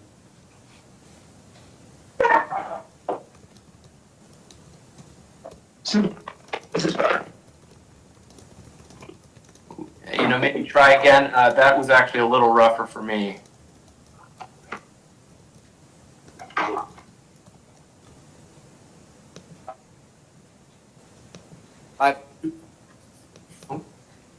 All right, is this better? Oh, that's crystal clear. Crystal clear. All right. Perfect.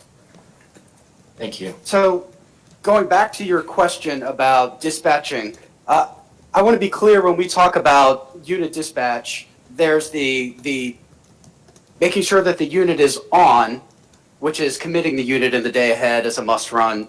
And then there's the dispatch, which dispatches the unit from the economic minimum up to whatever we've identified as the economic maximum.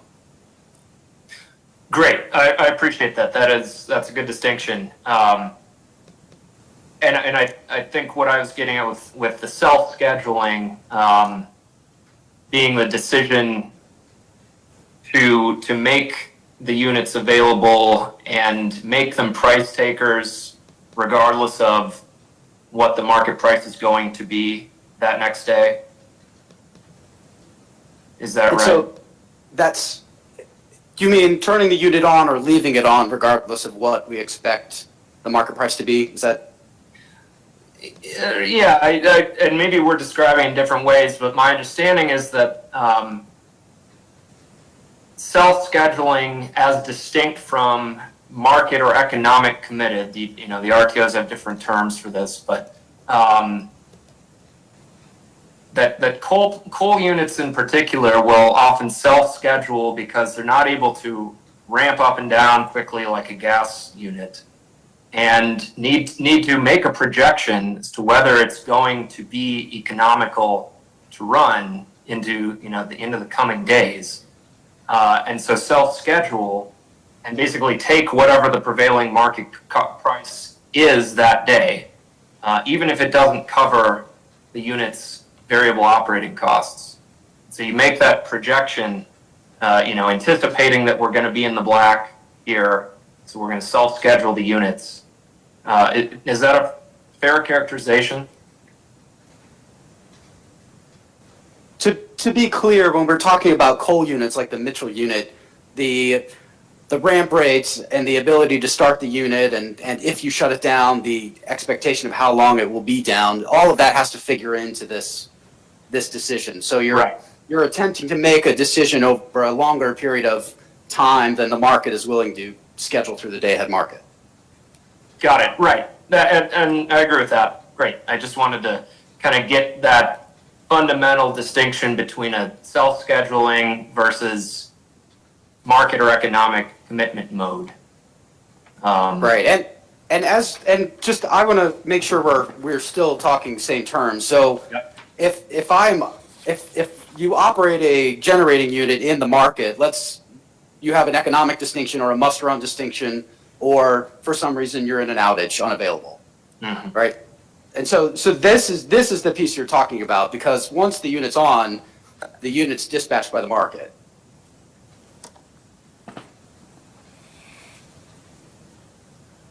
If Once the operator has made the decision to must run the unit at economic minimum, then anything above the economic minimum is dispatched by the market. Well, and so let me be clear though, are there periods when a coal, or it could be any unit theoretically, but if you self-schedule a unit and say it's going to run, will it be called by the market operator even when it's not meeting its variable costs? You signaled to the market operator, this is going to be running, and it will take the price of the market, and we've committed to that, regardless of whether a certain number of hours or that day, it's in the black as a variable operating cost matter. Only to the level of economic minimum. Anything above that is the market making the decision to dispatch you higher. So if I self-commit or must run my unit in PJM, I'm committing to run it at economic minimum. Anything above that would be identified by the market, and the market would be dispatched. Okay, understood. Thank you for that. But it's possible that in that scenario that the unit could lose money at that economic minimum. It's certainly possible. It's certainly possible it could make money as well. Right, of course. And your forecasts are meant to avoid situations where it's going to lose money at the economic minimum. What specific forecasts are you referring to? Well, okay, so good. So we can get into it now. That was helpful context. So thank you. So you'd indicated in a discovery response that, and I'm just going to read it. I don't think this is controversial. I'm just going to read a few lines. That on a daily basis, a 6-day estimate of potential margins is prepared and reviewed by the AEP SC commercial operations. Is that right? That's correct. And from that review, the commitment status of every unit is determined for the next market day, and that when considering the commitment status of the Mitchell units, this includes consideration of the variable cost of the unit versus the forecasted LMP to determine those potential margins. That's part of the consideration. Mr. Miller, could you please identify which data request you're referring to? Yes, absolutely. I apologize. So this is Mr. Stiegel's Kentucky Power's September 16th response, sponsored by Mr. Stiegel, to Sierra Club 2-3, and in particular subsection B. Thank you.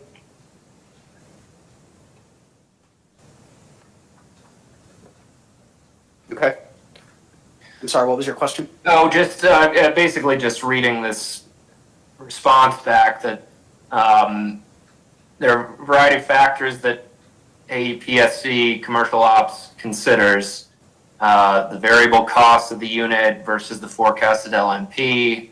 Other factors considered for unit commitment include startup costs, safely managing fuel inventories, contractual commitments, mandatory environmental, and the like. Is that describes at a high level the decision-making process that you're referring to?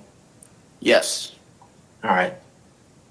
Can you tell me what the AEPSC Commercial Ops team looks like? Who's on it? Are you on it? So the commercial operations organization generally breaks down into 3 sections. There's a fuel procurement section, there's a section that deals with the energy markets and all the data submitted into those markets. And then there's a section that deals with everything from making sure our PPAs get paid on a monthly basis to the proper accounting for the results of anything that comes through any of the markets that we participate in. And roughly how many people is that, and who do they report to? I'm not sure how many people there are. There is a senior vice president of commercial operations, and then each of those three groups that I mentioned is headed up by a vice president that reports to her. I see. And remind me who that senior VP is, please. Julie Sherwood. All right. Are you on one of that team or the sub-teams, Mr. Stiegel? No, I work at regulatory services. Is any other witness in this case, such as Mr. Vaughn or anyone else, on any of those teams? Not that I'm aware of. Okay. You said that was Ms. Sherwood? Yes. Okay, thank you. All right. He's also said in that discovery response that I'm just going to say commercial operations and leave out the AEPSC, if that's all right. That's fine. Commercial operations is the final authority that determines the commitment status for each available generating unit for the next market day. So I think this is pretty clear, but I just want to be crystal clear that no one at Kentucky Power specifically has input or authority to overrule commercial operations on as far as the day-to-day commitment decision making. Is that correct? I'm not aware the logistics of that. I would have to defer to Mr. Madison, and I'm not aware that this situation's come up. I see. You personally are not at least involved in having input into the day-to-day commitment decisions. No, I'm merely a witness to the process. Okay, thanks.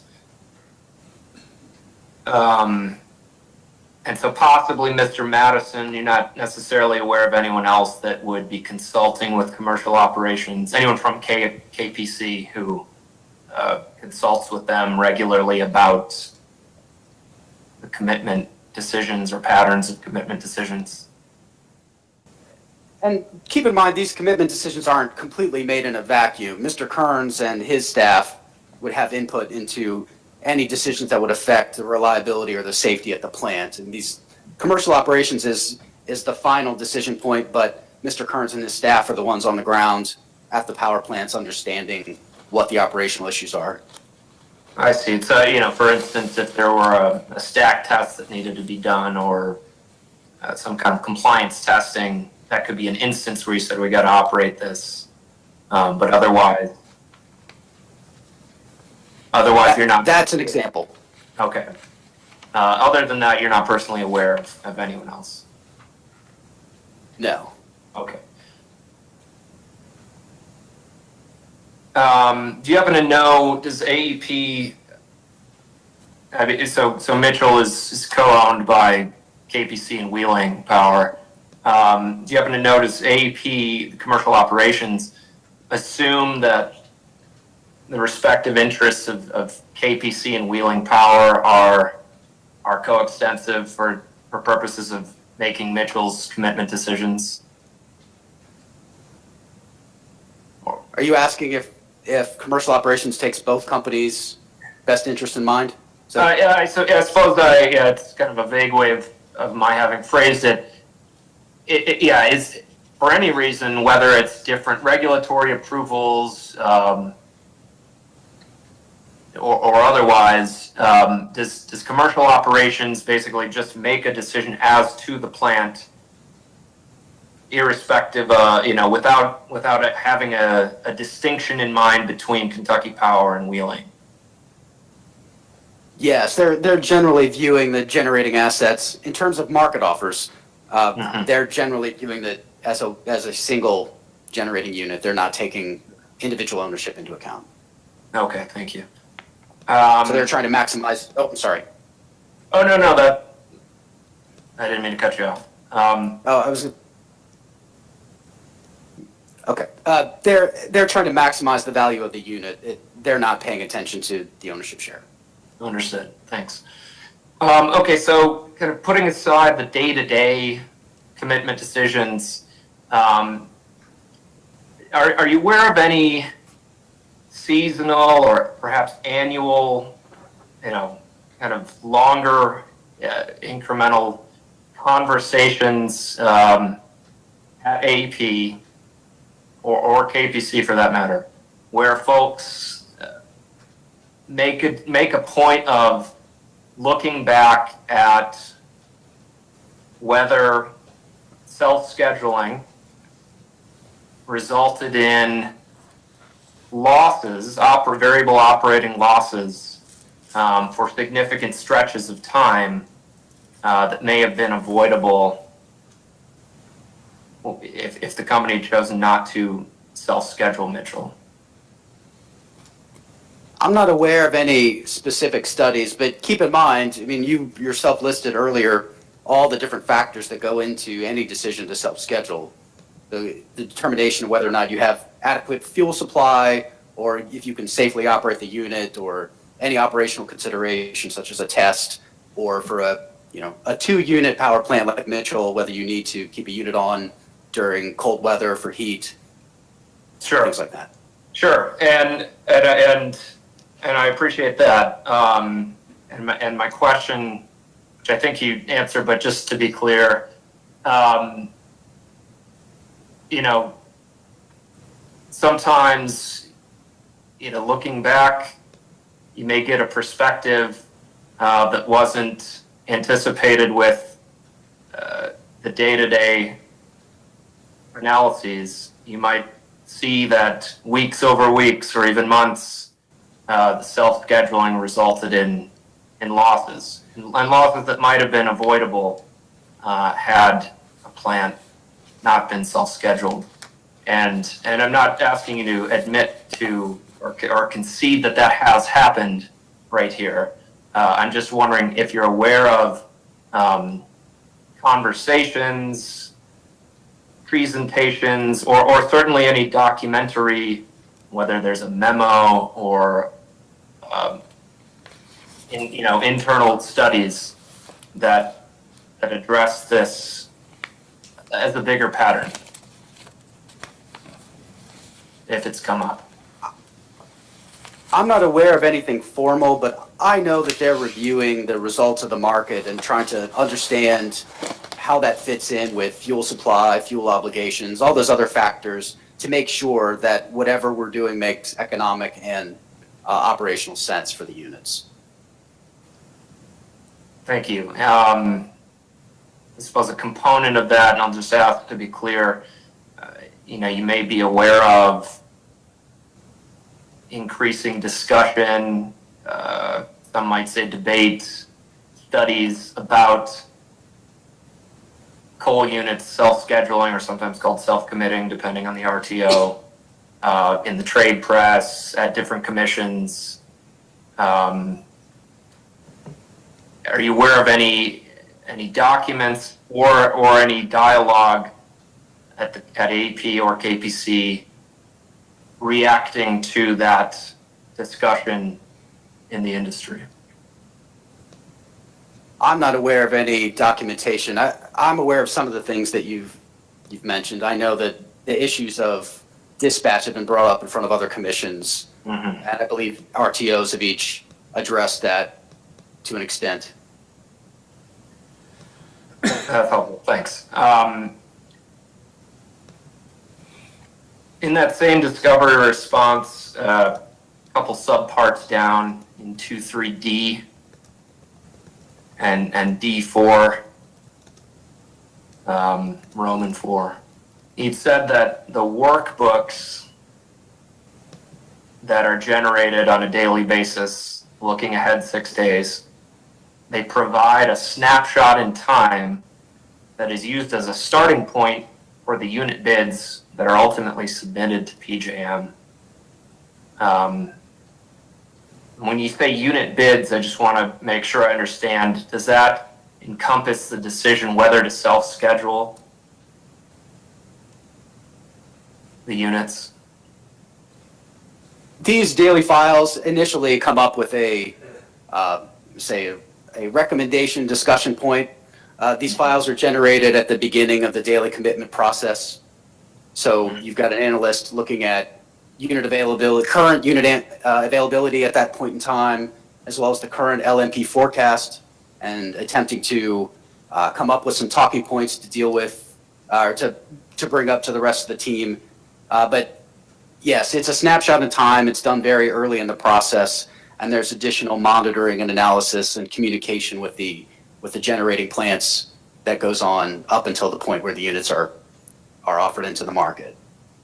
I see. And so that starting point is then subject to starting point that incorporates the LMP projections and the unit costs.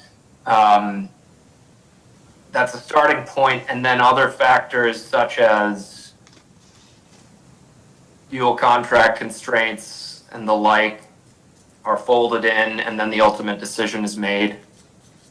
Yes. Okay. At a high level, that's the process. At a high level. Do you have a sense of if or how often fuel contract obligations were a dispositive reason that Mitchell was self-scheduled in the past, in the test year, or other recent history? Nothing exact, no. I know that they always take into account the level of fuel that's available at the plant and the scheduled fuel deliveries. Do you happen to know if self-scheduling has ever been cited as a means of helping the units achieve a particular target capacity factor? I'm not aware of any of those sorts of discussions. Do you have an opinion on whether that would be appropriate? To use self-scheduling to ensure that the plants hit a capacity factor? I don't really have an opinion on that, no. All right. And with respect to the test year in this case, are you aware of any substantial stretches of time, say weeks-long periods, week over week, that Mitchell was self-scheduled and was incurring a consistent operating loss on a variable basis? I'm not aware, but I didn't do the analysis to support any sort of decision in that regard. Okay. Did you happen to review the confidential data that Kentucky Power produced to Sierra Club in a supplemental discovery response on October 9th? It's a bunch of Excel files. I aware of the files. I don't know how detailed your question is. I don't know that I could answer anything specific on a specific date or time. All right, fair enough. I'm almost done. I might be done. Just give me one moment, please. Okay, I have two more questions.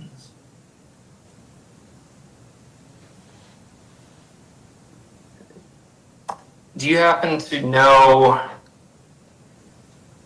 well, I'll ask you, and I don't want you to say the answer if you do know, at least yet, but are you aware roughly from the amount of time that Mitchell actually does dispatch, not when it's off, when units are off, but when it's actually dispatching in the market, are you aware of roughly the proportion of time that was the result of self-scheduling versus a market or economic commitment mode? I want to refer you to the confidential attachment we provided to staff, question 5-6. 5-6, okay. I believe Mr. Vaughn sponsored that. Okay. Are you aware of whether that, the tendency to, or I guess the proportion by which self-scheduling is selected, is that on a seasonal basis or, higher incidence based on a season or seasons, or is it kind of independent of seasonal market demand? Seasonal market demand is one of the factors that plays into this, also as well as expectations of outages for other units in PJM and whatever outage schedules and maintenance outages are necessary for the Mitchell units themselves. Do you know if there have been discussions, or have you been a part of any discussions at AEP or KPC about transitioning Mitchell to seasonal operations? I'm not aware of any such discussions. Okay. The last thing I'll ask is, do you have an understanding of whether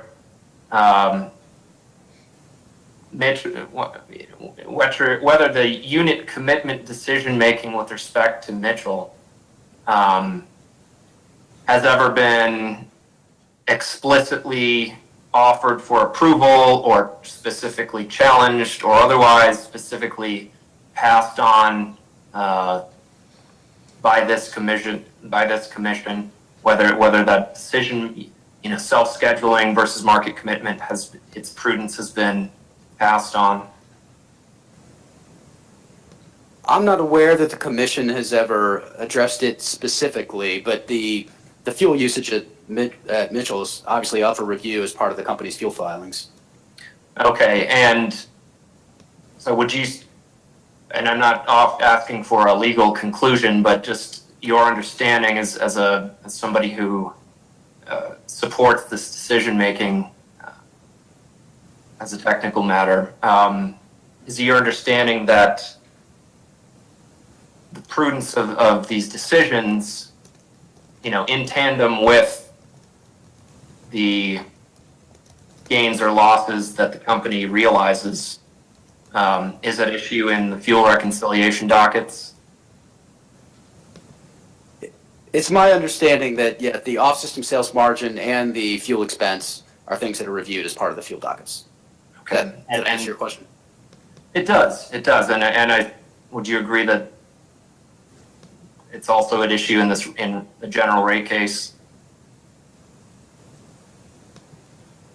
I think only to the extent that you have any off-system sales margins included in base rates.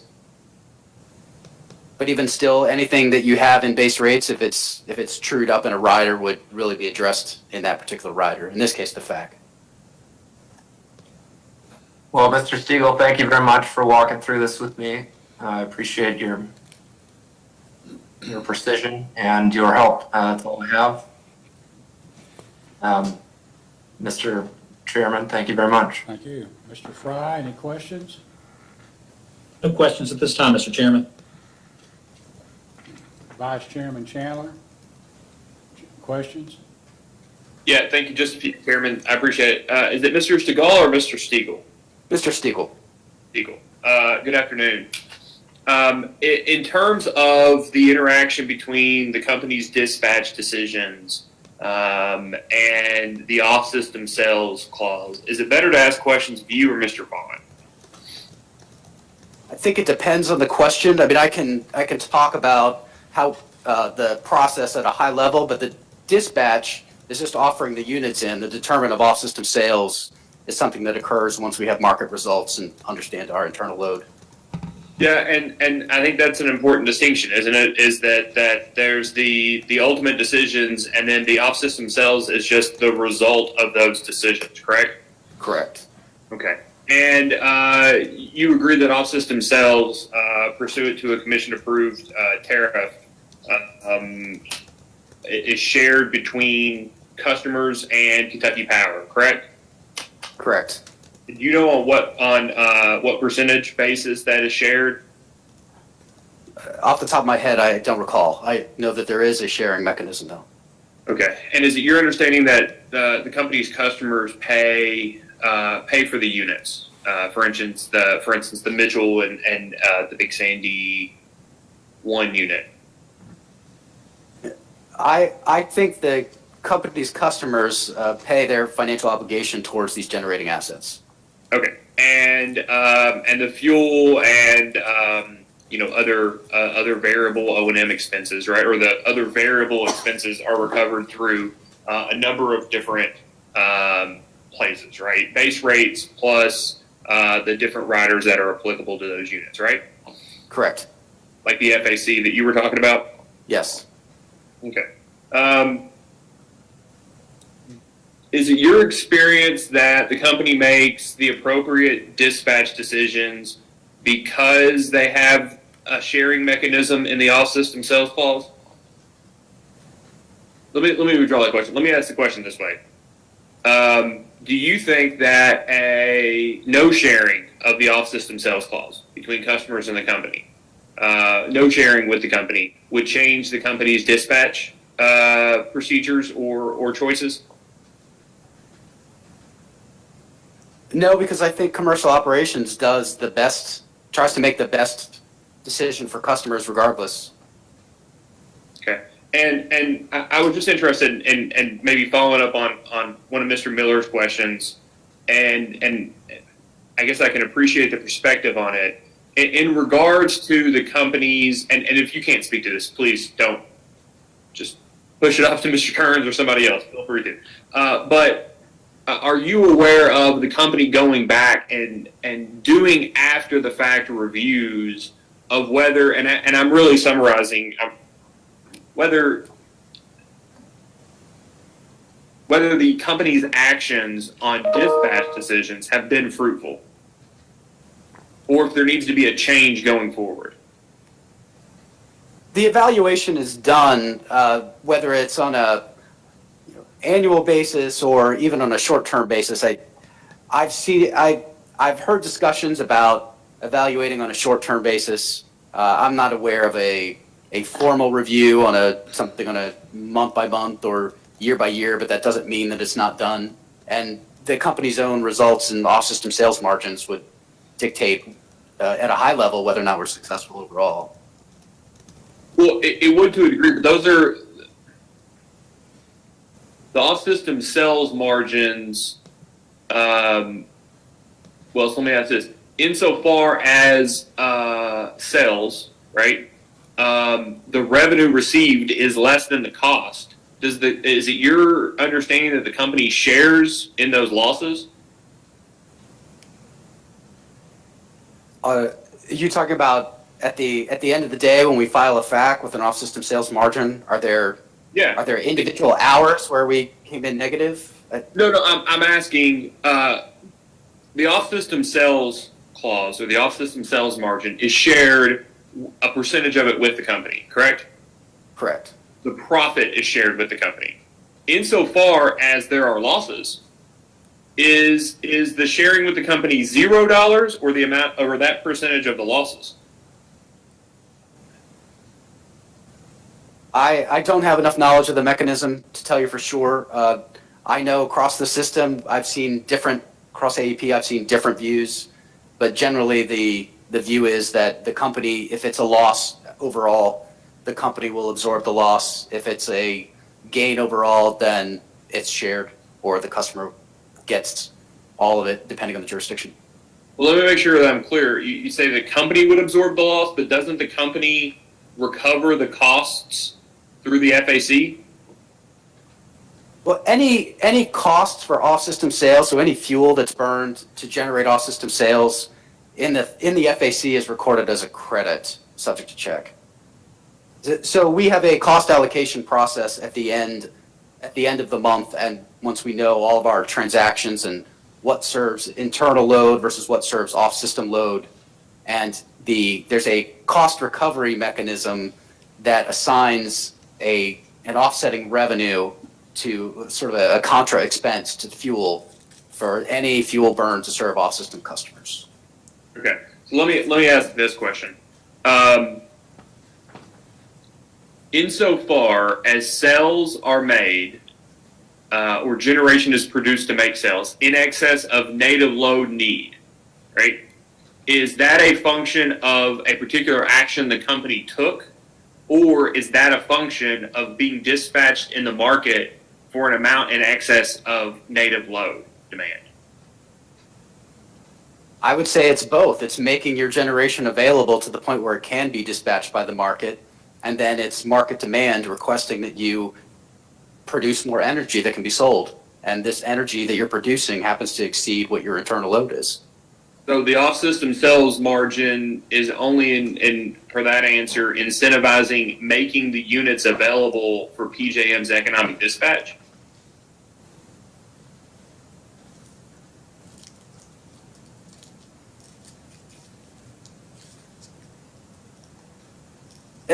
The way that's characterized seems a bit it's oversimplified. I think making sure that a unit is available and operating is that's the piece that you're incenting. I mean, obviously the market does the dispatch from, at the very least, your economic minimum up to your economic maximum, but the units aren't. It takes a lot of work and supervision and maintenance and to make sure that the units are available to the market. Well, would you agree that Kentucky Power has an obligation to provide electricity and reasonable service to its customers? Yes. And wouldn't you agree that are you aware of the capacity performance rules in PJM? Broadly, but yes. But you understand that generators have an obligation to produce when called upon and be available when needed. Yes. Okay.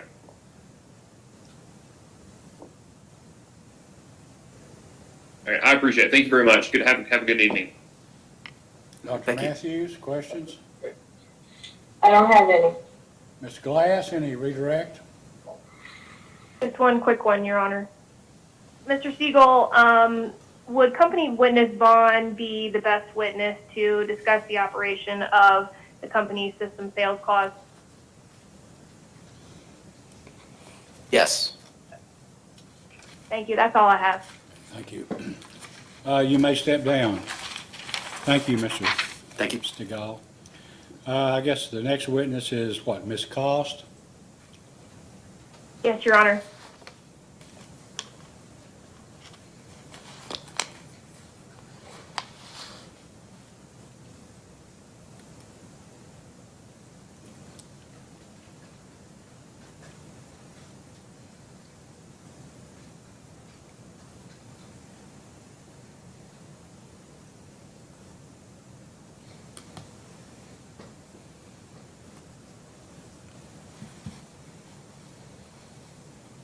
Your Honor, may I ask? Thank you. Oh, I'm sorry. I think she needs to be No, sworn Ms. in first. Cost, would you please raise your right hand? Do you solemnly swear or affirm under penalty of perjury that the testimony you're about to give will be the truth, the whole truth, and nothing but the truth? Yes, I do. Ms. Glass, now you may ask. Thank you. Can you please state your name, business address, and employer for the record? Yes, Jacqueline Cost, American Electric Power Service Corporation, and 1 Riverside Plaza, Columbus, Ohio, 43215. And what's your position with AEPSC? Regulatory Consultant Senior. Did you cause to be filed into the record of this case direct testimony and answers to data requests? Yes. And do you have any changes to your direct testimony or answers to data requests? No, I do not. If I were to ask you those same questions today, would your answers be the same? Yes, they would. Your Honor, the witness is available for cross-examination. Ms. Vinsel, questions? Thank you, Chairman. Staff does not have any questions for Ms. Cost. Mr. West, questions? No questions from OAG, thank you. Mr. Kurtz, questions? No questions, Your Honor. Ms. Grundman, questions? No questions, Your Honor. Mr. Spinard? No questions, Mr. Chairman. Mr. Fitzgerald? No questions, Mr. Chairman. Mr. Miller? None from us, thank you, Your Honor. Mr. Fry? Nothing from us as well, Your Honor. Vice Chairman Chandler? I have no questions. Thank you, Chairman. Dr. Matthews? I'm gonna make it unanimous. I have no questions. Obviously, there can't be a redirect since there's been no cross-examination. Ms. Glass, thank you, Ms. Cost. You may step down. Thank you. I was hoping we'll get one more witness, if we could get Mr., is it Messner? And then take a break, and begin with Mr. McKenzie. Your Honor, we'll just need to sanitize both of our areas quickly.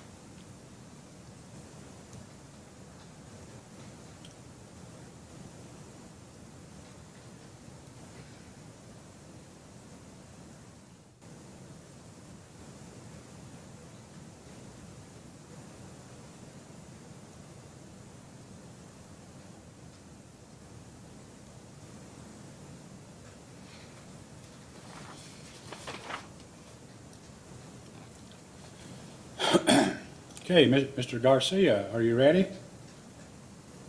We are, Your Honor. Okay. Mr. Messner, would you please raise your right hand? Do you solemnly swear or affirm under penalty of perjury that the testimony you're about to give will be the truth, the whole truth, and nothing but the truth? I do. Okay, thank you. Mr. Garcia, you may ask. Thank you, Your Honor. If I can check that I am being heard? Yes?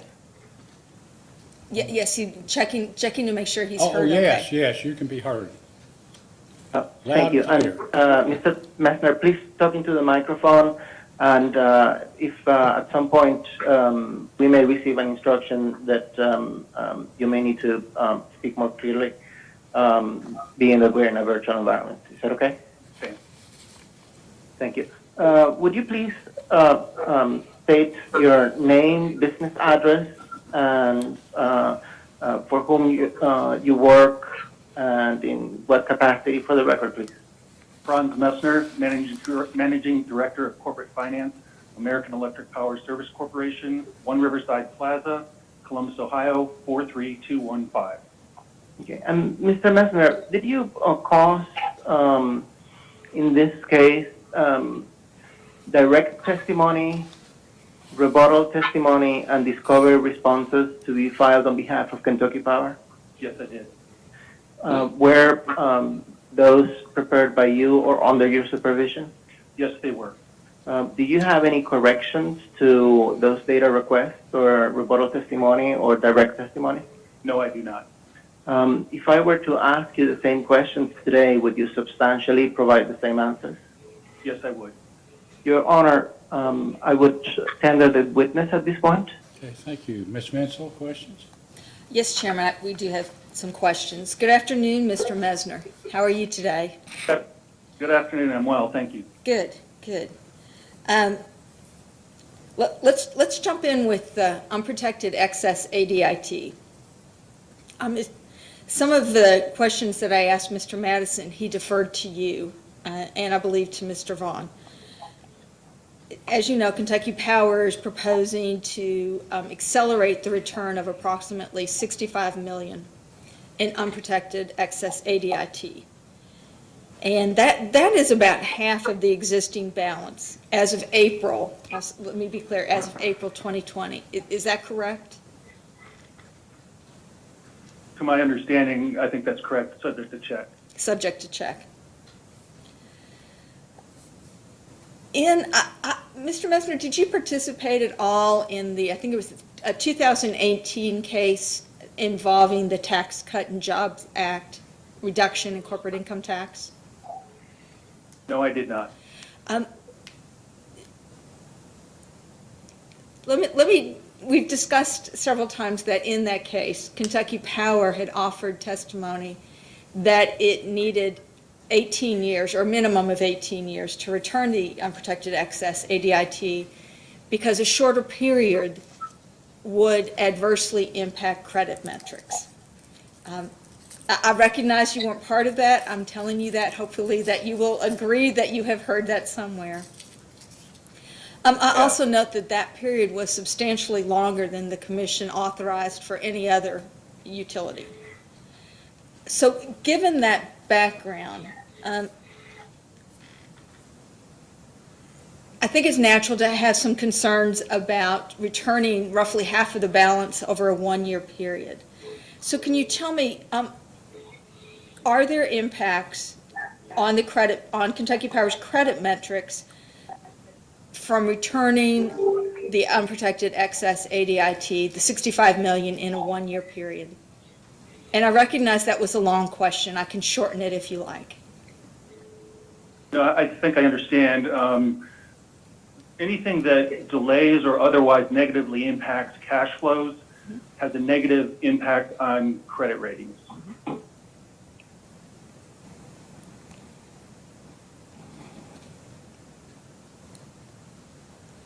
So then, let me jump to another question and I'll circle back to that one. Is there a level of the increased amortization of the excess ADIT that, if reached, will downgrade Kentucky Power's credit metrics?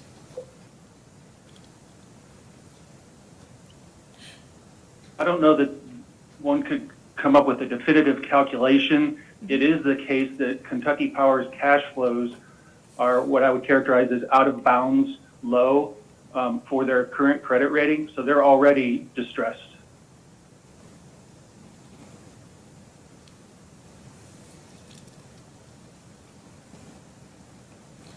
And I believe that there's testimony, I'm sorry, I can't recall who filed this testimony, that Kentucky Power is planning to finance the return, the accelerated return of the ADIT. Can you speak to that? Yes, I'm not sure finance as in a proactive, okay, we need to go issue $65 million of to offset this. It's my understanding that what the proposal is to delay the rate increase for a year and offset that with an associated decrease of ADF deferred income taxes in the equal amount.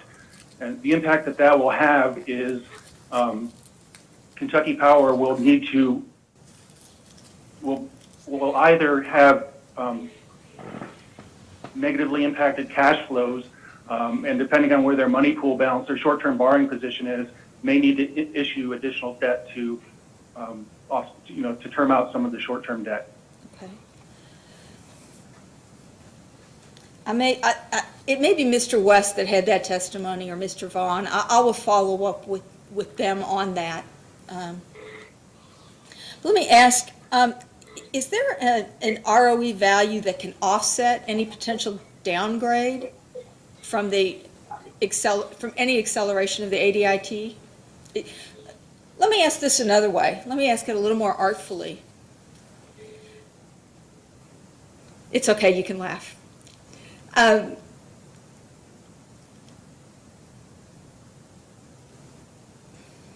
Okay, now I'm trying to think of how I really want to say this. At what point, what is there an ROE or a particular point where the excess ADIT, the increased amortization, would not result, would balance out any credit metric, adverse credit impact?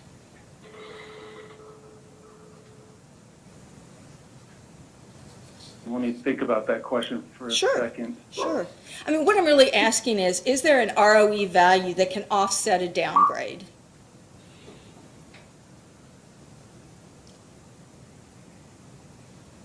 ROE is the result of the company's operations.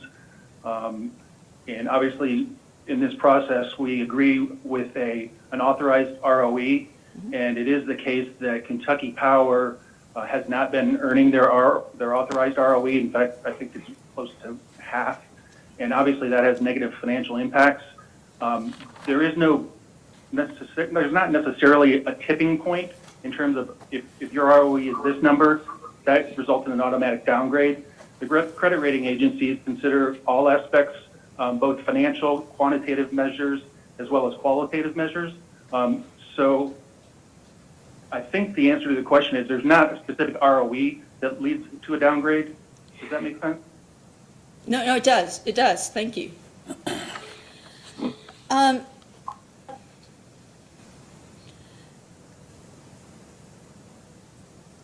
There also was testimony that although the accelerated return of the excess ADIT, although it would be a negative impact, there would not necessarily be an adverse impact from credit rating agencies because this was being returned only over 1 year. So basically a very limited time period, and that would mute any potential adverse impact. Do I have that correct, or would you like to add to that? Yes, you do generally. I equate it to kind of ripping the Band-Aid off.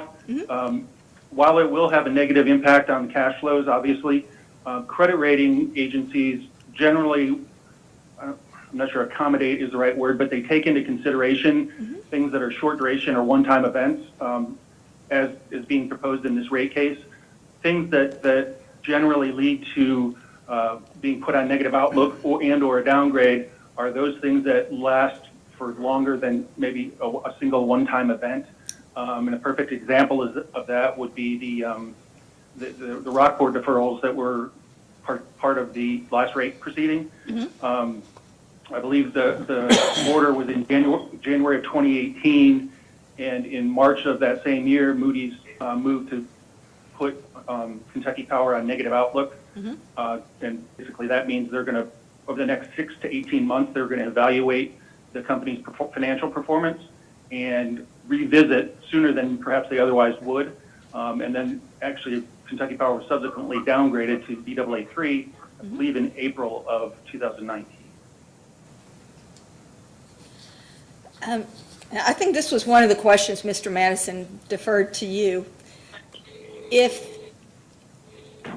the same amount, that approximately $65 million of excess ADIT it was accelerated over a 2-year period instead of a 1-year period. So if you will, split in half, same amount over 2 years. Would there be an adverse impact from that as opposed to returning the same amount in 1 year?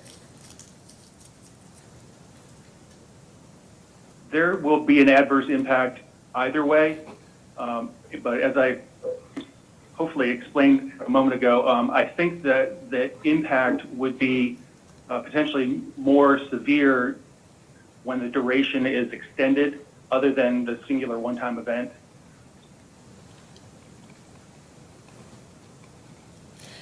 And other than your professional experience, and believe me, I'm not downgrading that at all, but other than, of course, your professional experience, is there any other support that you have for your testimony in regard to the adverse impact from returning the excess ADIT over 1 year or even 2 years, if that were the case?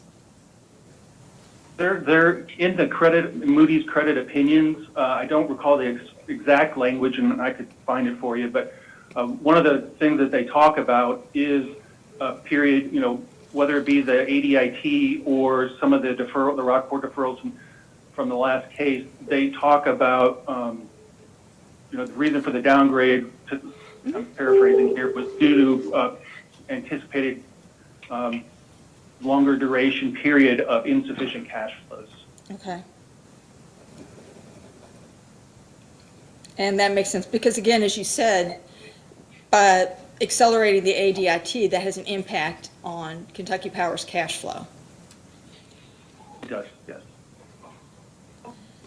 And you don't have to show me the document. I think we might have it. There are some confidential exhibits that may have that, so we may see that later. That's correct, yes. Let me move to short-term debt.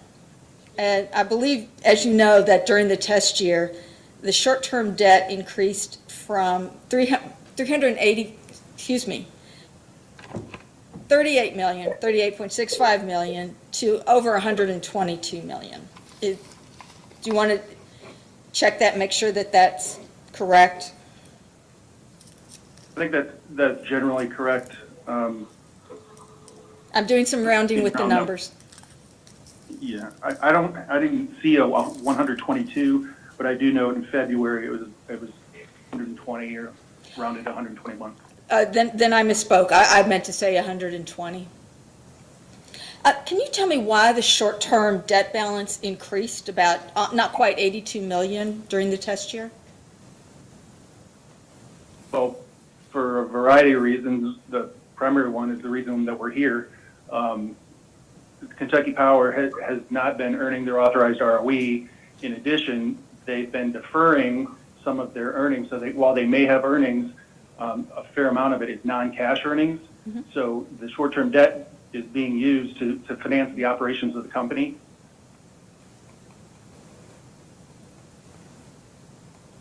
So basically, using the short-term debt to operate the company in the place of expected revenues. Would that be correct?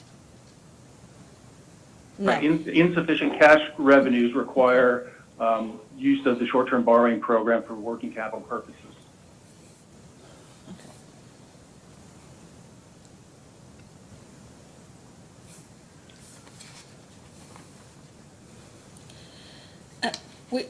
Also in your testimony, you discussed the fact that Kentucky Power had considered issuing private placement debt.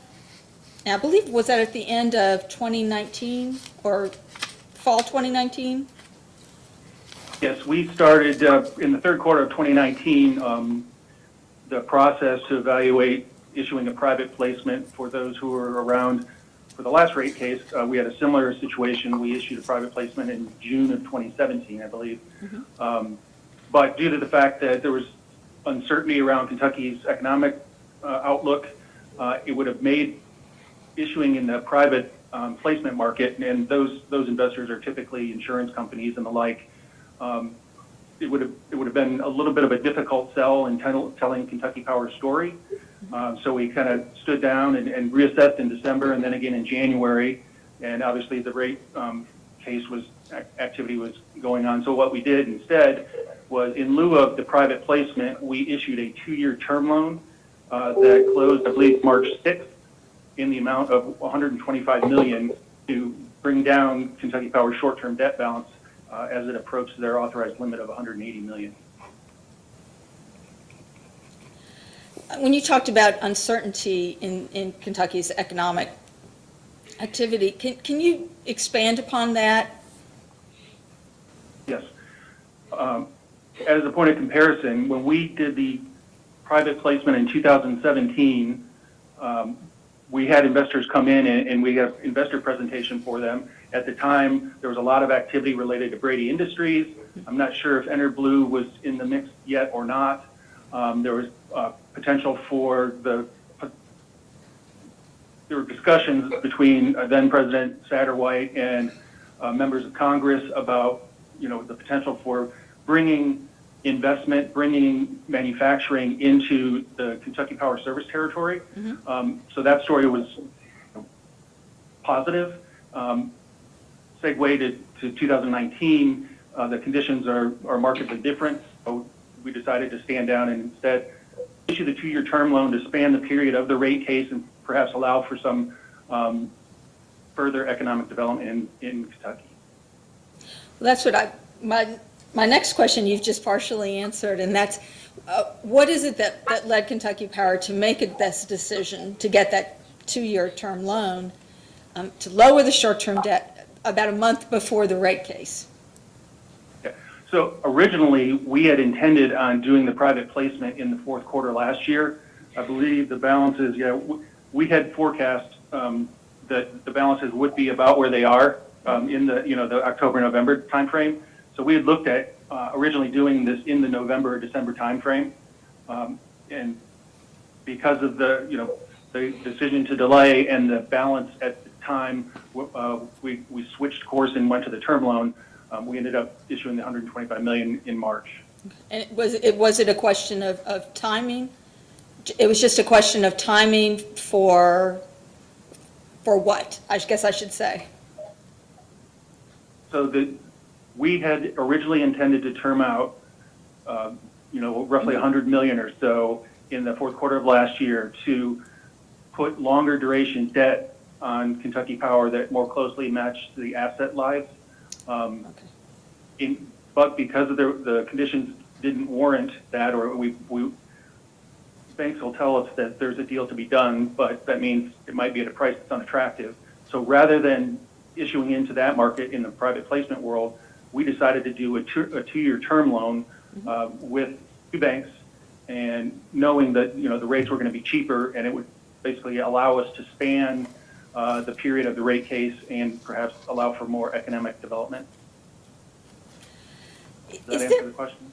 No, thank you. Is there any general principle that prompts Kentucky Power to roll short-term debt into long-term debt? Yeah, generally with Kentucky Power and our other operating companies, we use short-term debt as a means to support operations and working capital. And then when the debt amount either gets close to their authorized limit or not necessarily in Kentucky Power's case, but for some of the other SEC registrant companies, when they get to something that's called index eligible size, which is generally $300 million or more, we will term it out at that point. Again, using the typical durations are 10 and 30 years, and again, that's to match the longer lived asset. Thank you.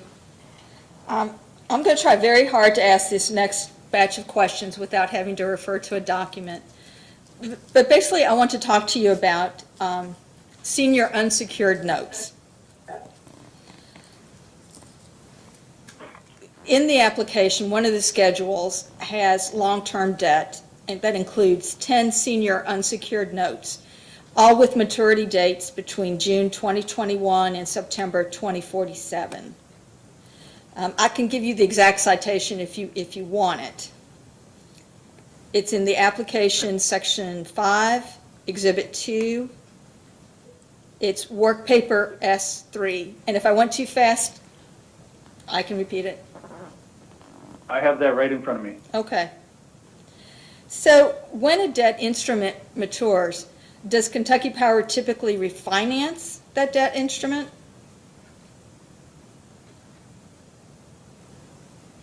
Generally, that's the case. Yes. And if the refinancing was at a higher interest rate, would there still be refinancing? If the market conditions indicated that,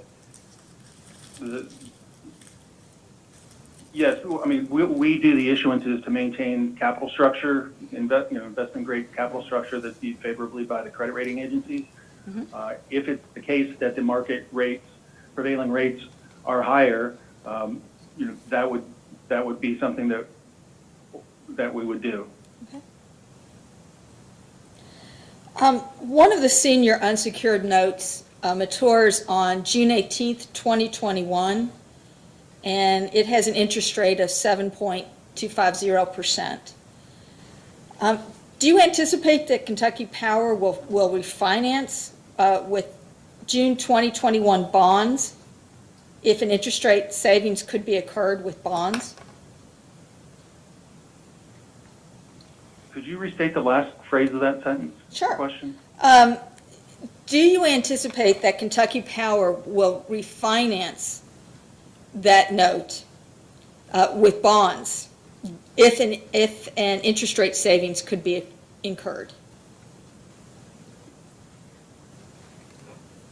I don't know that it's contingent on interest rate savings, but obviously it's maturing, so we would need to do something to account for that maturity. It may be the case, I know that might have been a little bit vague, it may be the case, and I'm speculating slightly here, but we may look to do an issuance, depending on whether the Kentucky short-term debt balance, that would not only take down the short-term debt balance, but also facilitate the, offsetting the maturity. Thank you. And I apologize. I needed to, we're doing text as a back channel with my coworkers who cannot be here with me today. So I needed to double check something with a team member. So normally I would just turn and be able to ask them. While I wait to see if I get a response, just in general, would you agree that interest rates have fallen since 2017, with one exception of a slight uptick in, I think, September of 2018? Yes, I would say that's accurate. Okay. Staff has no further questions. Mr. West, any cross-examination for this witness? Yes, we have just a few questions. Hello, Mr. Mesner. Hello. Just a few questions about the short-term debt issue that Nancy just explored with you a bit. But during the test year, the average monthly balance of short-term debt outstanding was $80.621 million, correct? Yes. But for rate-making purposes, the company proposes a capital structure with no short-term debt. Is that also correct? Yes. So if the company sets short-term debt at $0 the test year, is that accurately portraying the month-to-month operations of the company?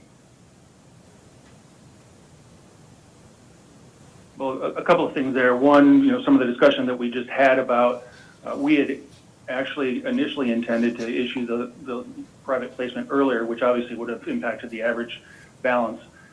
But the capital structure that we've proposed in this rate case is consistent with last rate case. It's based on a 3/31/20 test year, and I believe the requirements mandate that we use the per books balance on that date. And as a practical matter, the delay in the private placement and subsequent term loan that we issued actually resulted in a rate. The term loan is on 3/31 actually has a lower rate than the short-term debt rate that's included in the cost of capital. Okay, thank you. That's the only questions I had. Mr. Kurtz, cross-examination?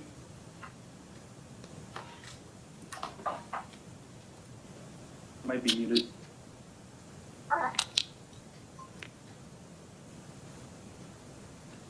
Thank you, sir. Good afternoon, Mr. Messer. The unprotected excess ADIT, that's money that Kentucky Power owes to consumers, is that correct? Yes. Okay. And you're holding on to it and essentially paying consumers the weighted average cost of capital on the unamortized balance? Could you restate that question, please? Isn't the weighted average cost of capital carrying charge added to the balance that you owe customers?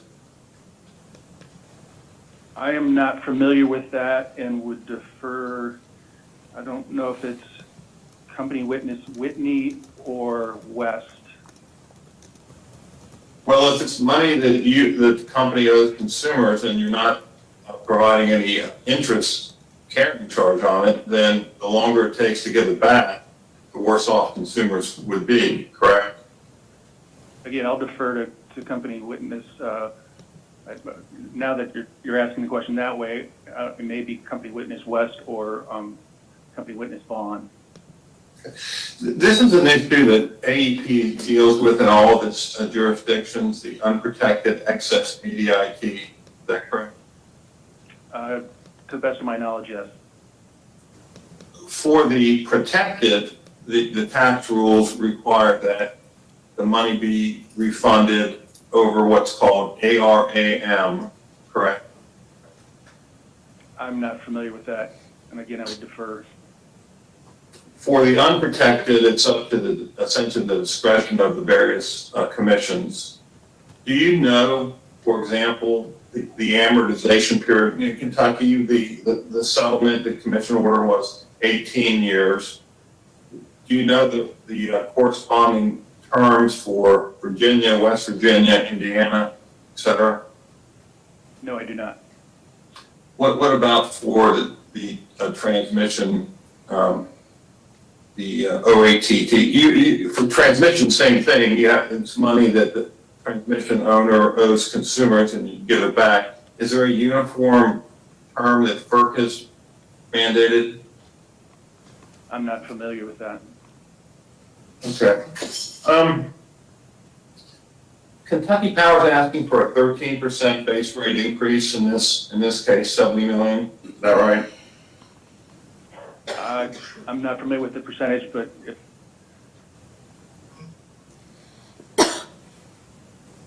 But it is $70 million.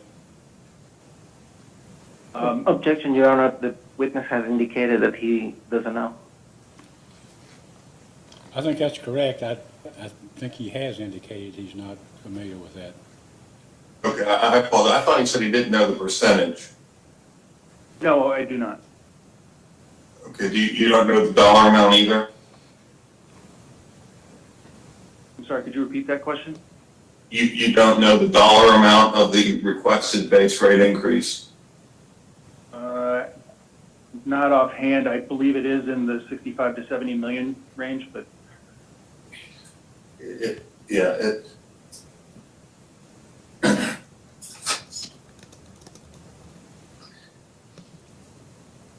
Do you prepare, are you on the earnings calls with the investment analysts that occur quarterly? I listen to them as I'm able. We saw, and you testified, that Kentucky Power has a low earned rate of return currently, and it consistently drags down the AEP average return. Isn't that correct? Yes, they are. Kentucky Power is under earning. And it historically is under earned? Yes, I believe that's the case. And we saw earlier that the solution to the chronic under earning is to grow rate base, to increase rates, to increase earnings. Were you here for that? I heard some of that discussion, but I think earning I guess the authorized return is the reason that we have this rate proceeding. Kentucky is not earning anywhere near that, so as part of that story or process is the regulatory process, and coming before the commission and establishing reasonable rates.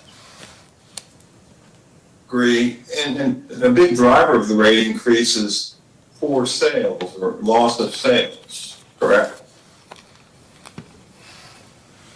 I don't know specifically the main driver. All I know is that Kentucky Power is earning nowhere near their authorized ROE.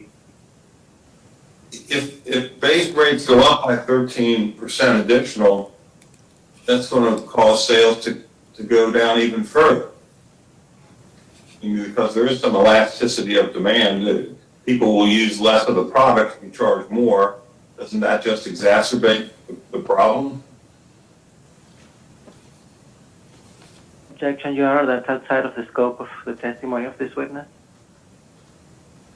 I'm sorry, I didn't understand the objection. Outside of scope of the testimony of this Yeah, I witness. understand. We have wide open cross-examination in Kentucky under our rules, and it is, I think, relevant to the entire proceeding. Thank you. Thank you, Your Honor. Doesn't that just make the problem worse? So would you please restate the question? There's a couple different things going on there. Kentucky Power has bad earnings, historically has had bad earnings, historically drags down the AEP average. It's entitled to a reasonable rate of return, but when you grow rate base, grow earnings, and you raise rates, you're going to drive down sales even further and just make the problem compound. Do you see that? Not necessarily. I can't speak to consumers' usage. What I can speak to and what I'm supporting here is the cost of capital and the capital structure, and this process by which Kentucky will be able to earn a fair and reasonable return. Have you ever heard the concept of, in finance, that there's a natural owner of an asset?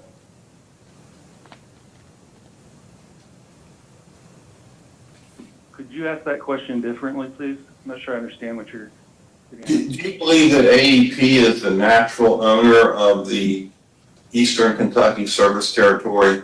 Is it best suited to serve its own interests and the interests of consumers, or might there be a better, more natural owner of that? I don't have an opinion on that. No more questions, Your Honor. Thank you. Ms. Grundman, questions? No, Your Honor. Mr. Spinard? Yes, Mr. Chairman, we have a few questions. As a preliminary matter to the witness, can you hear me? Yes. Okay, and if you have any difficulty hearing me or understanding a question, just let me know, okay? I will. Okay, thank you.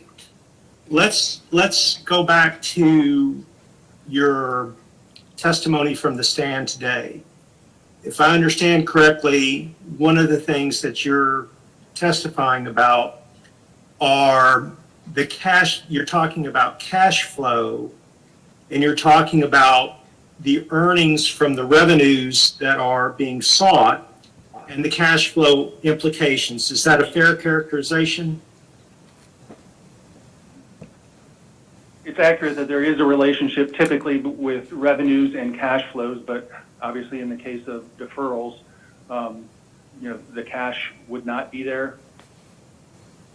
Does that make sense? All right. So when we're talking about the accumulated deferred income tax and the balance that's currently carried on the books, the accumulated deferred income tax balance is generated, or it comes into existence based upon a timing difference between the tax liability to the Internal Revenue Service and then the tax liability that's for calculating rates. Is it based on a timing difference?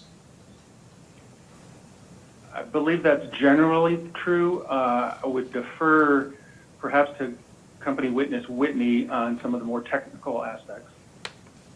Sure, and I appreciate that. And if there's something that another witness needs to discuss, then that's perfectly fine. Or if you think it's fair to give a comprehensive answer, that's fine as well. I just want to try to get a very general understanding.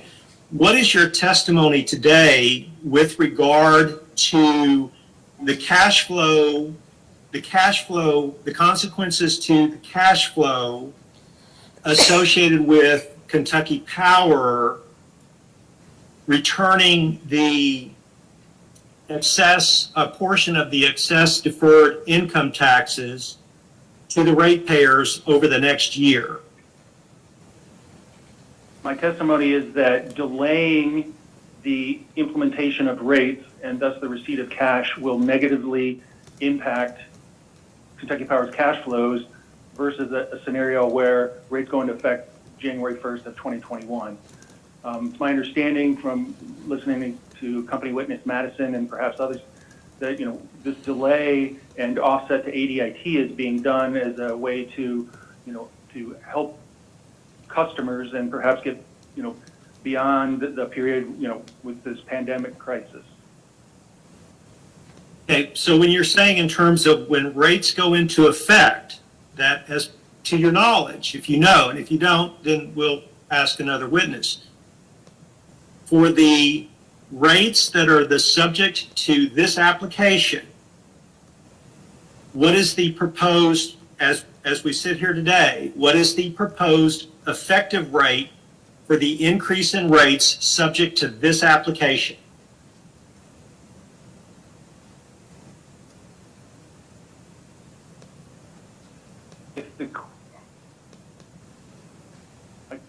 Would you define what you mean by the rate? Well, as part of the application, if you know, as part of the application, did Kentucky Power Company supply new tariffs, proposed tariffs containing new rates? Yeah. Your Honor, if I may, I think the objection would be to the use of the term rates, which in the context of regulated service has a different meaning than in the context of finance in which Mr. Messner is testifying. That may be the confusion. Well, Mr. Chairman, if I may, if my question is confusing, then I'll add a little more specificity to the question, perhaps. Yeah, please. Again, if it's a better witness. Doesn't understand, the witness needs to say, I don't understand it, I don't understand the question, or I'm not the person who can appropriately answer the question. But go ahead, rephrase your question if you would, Mr. Spenard. Yes, Mr. Chairman. Kentucky Power generates revenues by reference to the rates that it has on file and that are approved by the Kentucky Public Service Commission. Is that correct? Yes. And the current application, among other things, is seeking an increase in the rates for service that Kentucky Power will be authorized to charge its customers. Is that correct? Yes, thank you for the clarification. Okay, you're quite welcome. With regard to the effective date of the increase in rates to generate additional revenue, what is the effective date for the rate increase? I'm not aware of that, what that exact date is. It's my understanding that the proposal is to delay by a year and offset an ADIT balance. The specific date, I would have to defer to probably Company Witness West or Company Witness Madison. Okay, well, thank you. And at this stage, what we'll do is we'll address the issue with Company Witness West, but I certainly appreciate your answers. Thank you. Anything further, Mr. Spenard, of this witness? No further questions for this witness, Mr. Chairman. Mr. Fitzgerald? Mr. Chairman, we have no questions. Mr. Miller?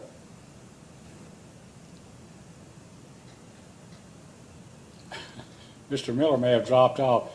Mr. Fry? I am here, Mr. Chairman, and no questions. Okay. Mr. Miller, have you come back? If not, Your Honor, this is Vice Joe Chairman, Childers. If you have questions, you can begin, and we'll ask Mr. Miller in a minute. Chairman, I think Is he there? here. No, I think Chairman that I just want to say Joe, but Mr. Childers noted that Sierra Club did not have any question. I think there he is now. Oh, That's correct. Mr. Childers. That's correct, Your Honor. I'm sorry, I didn't know you'd come in place of Mr. Miller. Do you have questions of this witness? No questions, Your Honor. Thank you. Vice Chairman Chandler, questions? Thank you, Chairman. Sorry about that, Mr. Childers. Good afternoon. Can you hear me okay? Yes, I can. Great. So as a preliminary question, have you seen the witness list in this case for the witnesses on behalf of the company?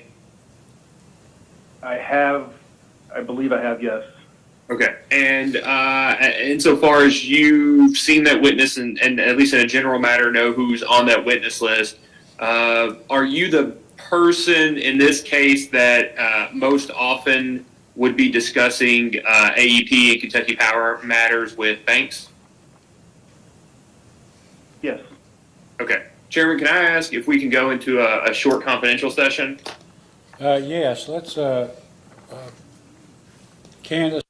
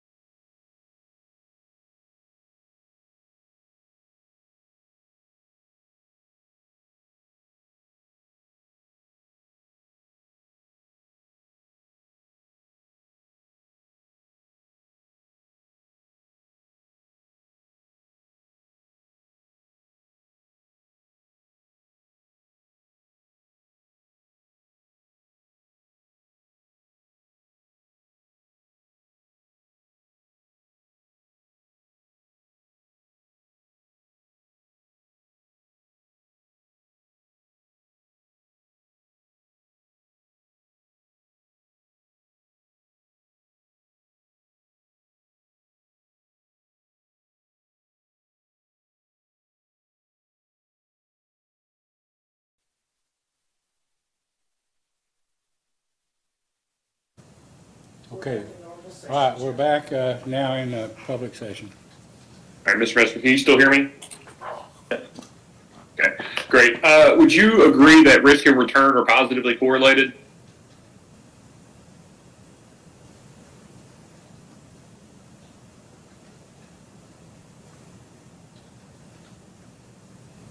Would you like me to ask it differently? Yeah, if the question is higher risk correlated to higher return? Well, let me ask it this way. As one increases, do investors as a general matter expect the other to?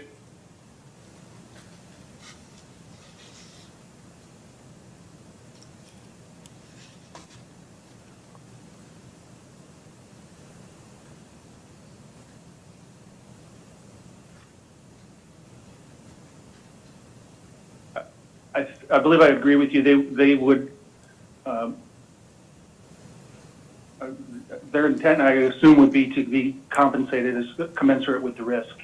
Right, and that's the basis for instance, Mr. McKenzie's going to talk to us either later today or tomorrow on, correct? That's my understanding, yes. Okay. On page 6 of your rebuttal testimonies, line 21 and 22, you refer specifically to the ratios that the company uses for cash flow.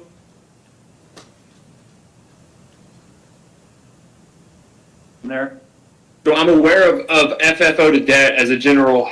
I couldn't explain it to you besides the bare bones of it. What other ratios may you be referring to there other than FFO to debt, if you are referring at all to FFO to debt ratios?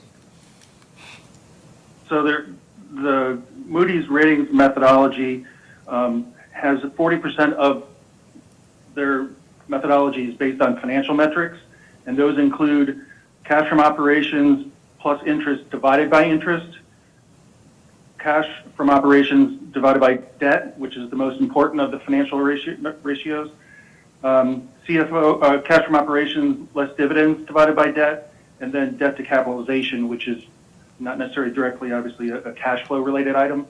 And then the remaining 60%, 25% of that is regulatory framework. That includes legislative and judicial underpinnings of the regulatory framework of 12.5%, and then consistency and predictability of regulation is another 12.5%. So those two together make up the 25% regulatory framework measure. The next 25% is ability to recover costs and earn returns, and that would include in equal portion timeliness of recovery of operating and capital costs and sufficiency of rates and returns. And then the remaining 10% is diversification and split equally between market position and generation and fuel diversity. Okay, great. I believe I've submitted, I believe, certain of the Moody's credit opinions, and they have scores in those opinions that for each of those measures. Great. And so, as I understand it, you discussed a couple of these metrics, but as I take it away, you only discussed the ones I can think of that were negative or that were going the wrong way. Is that incorrect? For instance, let me ask it this way. Are you aware that the company in this case is proposing to recover 100% rather than the current 80% of LSE owed expenses through the tariff PPA? In listening to testimony this week, I heard that discussion, but I was not specifically involved in that, no. No, I agree, but I didn't see your testimony on that at all. But what I'm asking is, outside of the 40% financial, you would agree that at least is a positive for some of those other categories that Moody's, for instance, takes into account, correct?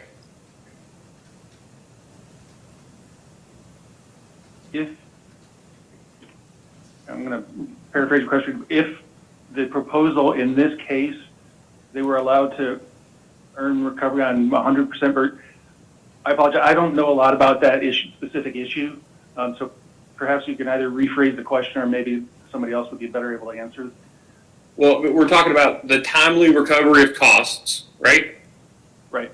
And it's a tracker that recovers costs. So we know that it deals with the timely recovery of costs. So we know that, and that's what one of those statements you read was about, correct? Correct. And instead of recovering 80% of the cost through a tracker, they're recovering 100% of the cost through a tracker.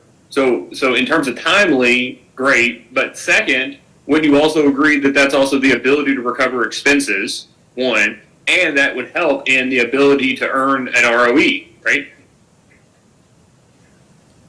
I would agree that having this automatic recovery is viewed favorably as opposed to being required to go in for a base rate case in order to recover those costs. Right, and even in addition to that, it helps in the whole idea of a constructive regulatory or a constructive regulatory atmosphere environment, correct? To the extent that it's viewed as favorably impacting Kentucky Power's financials, yes. Okay, so, but I guess what I'm asking for is, would you agree then that insofar as what credit ratings agencies look at with risk, that the testimony was only focusing on the downside risks presented in the company's application or the status quo without the rate case, rather than any of the positives that it's proposing or that have occurred?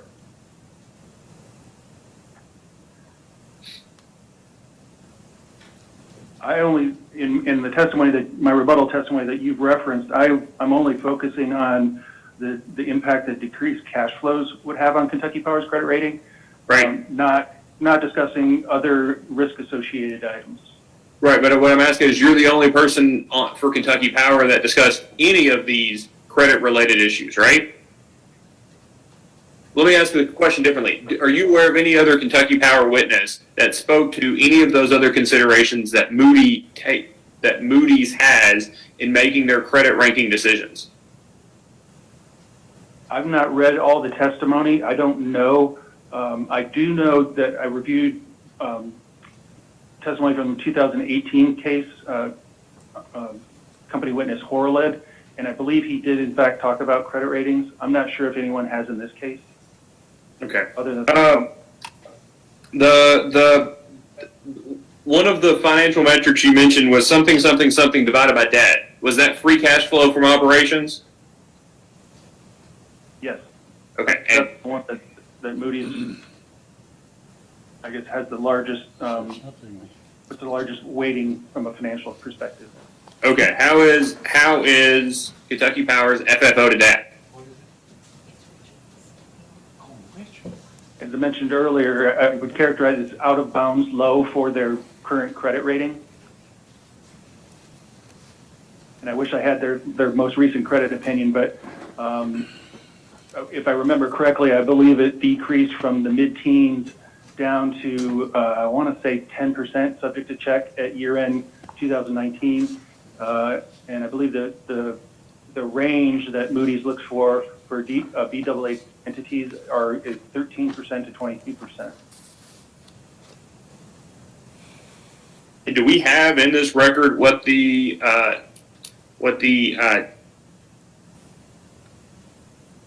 anticipated FFO to debt ratio is in 2021? Not to my knowledge, no. And if we requested that, would the company be able to provide it?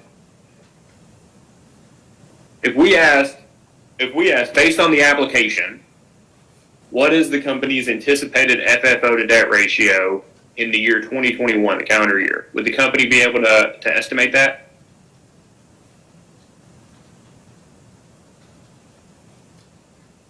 The calculation could be done, but I'm not sure how reasonable the estimate would be, only because there are so many other factors that would go into cash from operations, load assumptions, more or less all of the assumptions that are part of this case. Right, but what you said was that you talk about decreased cash flows having an impact on Kentucky Power's credit rating. But other than talking about it in general, how can the commission take that into account if we can't look at it in the particulars? Well, I think you can look at Kentucky Power's, the latest Moody's opinion, and subject to check, I believe it was April of this year, and they mentioned a couple of different items related to deterioration in their cash flows, and there is a schedule in there that shows, I'm not sure how far back it goes, but you can see that particular metric, and again, I wish I had it in front of me, but I believe it's now at year-end 2019, I think it was on your. Your Honor, and if it would be helpful, I actually have a copy handy that I can provide to the witness. Yeah, and if you're going to provide it to the witness, could you identify where in the record it is? Sure, Your Honor. And this is an attachment to AG 1-79, and that includes the various credit report updates, and each one of them has a particular date. So I'll let the witness identify once they have them, if that's okay. Thank you.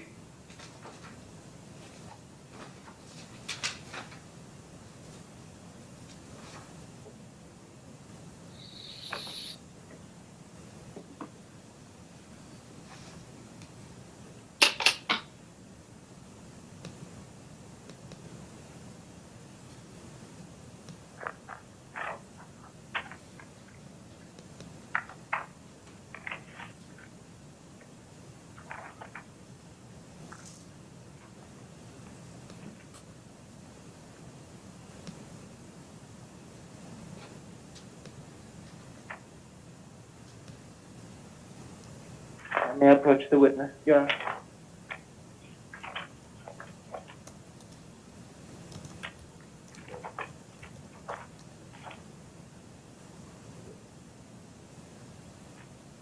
Does this have?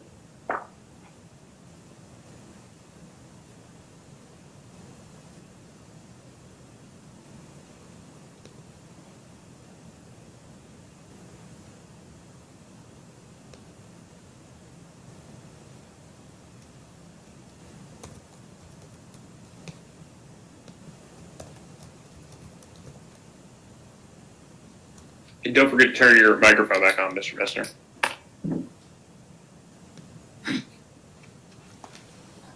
Vice Chairman, could I interject something, please? Up to the chairman. I'm sorry, what was the question? Chairman Schmidt, could I interject at this point to maybe yes. try to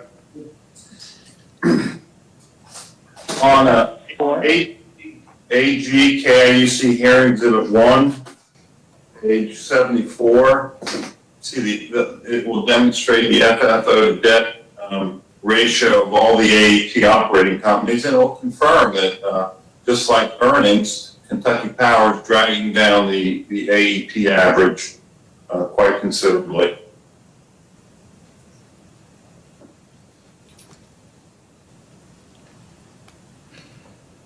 And perhaps that could be put on the screen. I think it would be. I was going to suggest maybe that would be better than the direction we're going now. That's hearing exhibit 1, page 74.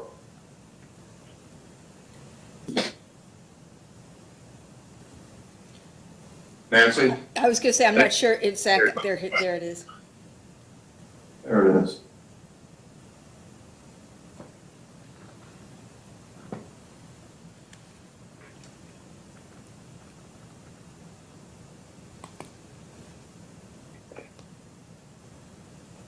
Thank you, Your Honor. And specifically the April 2020 credit opinion for Kentucky Power from Moody's is in AG 179, attachment 6. Okay, thank you. So, Mr. Messner, are you looking at the same thing there that we are? Page 74 of KIUC hearing exhibit 1? AG KIUC hearing exhibit 1? Yes. Okay. So so you're saying that in 2019, that 8.7% is the FFO to debt for Kentucky Power?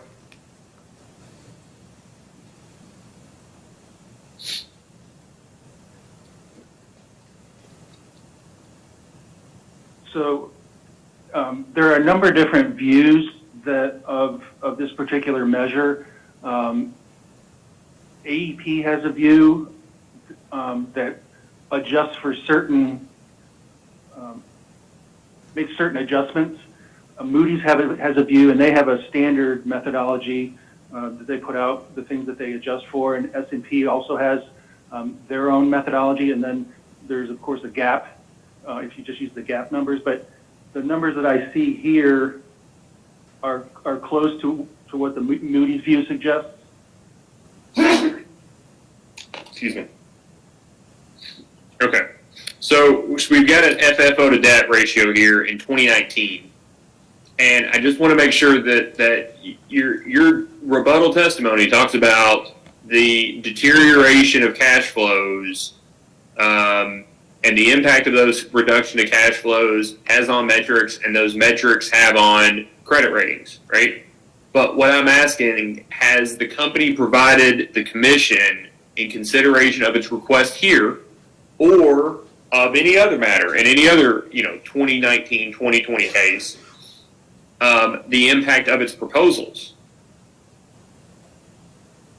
Not to my knowledge, no.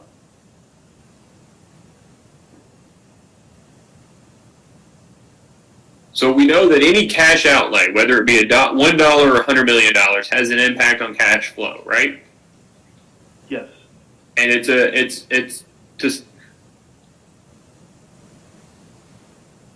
a matter of degree. Would you agree? As to what impact it ultimately has, any given proposal. I think that's a reasonable statement. Okay, so like an amortization of $100 million of excess ADIT over 100 years has an impact on cash flow, but it's a greater impact if it's amortized over 50 years. Is that fair? A shorter amortization period has a larger negative impact from a credit perspective. Has a greater impact, and that's intuitive. But what I'm asking is, 18 years in 2018-35, as I understand from the company's proposal, was still a concern. 10 years is a concern, but any shorter time is going to have a greater impact on the company's cash flows. That was your testimony earlier, correct? Right. It'll have a larger negative impact on the company's financial position. And you're saying for a $113 million balance, that the company can take $65 million amortization in 1 year because it's only 1 year. I'm not necessarily saying they can take it. I believe my testimony was that a more singular one-time event may be viewed by Moody's more favorably than if the duration is extended. And again, there I'll reference back to the last case, and they've mentioned it in their credit opinions. The cash deferrals are pressuring their credit metrics. Okay, so that's perfectly fair, but you understand the company is proposing the $65 million accelerated amortization to offset their rate proposal, right? Yes. So I'm asking, can the company financially take that proposal? Can it weather that proposal that they're making? When you say weather, do you mean from a credit rating perspective, I assume? From a financial health and or a credit rating perspective? It's a financial burden for sure. Okay, so to Ms. Vincel's question earlier about a 1 year amortization at approximately $65 million, okay? Work with me here on a hypothetical because I really want to understand the way the Moody's and S&P look at this, okay? And you're our insight into that. If Mr. Madison gets up at the end of the hearing and says, we are going to half our revenue requirement ask, right? So let's just say it's $66 million. That we're proposing that it only be a $33 million a year increase. You follow me to now? In the hypothetical, do you understand up to that point? If I understand you correctly, you're suggesting in lieu of $65 million, you have it in $33 million. Is that Yeah. So, okay, we're on the same page then. And in lieu of a 1 year approximately $66 million amortization of excess at ADIT. Mr. Madison says, what? No, we're going to do 2 years at $33 million. Right? Does that make sense? So it's the same amount. What I'm asking for, it's still a limited duration of 2 years instead of 1 year, right? What is your understanding of how that would be viewed? Again, I apologize if I wasn't clear earlier. The rating agencies, in my view, would be more understanding of a single one-time event as opposed to something that puts continued pressure on, particularly a metric that is already below investment grade. So a one-time event only counts as 1 year is what you're saying, instead of a one-time event that just so happens to occur over 2 years. It's the duration, I think, that would be viewed unfavorably. I mean, as a practical matter, Kentucky Power's metrics are quite poor now, and recognize. And I think that the rating agencies would recognize that this is being done to offset some of the increase, the impact on the customers. It may not change their overall opinion, and they may put the company on negative outlook or take further rating action. But again, in my opinion, the one-time event with a 1 year duration would have less of an impact than two or more years.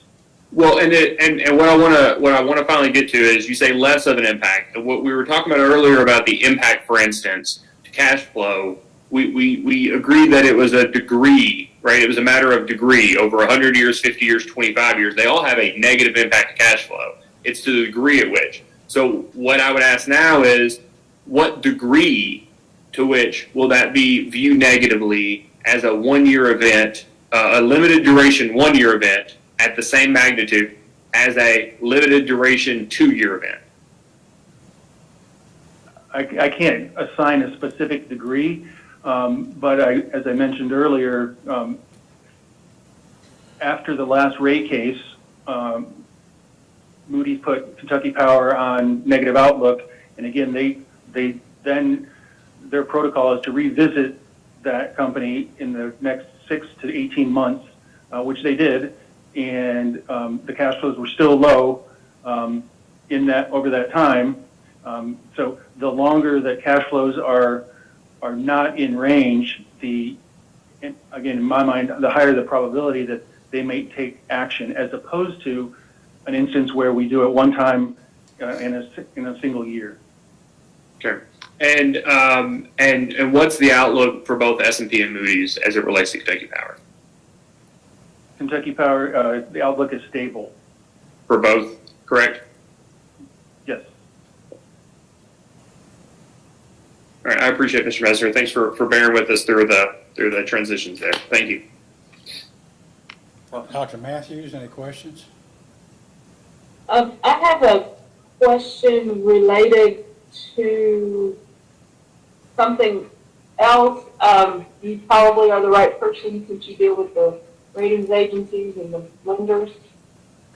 Is there an impact of Kentucky Power being so heavily fossil fueled? Does that have an impact on the rating? I believe, it was a little bit muffled, but I believe the question was, is the fact that Kentucky Power has fossil fuels in their generation mix, does that impact their credit ratings or how they're viewed by investors? I can tell you that the investors definitely take that into consideration, and there are certain investors who will no longer lend to companies that have any kind of carbon footprint. From a credit rating perspective, I would need to go back and look at the opinion. I know it's mentioned, I believe it's mentioned in the credit opinion, but without actually reading it, which I'm happy to do, I'm not sure I think a Singular Reliance does have, well, I can't speak to that yet without, I would need to look and read the opinion. Okay, and that's in our documents, I'll just read that myself. That's all I have. Okay, thank you. Mr. Garcia, any redirect? Yes, Your Honor, just a few.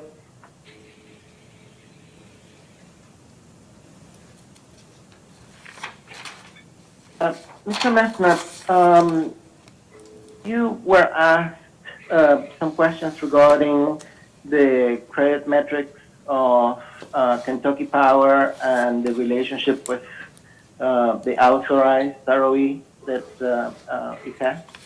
Yes. And if you would explain to me, sir, a little bit the relationship between the credit metrics, the authorized ROE, and the actual ROE that the company earns from the point of view of credit metrics and credit rating agencies, please.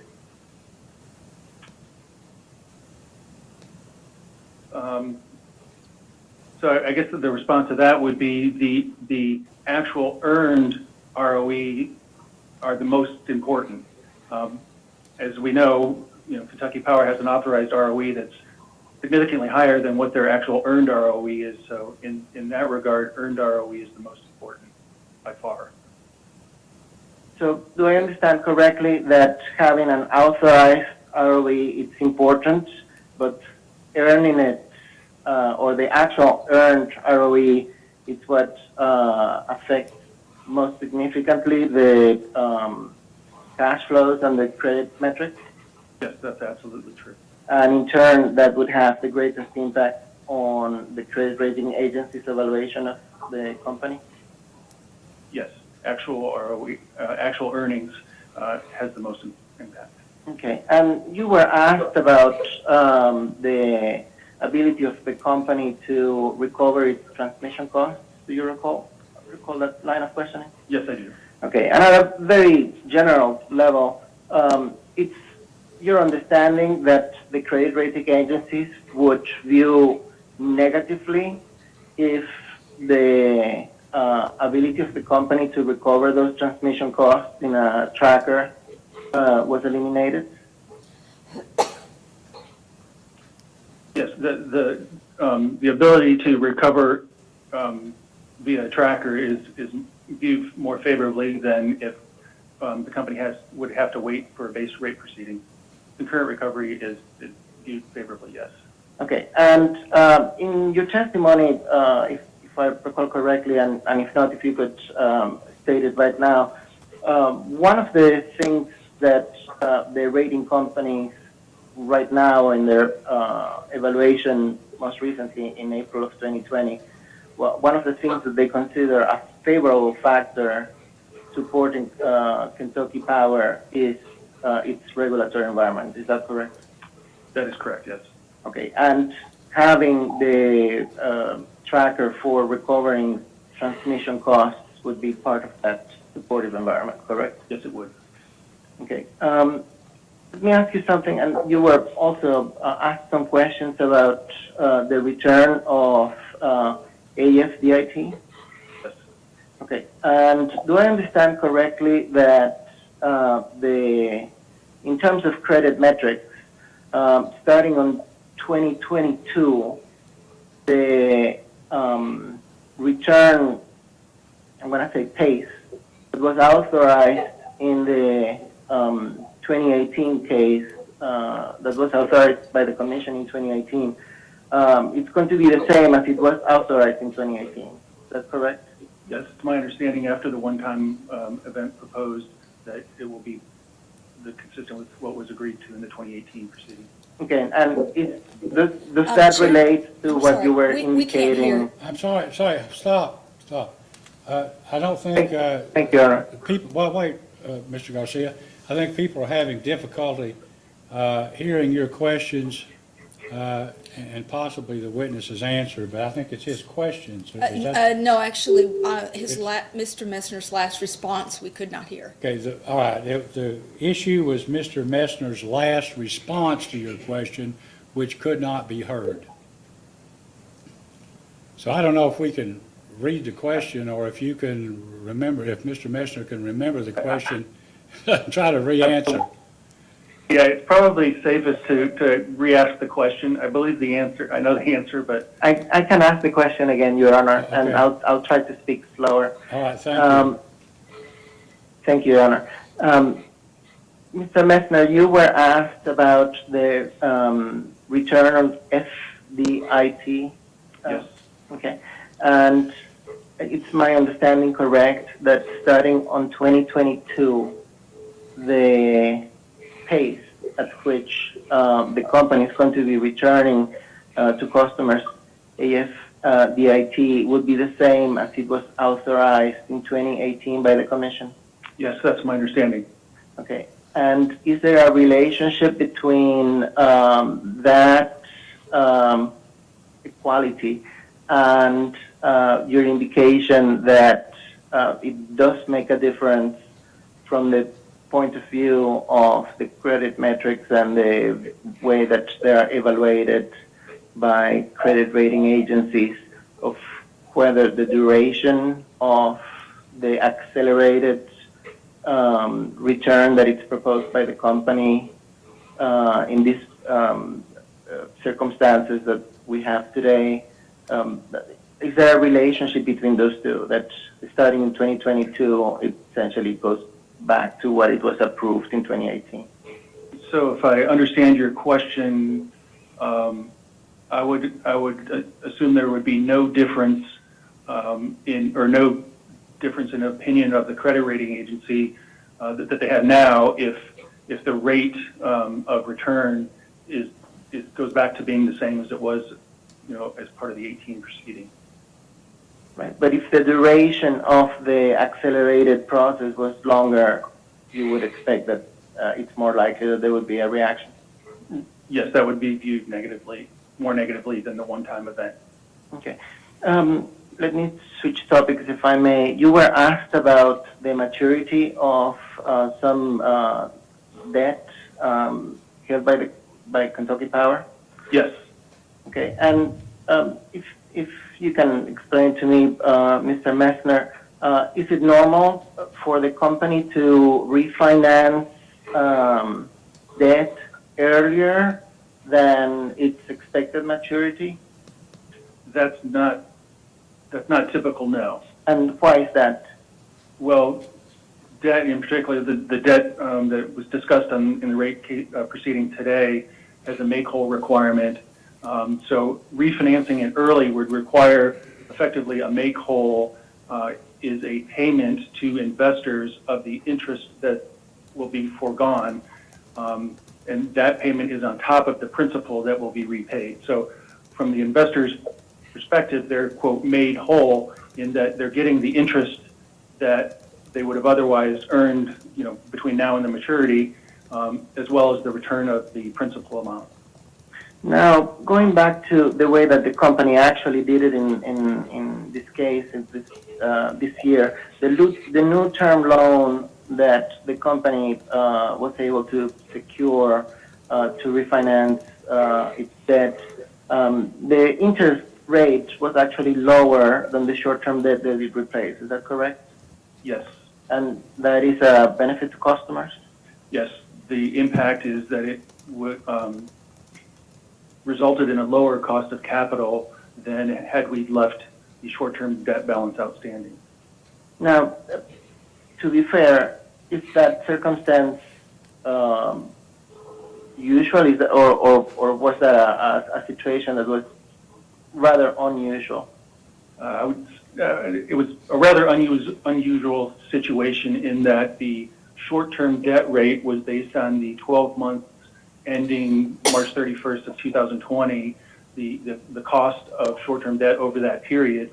And it just so happened that when we did ultimately issue the term loan that closed March 6th, I believe, I don't know the exact timing, but I believe the Fed made 2 rate cuts, second one taking the Fed funds rate down to 0 to 0.25%.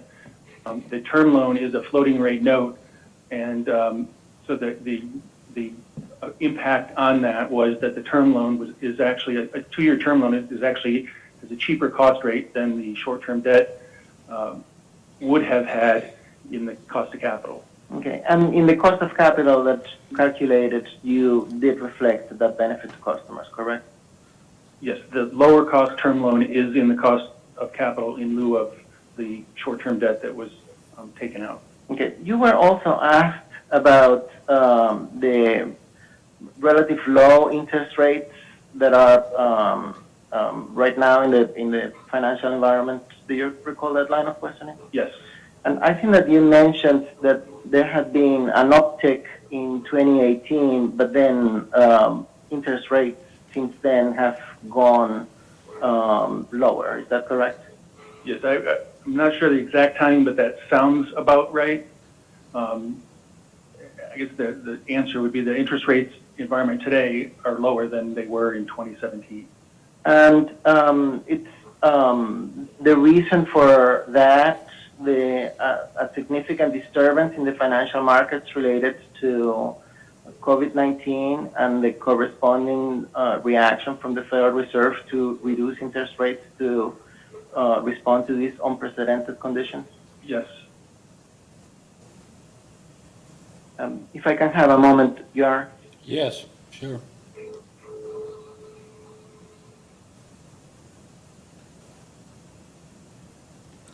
Those are all the questions that I have on redirect, Your Honor. Thank you. Thank you. Mr. Messner, you may step down. Thank you. I guess our next witness is Mr. McKenzie. Yes, Your Honor. And Mr. McKenzie will be joining remotely, and I see him on screen right now. If we can check his sound as we bring him in. Thank you.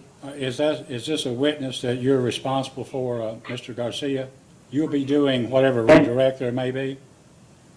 Yes, Your Honor. I have the privilege of asking questions to Mr. McKenzie. Okay, thank you. All right, Mr. McKenzie, will you please raise your right hand? Do you solemnly swear or affirm under penalty of perjury that the testimony you're about to give will be the truth, the whole truth, and nothing but the truth? Yes, I do. Okay, thank you. Mr. Garcia, you may ask. Thank you, Emma. Mr. McKenzie, would you please state your name and business address for the record? My name is Adrian McKenzie, and my business address is 3907 Red River Street, Austin, Texas 78751. And Mr. McKenzie, by whom are you employed and in what capacity? What's your title? I'm employed by the firm FinCap Inc., and I'm a principal in that firm and its president. Mr. McKenzie, in this case, did you submit testimony, direct testimony, rebuttal testimony, and discovery responses on behalf of Kentucky Power? Yes, I did. Okay. And, Your Honor, we're going to have a couple corrections to the rebuttal testimony, and I will go through those now. Okay. Mr. McKenzie, do you have any corrections to your testimony? And I suppose that you're going to direct me to page 32? Well, actually, the first correction I have to my rebuttal testimony is on page R12, line 2. And the word not should actually read now. So the sentence should read, I certainly agree with Mr. McKenzie that uncertainty and associated risk is greater now than it was prior to March 2020. Thank you. When I say 32, I meant 12. I appreciate that you have it in front of you. Thank you. Mr. McKenzie, do you have another correction to your testimony on page 37? Yes, I do. At R37, the table labeled R2 had some typographical errors, and in particular, there were some numbers that were inadvertently left off that table. And I believe you've provided an errata to that effect.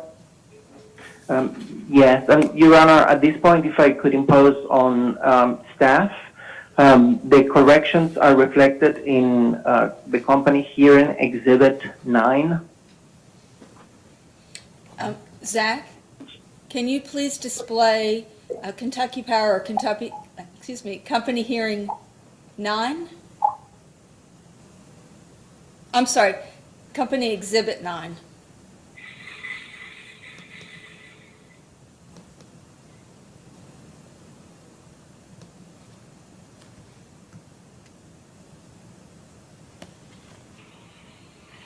Thank you. And Mr. McKenzie, you have your own copy of this with you, correct? Yes. Okay, and if you would please describe what was the typographical error in page 37 and how this revised table R2 corrects it? Certainly. If you compare the table on Hearing Exhibit 9 with the original table R2 in my filed testimony, you can see that the only difference is that on 3 lines of the original table under projected bond yields, you'll see that the numbers were left off that table and were not incorporated into the averaging. So Hearing Exhibit 9 corrects that table by including the results of my analyses using projected bond yields for the CAPM, the empirical CAPM, and the risk premium approach. And just to clarify, Mr. McKenzie, it's not that the corrected values were different from your calculations, but instead that the original version of page R27 did not correctly reflect the calculations that you have made? Yes, that's correct. If you turn to page R40 of my rebuttal testimony, lines 13 through 18 discuss the results of applying the CAPM using the projected bond yields. If you look at page R41, lines 1 through 3, that reflects the results of the projected bond yields under the eCAPM approach, and the risk premium approach results using projected bond yields are shown on page R41, lines 11 through 18. So the correction merely reflects those numbers that were already discussed in my testimony. Thank you, Mr. McKenzie. With that correction, the direct rebuttal testimony and the direct testimony, the rebuttal testimony and the discovery responses that you submitted, those were prepared by you and under your supervision? Yes, sir. Okay, and with the correction that you just made, if I were to ask you the same questions today, would you provide substantially the same answers? Yes, I would. Your Honor, I would submit for the record what was identified previously as company hearing Exhibit 9 as an errata to the testimony of Mr. McKenzie for admission into the record, and with that, he's ended for cross-examination. We'll let it be entered into the record. Thank you, Your Honor. Ms. Vinsel, any cross-examination? Yes, Chairman. Good afternoon, Mr. McKenzie. Good afternoon. If you have any problems hearing me, please let me know. Okay, I can't see you, but I can hear you very well. Yes, I can see that. There I am. Can you see me now? I certainly can. Okay. Mr. McKenzie, are you aware of any rating agencies or any industry observer that has singled out this commission for awarding abnormally low or punitive ROEs? No, that would definitely not be the case. I think generally the Kentucky Commission is viewed as being a supportive regulatory agency, I will note that in the Moody's reports, they have voiced some concerns regarding apparent links between economic conditions in service territories and a downward move in ROEs, but I don't think that rises to the level that you were discussing. Thank you. I have some general principles I would like to cover with you initially. Would you agree that in terms of investing, there's a rule of thumb that the higher the risk, the better the return?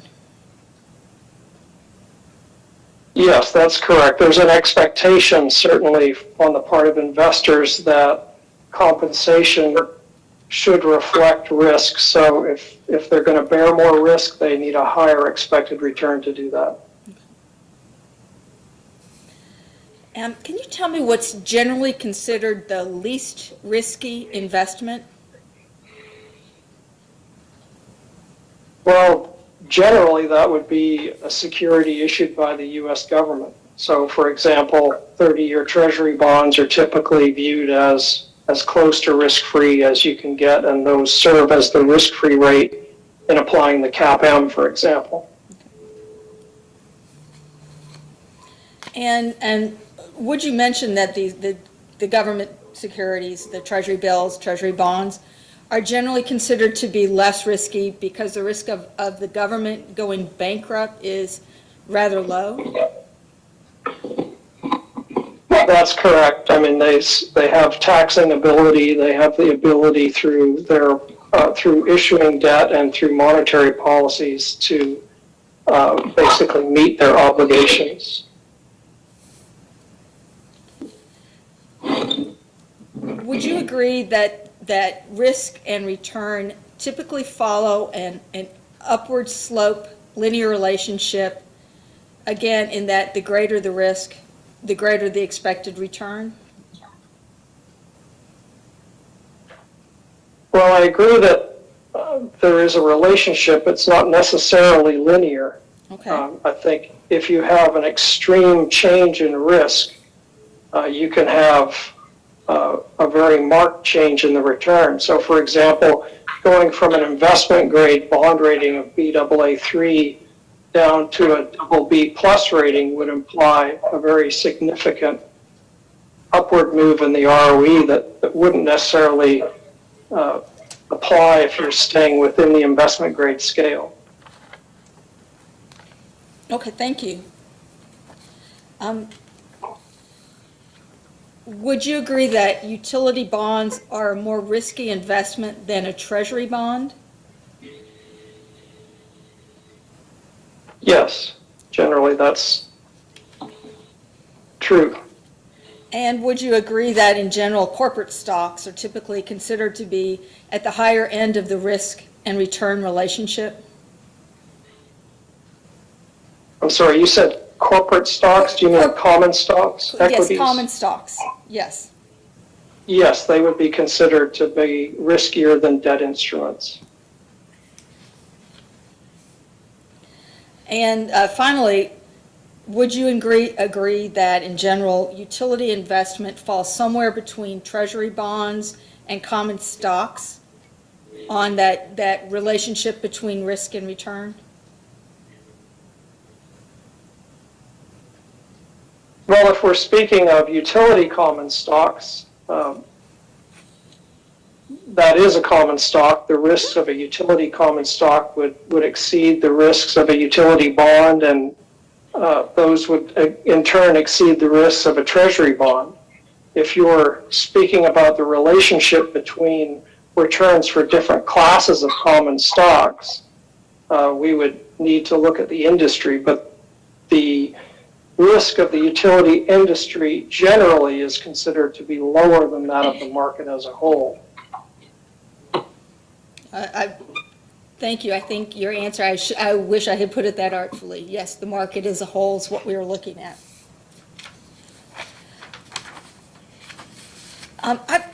Zach, can I have you bring up Mr. McKenzie's rebuttal testimony?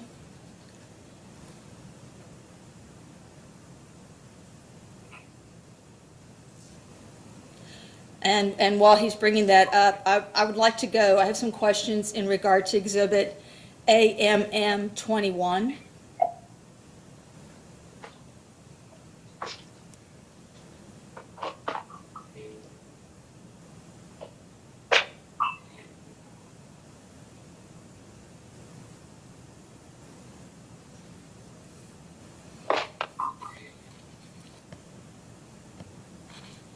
And Mr. McKenzie, I know that you're turning to the page. Please let me know when you're there. I'm there, thank you. Thank you.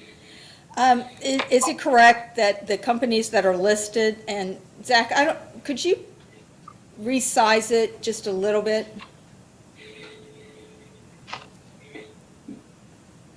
I'm sorry, to make it bigger. I needed to be clearer. Thank you. It's correct that these companies are public companies who do not operate in a regulated environment. Is that correct? That's correct. Their prices are not regulated. Obviously, they have to comply with various regulations depending upon the industry they're in, but they wouldn't be considered regulated utilities. That distinction is taken. Thank you. Zach, can I have you scroll down to the bottom? Okay, that's it. Well, I'm looking at the average. I'm sorry, I didn't capture which column is which, but each of these three columns, one is for value line, one is for IBES, and the other is for ZACs.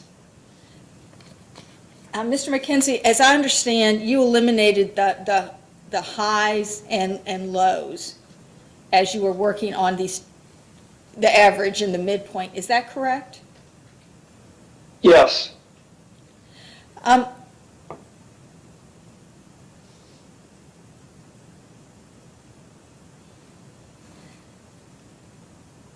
If the eliminated highs and lows are removed, would you agree the average earnings growth for value line would be 9.92, for IBES 8.84, and for ZACs 8.86?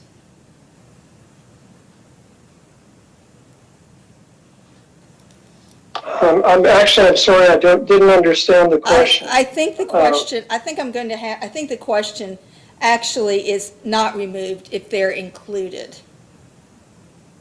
So if we were to not remove the highs and lows,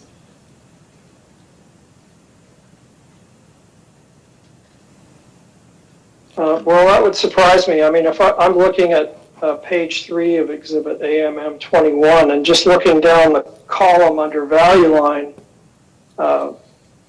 there's more numbers at the high end that were excluded than at the low end, I believe, or at least they're equal. So it looks like there's actually more high numbers excluded than low numbers. There's only 3 low numbers excluded, 5 high numbers excluded. So I'm not sure that it would have much of an impact on the average. I haven't done the math, so I can't tell you, but that would surprise me.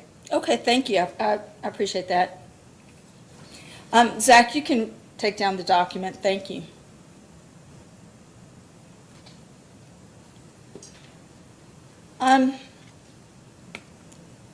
This is one I'm just going to have you refer to your testimony. We don't need to bring this up, I don't think.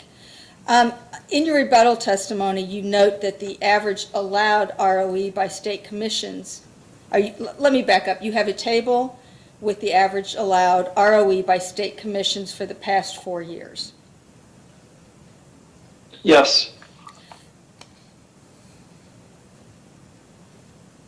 And and according to that table, I'm sorry, I'm going to look at it just to make sure. The average allowed is 9.69%, correct? That's correct. This is Carrie Grunman. Would you just point out the table so I can quickly find it in the testimony? Sure. Zach, let me have you bring up Mr. McKenzie's rebuttal testimony.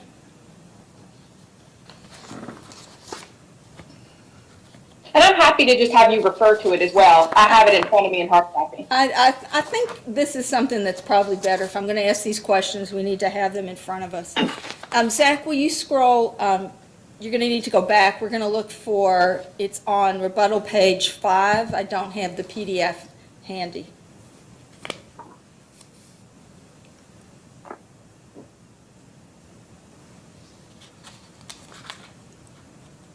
It's probably about 37 pages.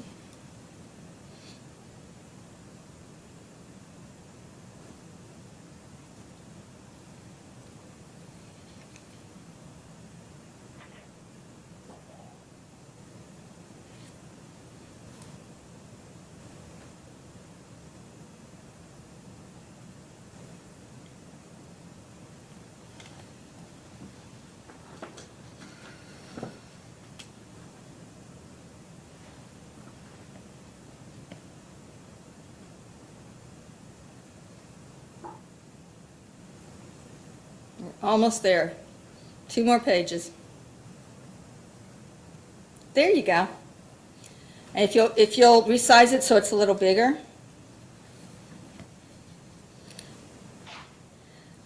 So this is the table I'm referring to, and the average return, the average ROE by state commissions is 9.69%.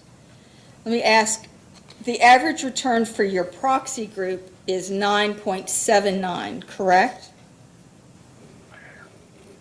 That's correct. I will point out there is a distinction between those numbers, and I think the commission should be aware of what that distinction is. The table R1 is a reporting of allowed ROEs by RRA.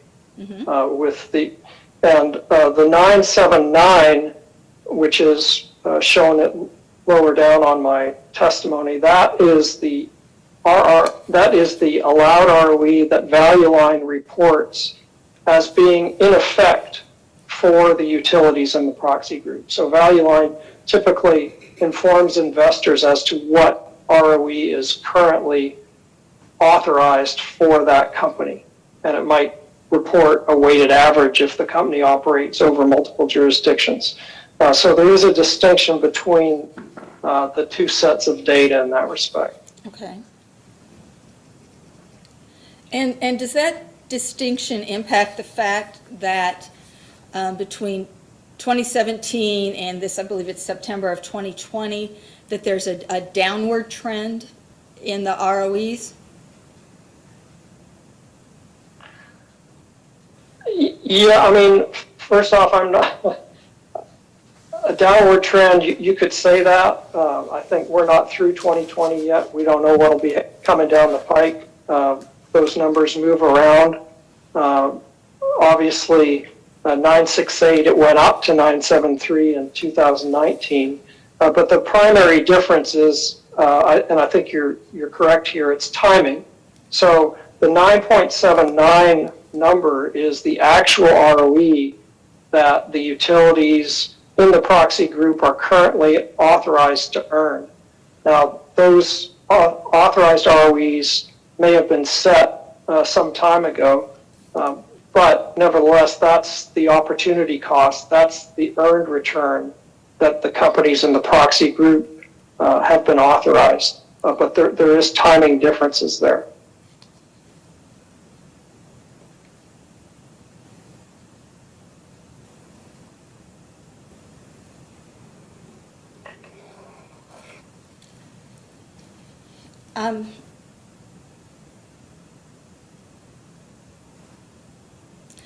In your rebuttal factor, you explained that you used an adjustment factor to convert year-end returns to average returns to address that difference between the flow of earnings and a book value or point estimate.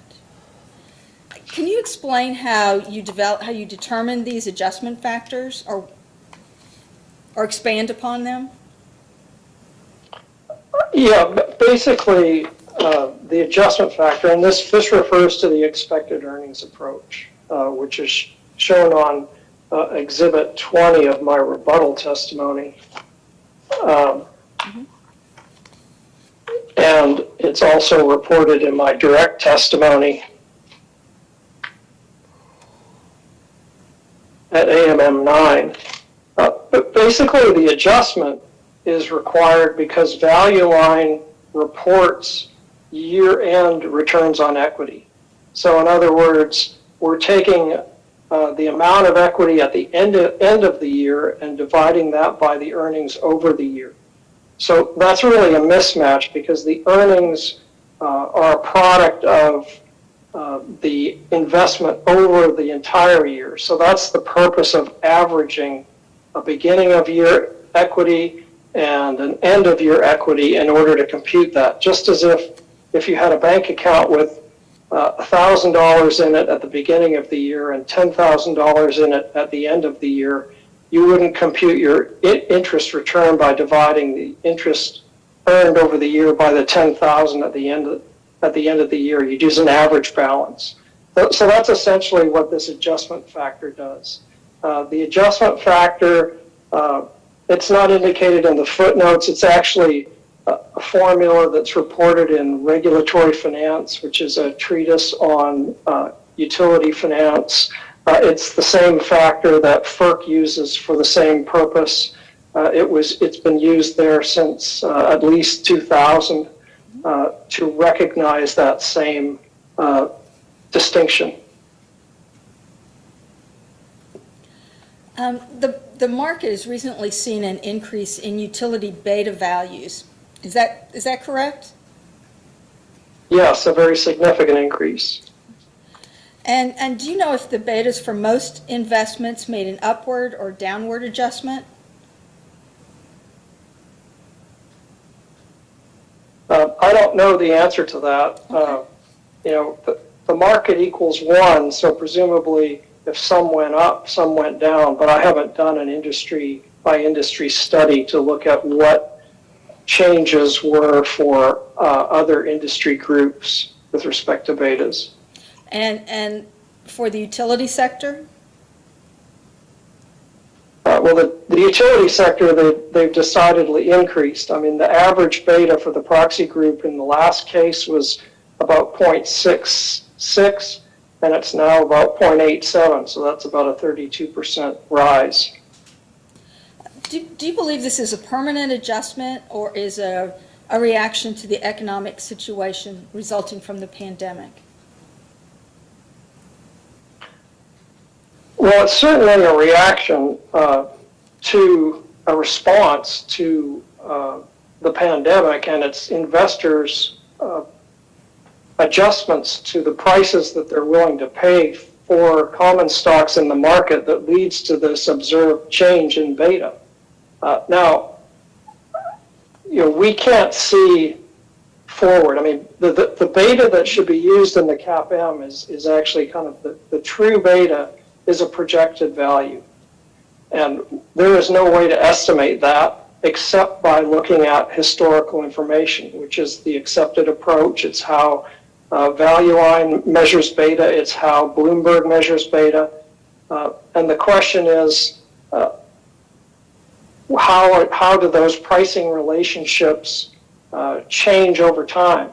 I mean, in this case, none of us have the ability to see into the future to see what relationship utility stock prices will have to the broader market going forward. But in my view, there is no basis to ignore the actual behavior that took place earlier this year, which indicates a sharp change in beta values and an upward revision in the risk perceptions of investors.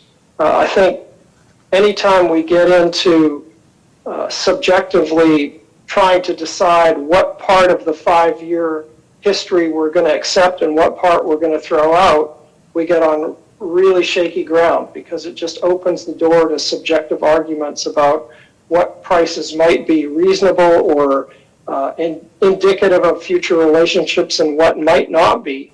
I think beta has been an accepted risk measure at the Commission.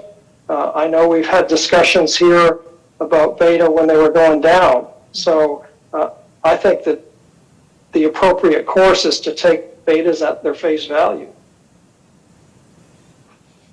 Thank you. That answered all of staff's questions. We have nothing further. Mr. West or Mr. Cook for Attorney General? Any questions, Mr. West? Yes, Your Honor. Hello, McKenzie. Mr. McKenzie, how are you doing? I'm well, thank you, sir. I want to start out with some questions about your analysis of the utility proxy group. When you initially calculated your DCF, in this case, you excluded 6 low-end estimates, correct?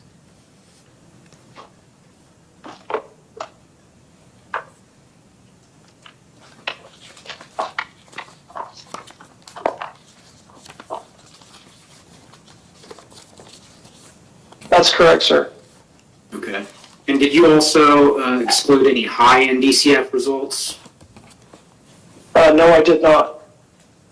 In fact, did you keep one in your analysis that was actually 13.6%? Yes, that's correct. I discussed that in my testimony. In my most recent analysis, the number is still 13.6. It's for Sempra under the value line growth estimates. Yeah. When was the last time a 13.6 return on equity was approved by a commission in a rate case?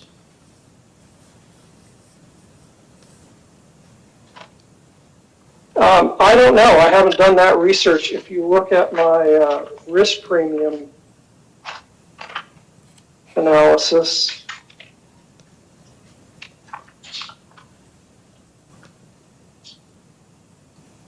let's see.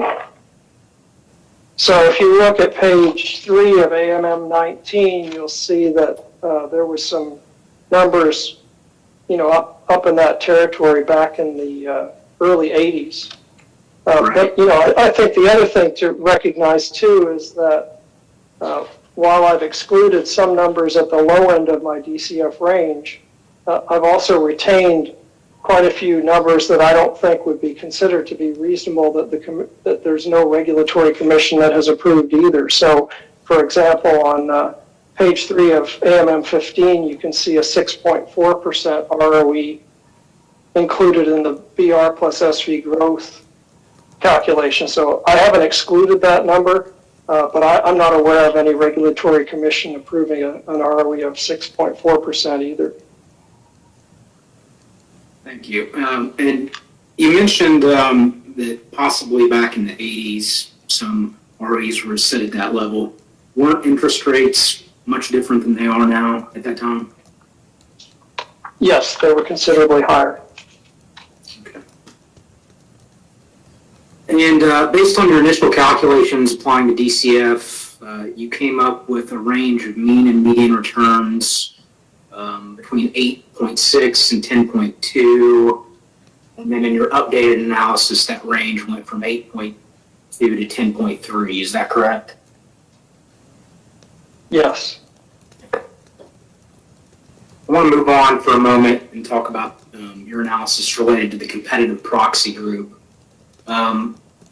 Is it fair to say that utilities reap certain economic benefits that make them attractive to potential investors that your typical unregulated competitive firm working in an open market would not have access to?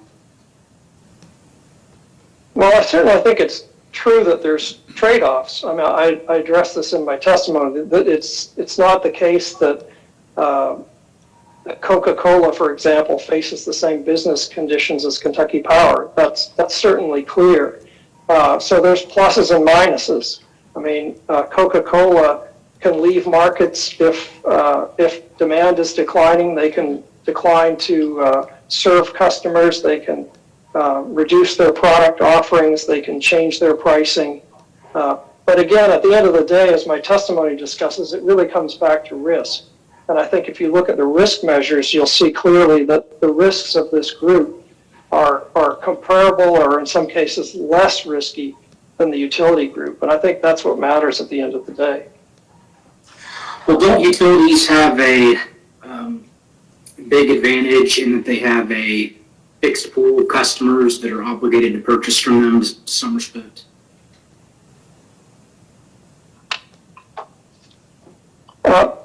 Yes, that's true, that utilities, by and large, don't face competition. So they're the only game in town, and if you want electricity delivered to your home, then you need to purchase service from that one company. But again, that specific fact doesn't necessarily indicate that the utility is higher or lower risk than any particular firm in the competitive sector.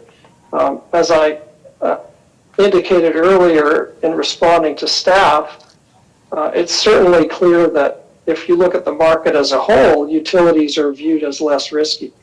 But in the case of the non-utility group that I've identified in my testimony, I don't believe that's true, and I presented evidence to demonstrate that. Okay, let's talk about some of that. Could staff bring up AMM 21 in the rebuttal testimony of Mr. McKenzie? Sure. Zach, I don't know if you caught that. This is Mr. McKenzie's rebuttal testimony, which is the document you had just brought up, and it's Exhibit AMM1. Is that correct, Mr. Wentz? AMM 21, and that's at page 170 of the PDF that was filed.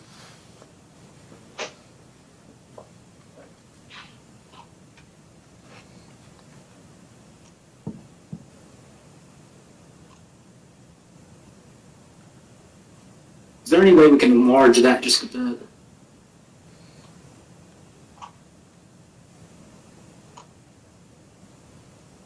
So, Mr. McKenzie, can you see the exhibit on the screen?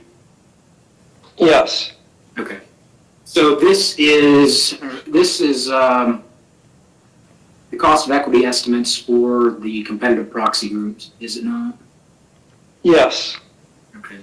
And just, we were already talking about this, so I thought I'd skip ahead to it, but can you just explain why Kentucky Power should earn a comparable return to, say, Lockheed Martin, Coke, Pepsi, Walmart, Apple, some of the companies listed on this exhibit? Yeah, sure. I mean, this goes back to the very fundamental standards that underlie a return, which we discussed from a financial standpoint earlier in the day. We all agreed that as risk goes up, return goes up. And for comparably risky investments, the returns should be comparable. So if, when a common equity investor is trying to decide where to put their money, they are not restricted to considering only utility stocks. They can invest their money in Lockheed Martin and Coca-Cola. And if you look, for example, at Coca-Cola, you're looking at a company with an A+ bond rating, an A1 rating from Moody's, the highest safety rank that Value Line issues. So it's a very strong firm with dependable earnings. It's paid regular dividends for many years. It's an established product. So it's not just the case that because Coca-Cola is selling soft drinks, that it's inherently riskier than Kentucky Power. I think if you look at the legal standards underlying a fair rate of return, and I'm not a lawyer, but interpreting those, again, the Supreme Court in Hope and Bluefield is saying that the return has to be commensurate with opportunities of comparable risk. It didn't say other utilities or other utilities with the same credit ratings. It said other investment opportunities. And Mr. Bodino recognizes this in his testimony as well. But to go back to your discussion with Ms. Vinsel, in general, you would say that investing in a utility presents less risk than in other industries, in competitive industries. Well, if we're looking at it on an industry by industry basis. Again, what I told her was I haven't done a comparison of various industry groups to decide which industries might be higher risk than utilities and which might be lower. I think as a general proposition, we're all agreed that utilities are less risky than the market as a whole. But when it comes to individual companies, that's a different proposition. Again, if you look at Johnson & Johnson, that's an established company that has a AAA rating. I mean, it has a rating that's the same as the U.S. government. So it's not a high-risk common stock. It's a very conservative common stock. And from that standpoint, I think this non-utility analysis is an important benchmark. And that's all it is. I haven't used that as the basis of my recommendation, but I do believe it deserves consideration. Okay, one final question, or maybe two, on competitive proxy, the competitive proxy group, and then I'll move on. But on page 14 of your initial testimony, you said that the average and midpoint DCF estimates for the low-risk group of firms in the competitive sector of the economy range from 9.5 to 10.8 before consideration of flotation costs. Just to be clear, and I'm sure we all know this, but the 9.5 represents the average and not the low end that you analyzed, correct? That's correct. Okay. So it would be fair to say that some investors in the competitive proxy group are accepting returns below the 9.5%. Correct? Yes, the DCF results in that respect are analogous to those for the utility proxy group. I mean, we have a range of results, some high, some low, and the effort in trying to identify this unobservable quantity is to distill that range down to a more discrete quantity. Okay. I want to move on and ask a couple questions about the impact that COVID had on your analysis or has had on the industry. On page 36 of your initial testimony, you said that it would be unreasonable to disregard current capital market conditions in establishing a fair rate of return, or return on equity, I'm sorry. You say that the challenges posed by the COVID-19 crisis have the potential to significantly impact the financial pressure of the investor-owned utilities, increasing the overall level of investor risk, will have to be addressed by state regulators. Am I quoting you correctly on that? Yes. Okay. When you initially calculated your DCF, it was apparently you retrieved the data in May of 2020. Does that seem about right?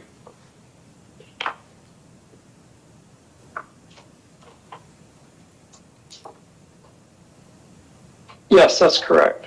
Okay. Wouldn't it be fair to say that, given the timing of COVID-19 and the response to it, the DCF calculations that you arrived at may have already accounted for the volatility and uncertainty associated with COVID, given that, we're talking 6 months or 6 weeks or 2 months after COVID emerged? Well, I think the stock prices at May 1st certainly reflected some aspects of the COVID pandemic and the market's reaction. I think you could argue about whether analysts had enough time at that point to incorporate their expectations about what that might mean going forward into their growth rates. And I think part of the issue back then when I originally filed my direct testimony is just the high degree of uncertainty and not knowing where the markets were going to head from that point. So I think there was a greater degree of uncertainty about market direction when I did my analysis that are included in my direct testimony. That's fair. And isn't, on some level, isn't uncertainty equated with risk or a greater degree of risk? Yes, that's true. Well, if we could pause for just a moment, I think we have someone, a caller, is their phone on.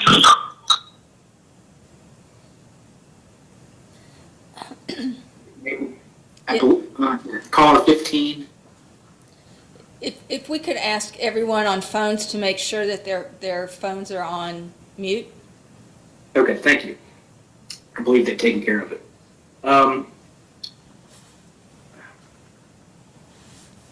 So I'm going to move on to another general question. I believe Ms. Bensel may have touched on this with you, but I want to make sure I understand your answer, and maybe my question's a little bit different, but it's regarding beta values, and you all discussed the fact that in the utility industry, betas have increased recently, and I believe you said that would, by implication, mean that betas in other industries have decreased. But my question is whether it's possible that those betas could return to their pre-COVID levels fairly quickly. Do you have any insight on that? Well, I don't have any insight for you into what will actually transpire. If I did, I'd love to share it with you, and we could both go live on an island somewhere. But, you know, it's certainly possible. I mean, betas change over time. There's no question about that. They respond in kind with changes in stock prices. So they will presumably change one way or another over time, but we don't know how. There's nothing to say that the market couldn't go through another period of disruption just as it did back in March going forward. I mean, in response to some development that we don't know, whether to do with COVID or some other financial, political, or other crisis. So the point is not that betas will be forever constant, but the point is that the information that we have now is the best we have now, and that in my view, ignoring it or tinkering with it or suggesting that somehow because it moved in one particular direction or another, it's now no longer valid, I think that's dangerous. Well, if betas in the utility group increase or decrease, one or the other in the future, is, in your opinion, is it more likely that they decrease or increase from their current levels? Yeah, I can't put a probability on that. I mean, it all depends, again, on how utility stock prices move going forward relative to the market. So I can certainly grant that if they return to their old pattern of behavior, by and large, over time, utility betas could moderate. But as I just indicated, it's possible they could increase. I mean, we don't know. And that's why I think the best course is to use the accepted published benchmark, which has been used in rate cases for many, many years, and that's the value line betas. Thank you. Moving on to, I just have a couple questions about a previous commission case that you may or may not be aware of. Have you had an opportunity to review the commission's final order in the Duke Energy Kentucky case in 2020-271 that was issued earlier this year? Yes. Okay. And you're aware that the commission awarded a 9.25 return to Duke in that case? Yes, I'm aware of it, and I'm also aware of a number of distinctions which I think warrants them not doing that in this proceeding. Well, that's fine. I appreciate that, and I believe you spelled that out in your testimony or rebuttal testimony, did you not?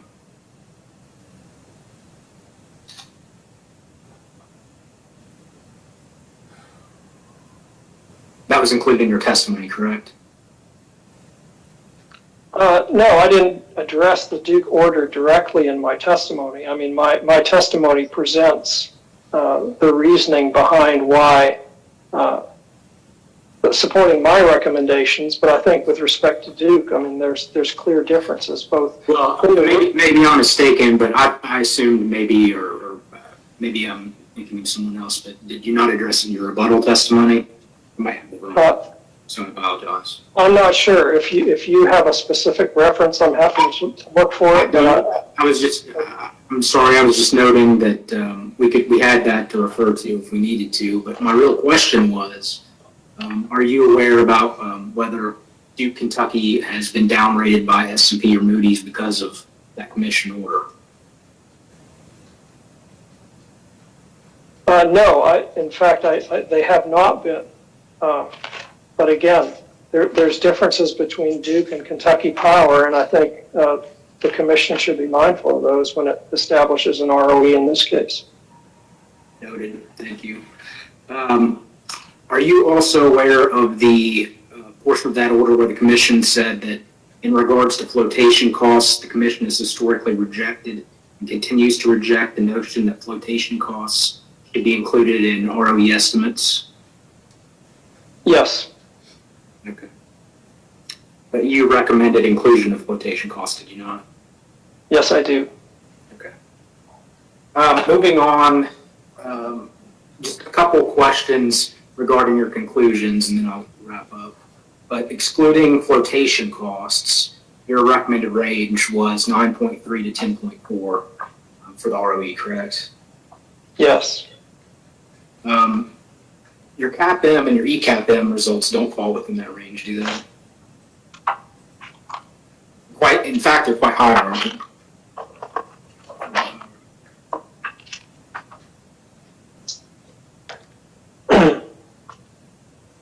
Yeah, and as is the expected earnings. So all of those numbers fall outside the range. The only, and so does the DCF. So what we're really trying to do is take some disparate results and distill them down to a reasonable range that reflects the cost of equity, and that's what I've tried to do. Did you say a reasonable range? Yes, I believe the 9.3 to 10.4 is a reasonable range, excluding flotation costs. So if your results from your CAPM analysis and your ECAPM analysis all exceeded the upper bound of the range that you're saying is reasonable, would that make them unreasonable? No, I don't believe so. I mean, again, the CAPM, ECAPM, and expected earnings approaches all produce numbers that are above the top of my range. But the range is constructed based on those values and considering the range of outcomes, including the risk premium and DCF numbers. So it's not a question of suggesting that because the CAPM numbers fall outside the range I've distilled from those results that they're somehow rendered unreasonable. Okay. Just a couple more questions about the CAPM and the ECAPM. And I want to go back to, if you recall, the table that you looked at with Nancy, Ms. Vinsel in her cross-examination previously, where you showed the average allowed ROEs in 2020. I believe it was table R1 on R5 of your rebuttal testimony. We don't have to pull it up or look back at it. I mean, I think you recall that the average was in the 9.69.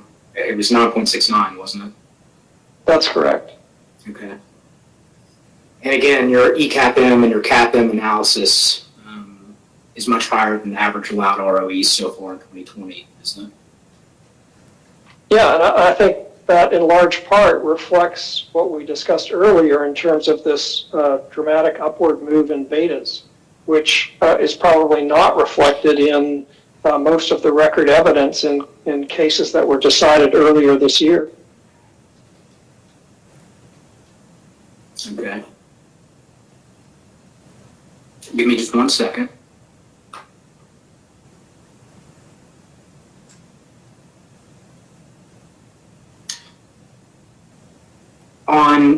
In your rebuttal testimony, don't you state that allowed ROE should be used to evaluate whether recommended ROE is sufficient to meet regulatory standards?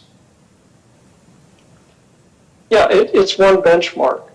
It has limitations. I don't think the commission should look blindly to determinations based on RRA and make a finding with respect to Kentucky Power using that. I think they need to take a broader approach and consider the record evidence in this proceeding, but it certainly is one benchmark. Understood. Thank you.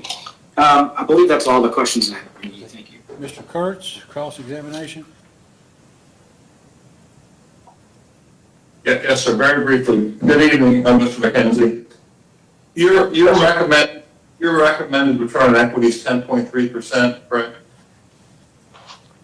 Yes. Okay. That's an after-tax return on equity? Yes. Okay, for rate-making purposes, the utility has to recover a pre-tax return to yield your recommended after-tax return of 10.3%, correct?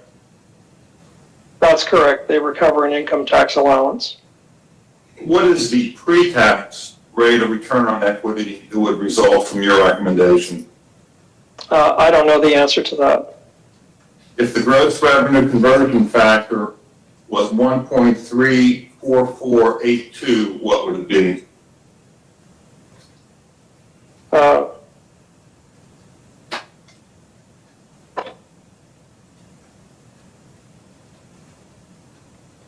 What did you say that was? 1.34482.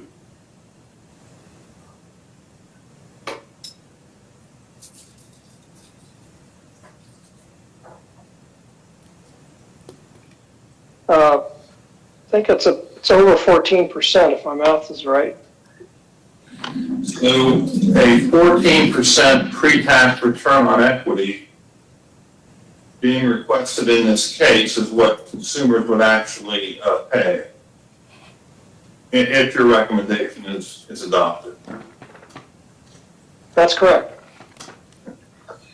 How did your recommendation take into account that the company's proposed 13% base rate increase would substantially hurt the economy of Eastern Kentucky, which is already one of the weakest economies in the United States?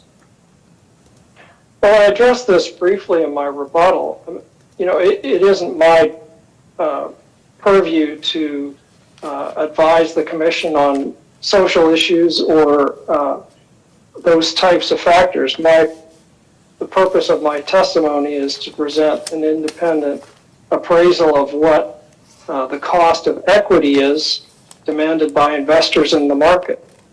So that cost is not driven by the specific situation faced by ratepayers within the service territory. It's just like the cost of any other input, it's determined in a market.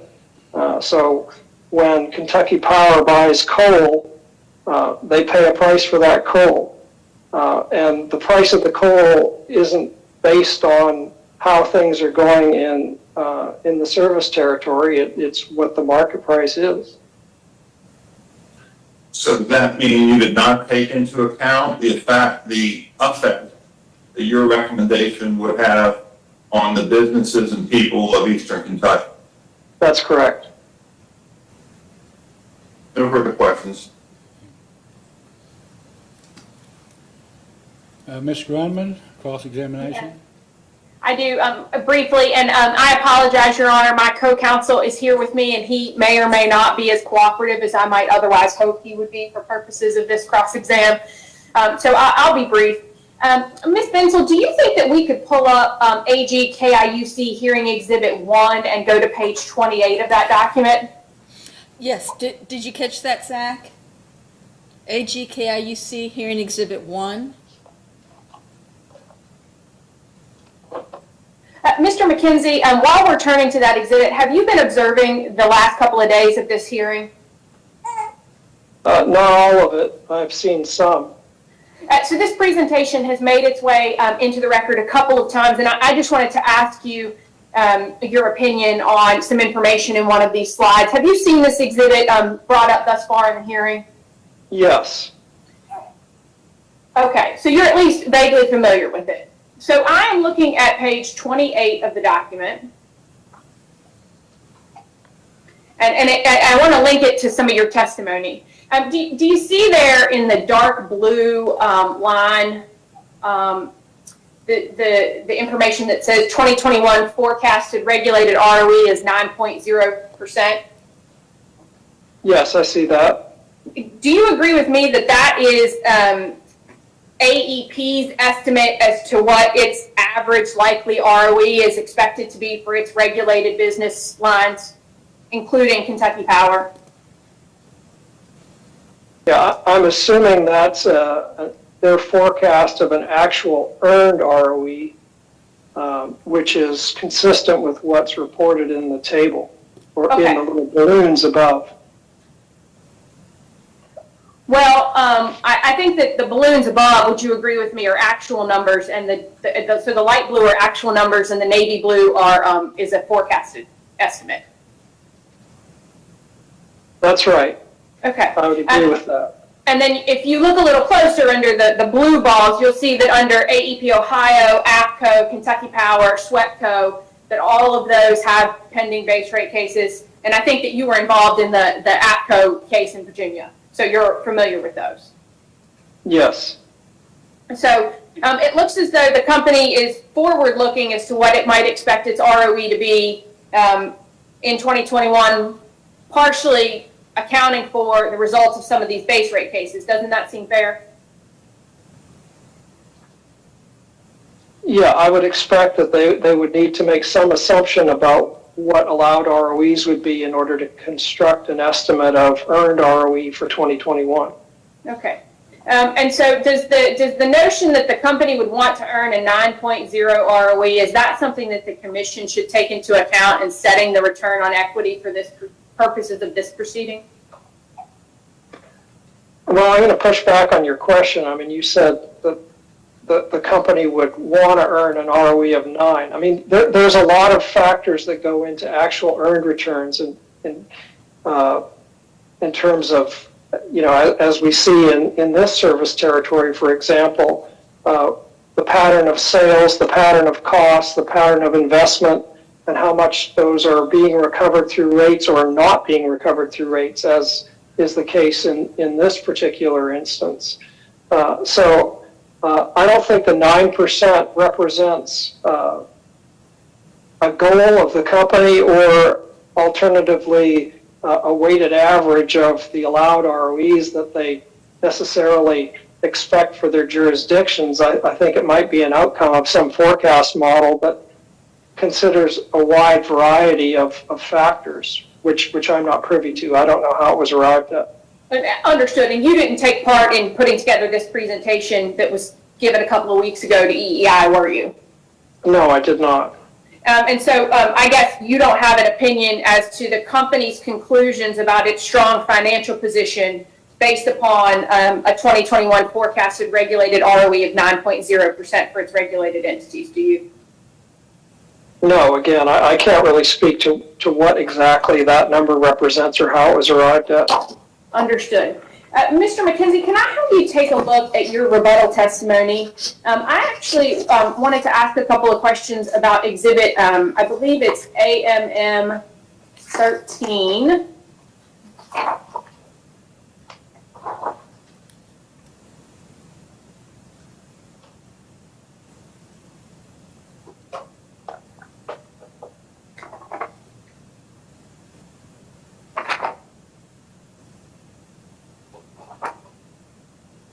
I'm there. The question that I have about this document that I'm trying to understand is you have identified the document as state allowed ROEs. Is that fair? Yes. And so when you say that, for example, Duke Energy Corporation has an allowed ROE of 10.10, you've taken this document from Value Line, is that right? That's correct. This is what Value Line is reporting to investors in their individual reports for the various companies listed.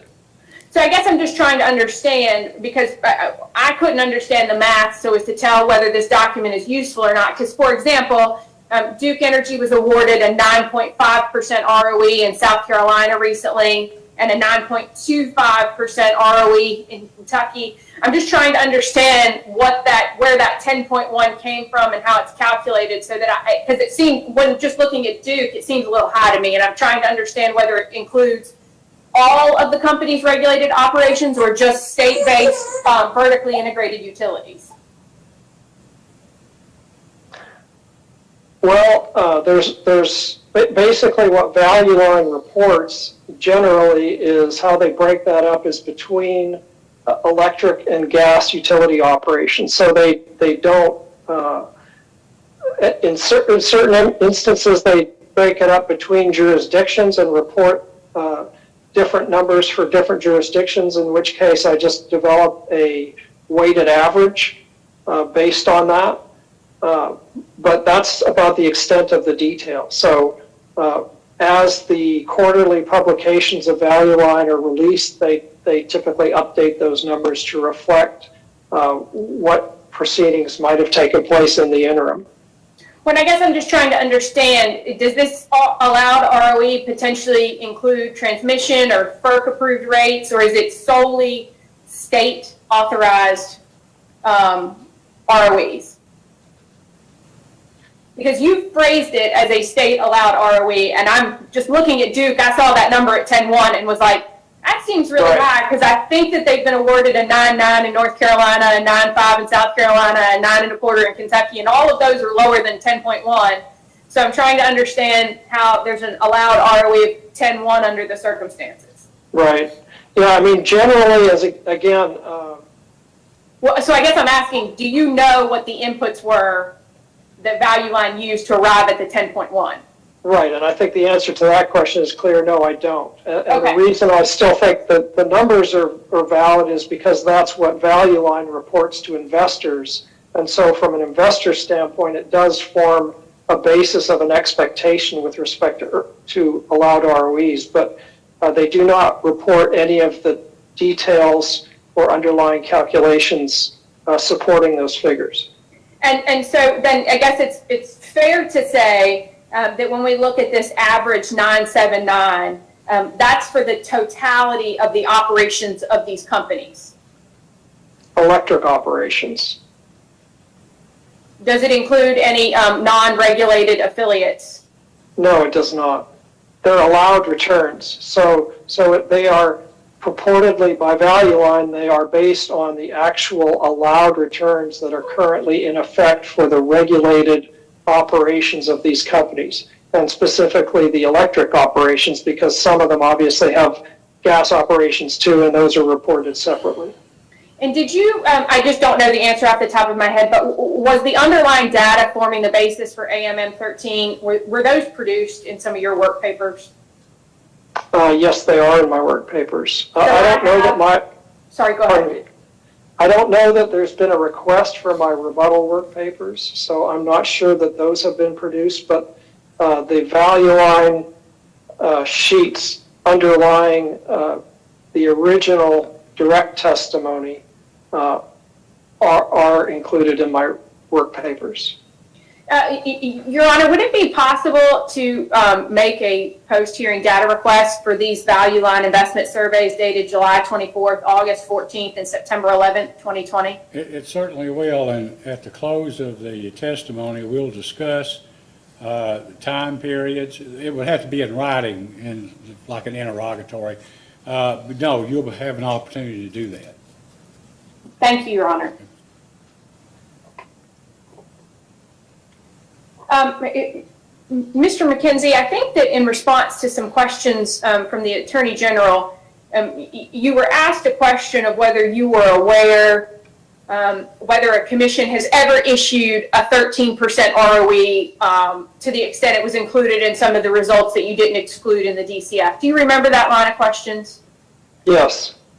And do you, so when you're forming your estimates as to what an appropriate return on equity would be, do you look, does it matter to you that if awarded, your requested ROE would be essentially the highest ROE awarded in the last 18 months across the country to any utility? Well, my recommendation certainly isn't predicated on the findings of regulatory agencies in prior proceedings. It's predicated on the analyses that I've presented in my testimony. So there isn't a direct connection between regulatory findings in other cases and my recommendation, no. Okay. Okay. The only clarification I would add is that my risk premium approach is predicated entirely on the findings of regulatory agencies, but it's over a long period of time, back to 1974, and then it's also adjusted for changes in interest rates over that study period. But again, it is based on regulatory findings directly. Understood. Mr. McKenzie, can I ask you to turn to page R2 of your rebuttal testimony, focusing on figure R-1?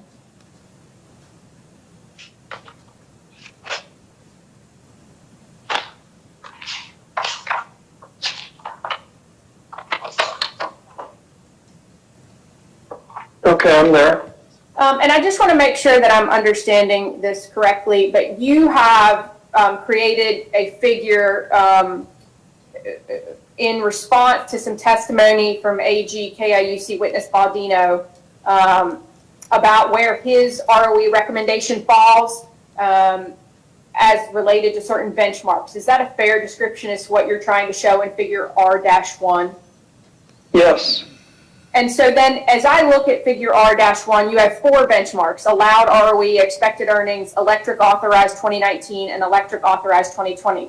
Is that fair? Yes. And the large bars, the large thick bars, so I apologize, my copy is here is in black and white. That is the range of results that your analysis reveals for each of those 4 benchmarks? That's correct. And then the dark line that runs horizontally across that, that's Mr. Baldino's, those are his conclusions and his ROE results at 9.0, correct? Yes, that's correct. And so they fall within the range for each of these 4 metrics, do they not? Yes, they fall within the range, although considerably below the indicated average.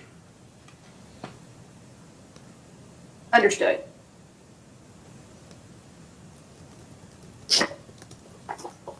I don't have any further questions at this time. Thank you, Mr. McKenzie. Thank you. Mr. Spinard, questions? Yes, Mr. Chairman, just a few. Good evening. Can you hear me, Mr. McKenzie? Yes, sir, I can. Thank you. Thank you. Could staff please share on the screen a cross-examination exhibit? It's the application, Section 3, Volume 2, McKenzie Direct Testimony, page 7. Is that document available? Yes, Mr. Spinard, it should be available. Sure, thank you. I'm going to give them a little help. Zach, we're talking about document number 9.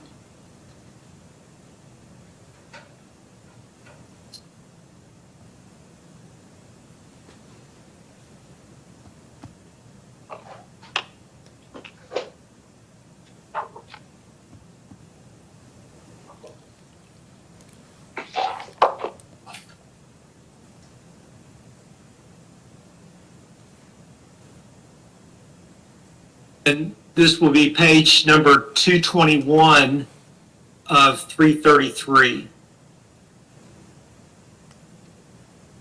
Good, thank you, thank you. There is a question that begins on line 9, question number 13. What part does regulation play in ensuring that Kentucky Power has access to capital under reasonable terms and on a sustainable basis? Do you see that question? Yes, sir. Okay, and beginning on line 12, the answer, the first sentence, regulatory signals are a major driver of investors' risk assessment for utilities. Do you see that? Yes. With regard to the phrase regulatory signals, what does the phrase regulatory signals comprise? Well, in my view, it would really come down to the actions as well as pronouncements from regulatory agencies with respect to rate cases, rate proceedings, and other proceedings involving the utility. And I apologize that I'm trying to get on, I appreciate that answer to get on the same page. For example, is it your testimony that the commission order that will be produced from this application falls within the set of regulatory signals? Sure, I think that's true. I think the commission's order in any proceeding will be examined by investors and evaluated with respect to how whatever actions the commission took in that particular proceeding would impact that utility as well as perhaps other utilities that operate in the state. Okay.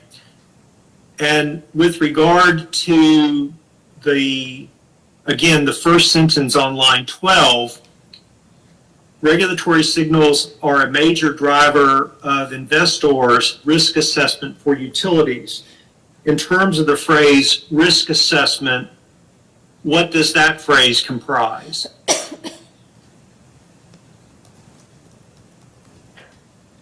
Well, it really comprises, I guess there's a couple of things. First is the security of the capital that's invested in the utility. So certainly debt investors are concerned with the ability to of the utility to meet the obligations under the debt instrument itself and repay the principal.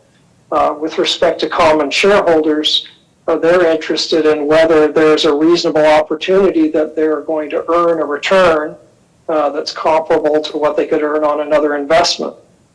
So I think those are the two major issues with respect to what drives the risk is the uncertainty surrounding those events. And again, this is your testimony. I'm just trying to make sure I'm on the same page in terms of when you say risk assessment, that phrase, that ties into the investor's view as to the uncertainty associated with the return, or did I miss that? No, that's part of it. And again, I mean, regulatory signals are one driver. They're not the sole driver, but they're certainly a consideration.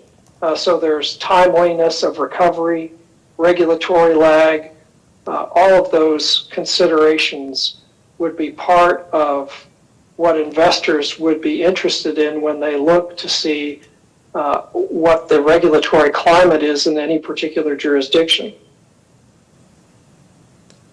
So perhaps this can be wrapped up with one more question. With regard to the regulatory signals, are regulatory signals for Kentucky Power Company, are they more or less unique to Kentucky Power Company, or is the regulatory signals associated with Kentucky Power Company, do they share those with the rest of the AEP family?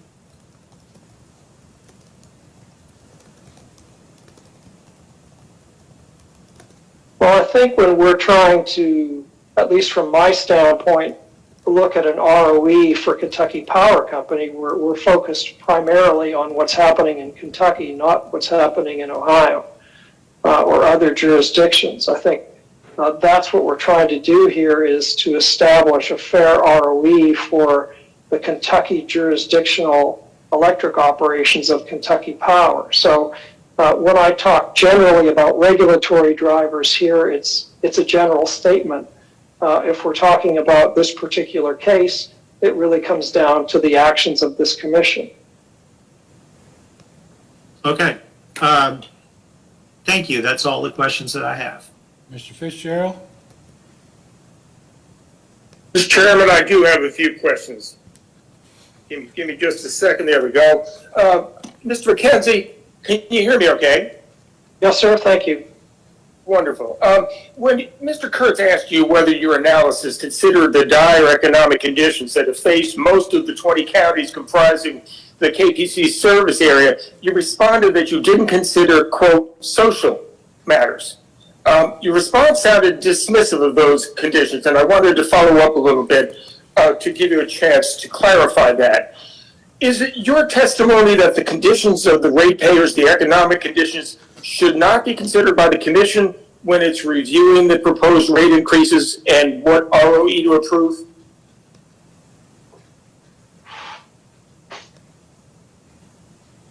Well, I think, clearly we're in agreement that the commission's job is to balance the interests of consumers and investors. So I don't dispute that. I think there are various regulatory standards that have been established that provide the commission with guidance as to how to accomplish that. And there are regulatory and judicial standards governing what a fair rate of return is. And I'm certainly not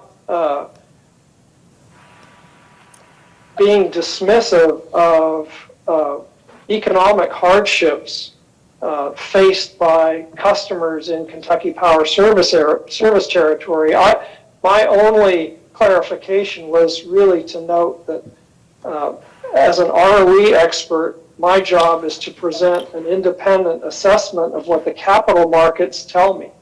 And that assessment doesn't really involve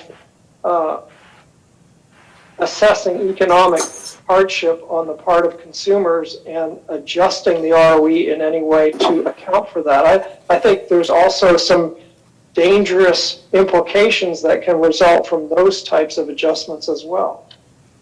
Okay, that was what I was trying to clarify, because you weren't suggesting that those considerations are not appropriate for the commission. It's just that they weren't part of your particular analysis. They're not part of my analysis, and they also, again, I mean, purely from the standpoint of a regulatory analyst looking at the cost of equity and looking at the financial integrity and health and viability of the utility, I would suggest that deviating markedly from the market cost of equity presents a lot of challenges and pitfalls ultimately for consumers as well, because if the utility is unable to earn a fair ROE, that has implications for reliability ultimately, and the quality of service ultimately. And I think obviously there's fairness issues to investors as well in terms of what a return should be granted for them putting up their capital. So it's not a swag where we get to say, well, things are tough in the service territory and the cost of equity is sort of an amorphous number. We know it's not a fixed number that we can look at in the market.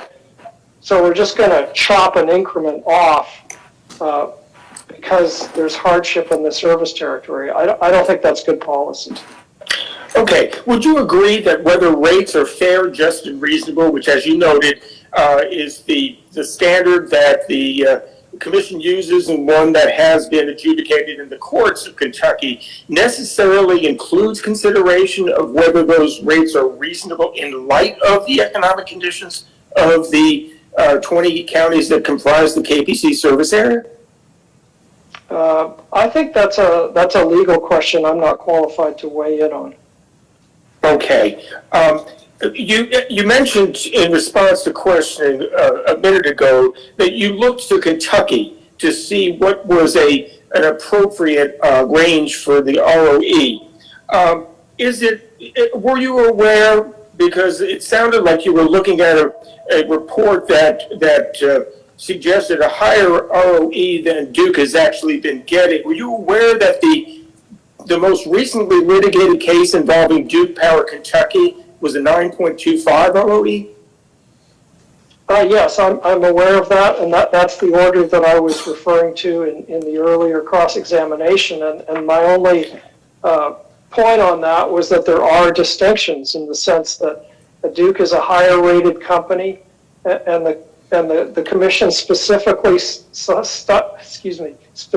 cited Duke's ability to mitigate regulatory lag when they gave that order. And if we look at President Madison's testimony with respect to earned ROEs for Kentucky Power, it presents a very different picture. This utility has not been able to mitigate regulatory lag. It's earning returns which are dramatically below what it's authorized. All right. Last question. Do you think that it's inappropriate in the balancing that you acknowledged has to occur between the interests of a utility that's been under-earning and a region that has been underemployed and is having a fairly dire economic time meeting its bills? Do you think it's appropriate that the commission consider something on the lower end of the ROE range rather than the gold plate or the gold standard? Well, I mean, again, you're putting me in a hard position because that's not really. Well, I tell you, the purpose of my testimony is to really give the commission the data it needs with respect to what the market demands. Now. Okay, well, I will ask you that question now. If it's a hard question for you, I wanted to distinguish your role is to produce one set of numbers and the commission's is to balance the interests of all of the parties in order to determine what's fair, just, and reasonable. You wouldn't disagree with that, would you? No, I wouldn't disagree with that. Okay, well, I appreciate your time and didn't need to put you in a hard spot. Mr. Miller or Mr. Childers, cross-examination? Hi, Mr. Chairman, I'm back. Sierra Club has no questions. Thanks a lot. Mr. Fry? No questions at this time, Mr. Chairman. And Vice Chairman Chandler? Chairman, I do have a couple, and I'll try to make them quick. Good evening, Mr. McKenzie. How you doing? Wore out. It's been a long day, but thank you for asking. Let me just clarify. What role do the Hope and Bluefield cases that you cite on page 5 of your testimony play in your determination of an adequate or proposed return on equity? Well, I think it's important to go back to realize that, one thing the Hope and Bluefield cases don't do is they don't tell the commission how to come to an answer. So they specifically leave that up to the regulators. They do not specify a particular methodology that should be employed. It's the end result that matters. So with respect to the end result, my view is that there's a variety of methods that are accepted in terms of analyzing the market cost of equity. I think this commission noted in its order in the Duke case that it was appropriate to present multiple methodologies. That's what I've done. But I think, again, coming back to this end result standard, it's not a good end result if a commission authorizes an ROE of, let's say, 9.7%, and the utility is earning something less than 6%, or consistently earning less than 9.7%. That's a problem that needs to be addressed. And And I think that goes to the heart of the Hope and Bluefield standards. So let me ask on that front, have you provided the commission as it relates to the return on equity, the final product, the end result? Well, in my view, the purpose of my testimony is to present the market cost of equity. I'm recommending 10.3. The company is asking 10, and I'm supporting 10 as a reasonable end result. Right, but I just want to make sure I'm clear that as it relates to a return, you believe that your proposal is enough of an end result that the commission can accept it without making any other adjustments necessary to reflect the legal standards required. That's correct. Okay, so can we get, Mr. Rippey, can we get the document, I believe it would be page 219 if it was 221 earlier, but the document that Ms. Vinsel, was it number 9, Mr. McKenzie's direct testimony? Yes, that's correct, Vice Chair. I think it'll be number 9 at 219, Mr. Rippey. You might have shared that? And I believe this would be page 5 of your direct testimony, Mr. McKenzie. If it's easier to, you've got a version in front of you you prefer to look at. Thank you. I'll ask you to look at the screen in a minute, but I'd rather save your eyes until then. So, page 5, you cite both Hope and Bluefield. When we get there, just please confirm that.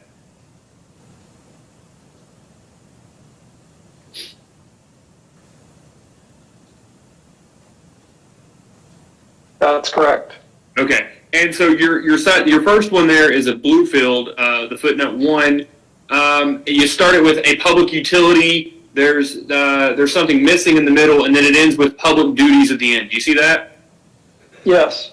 Okay, and have you read the Bluefield case, Bluefield Waterworks and Improvement Company versus Public Service Commission? Yes.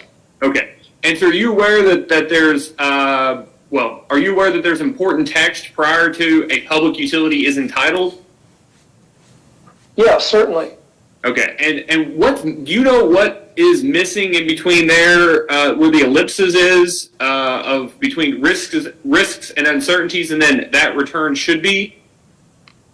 No, not offhand. Okay, so would you be surprised to know that it says, but it has no constitutional right to profits, such as are realized or anticipated in highly profitable enterprises or speculative ventures?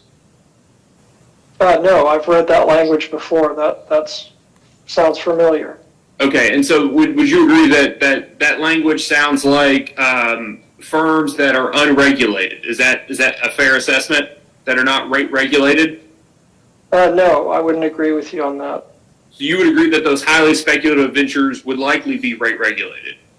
No, what I'm saying is that I don't agree that just because a firm is unregulated, that's a highly speculative venture. Yeah, and I apologize, that wasn't the question that I asked. I believe I meant to ask it the other way, which was, although it may be one, it's not necessarily the other, but you would agree that if it's highly speculative, it is not a rate regulated entity, correct? I see what you're saying. Yes, I would agree with that. Well, actually, let me take that back. Go ahead. There can be instances where rate-regulated firms can be considered highly speculative. So the most recent example would be PG&E.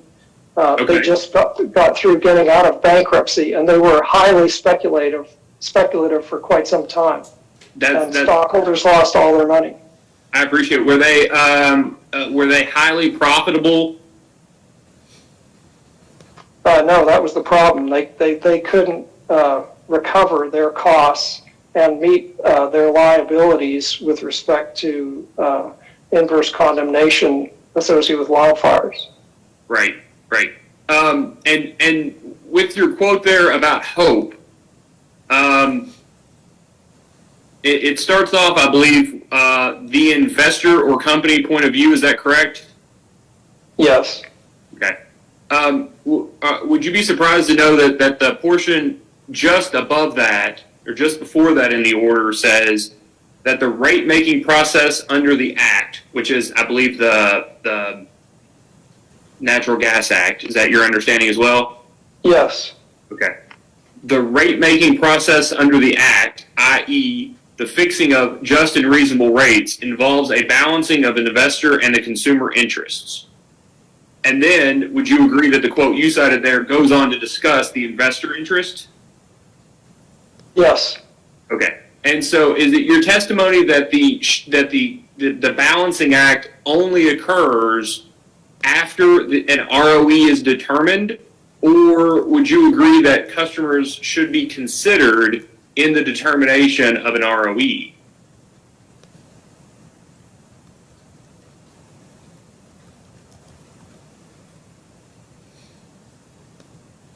Well, I think, I'm not trying to cop out here, but I think it does call a little bit for a legal opinion in terms of analyzing the exact language of Hope and Bluefield in terms of what that means. To me, again, it comes back to that end result, and is the end result fair? And the end result is, I think, clearly based on the language included in my testimony and also the language that you've supplied today, it does anticipate a balancing. I don't disagree with that whatsoever. Excuse sorry, me, I just wanted to clarify that my only point is that I don't think it's an imbalance for the company to be offered an opportunity to earn the market cost of equity, whatever the commission decides that actually is. Well, and that's what I wanted to ask about going back to the end result portion we talked about earlier. Is it your understanding, or let me ask this, is it your testimony that as it relates to return, what you've proposed is the end result in that matter? And are you proposing for the commission to make no adjustments in balancing the consumer interests in making the determination of the return on equity? Yeah, I think how the commission balances interests when it comes to the return on equity is to consider the record evidence in this proceeding and make a determination as to what the actual market cost of equity is. It's not. Excuse me, go ahead, Mr. McKinney. Well, I just wanted to clarify that, and again, I think I mentioned this earlier, it's not a question of deciding that, well, as a commission, we think the market cost of equity is 9.7, but we're going to cut it down to 9 because the economy is suffering. I think that's bad policy. Yeah, and what I want to be clear about, what I'm asking here is there's one of the things that was addressed in rebuttal testimony was one of the parties proposed an adjustment. The company said, we've already made that adjustment, right? And the concern was that it's unfair for the same adjustment to be made twice. What I'm effectively asking you is, have you balanced in your determination of your ROE recommendation the interests of investors and consumers insofar as it's included in your end product, or are you providing only the perspective of the investor and leaving the balancing of the consumer to the commission? I think when it comes to Hope and Bluefield and the requirements for a return, I think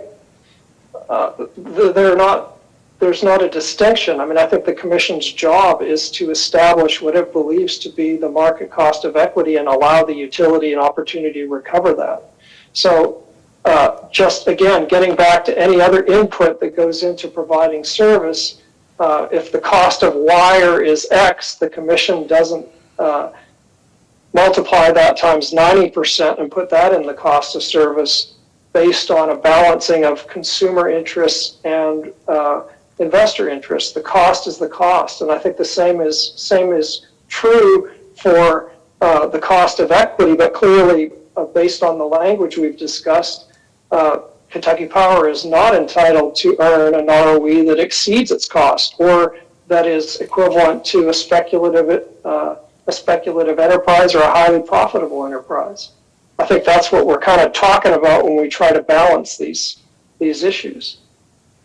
Yeah, and I can appreciate that understanding our role. I think I somewhat do. But what I'm wanting to make sure of in consideration of your evidence is, have you considered that, or should we assume that consumer interest has not necessarily been considered in the amounts that you've provided us? That's what I want to be sure of in this matter.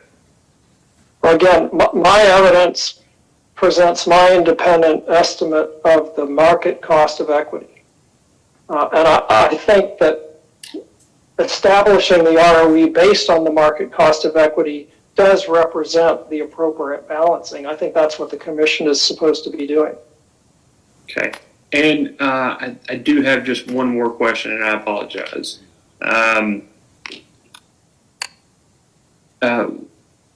One of the items that I believe is mentioned in your the Bluefield quote, maybe, is can you still see that?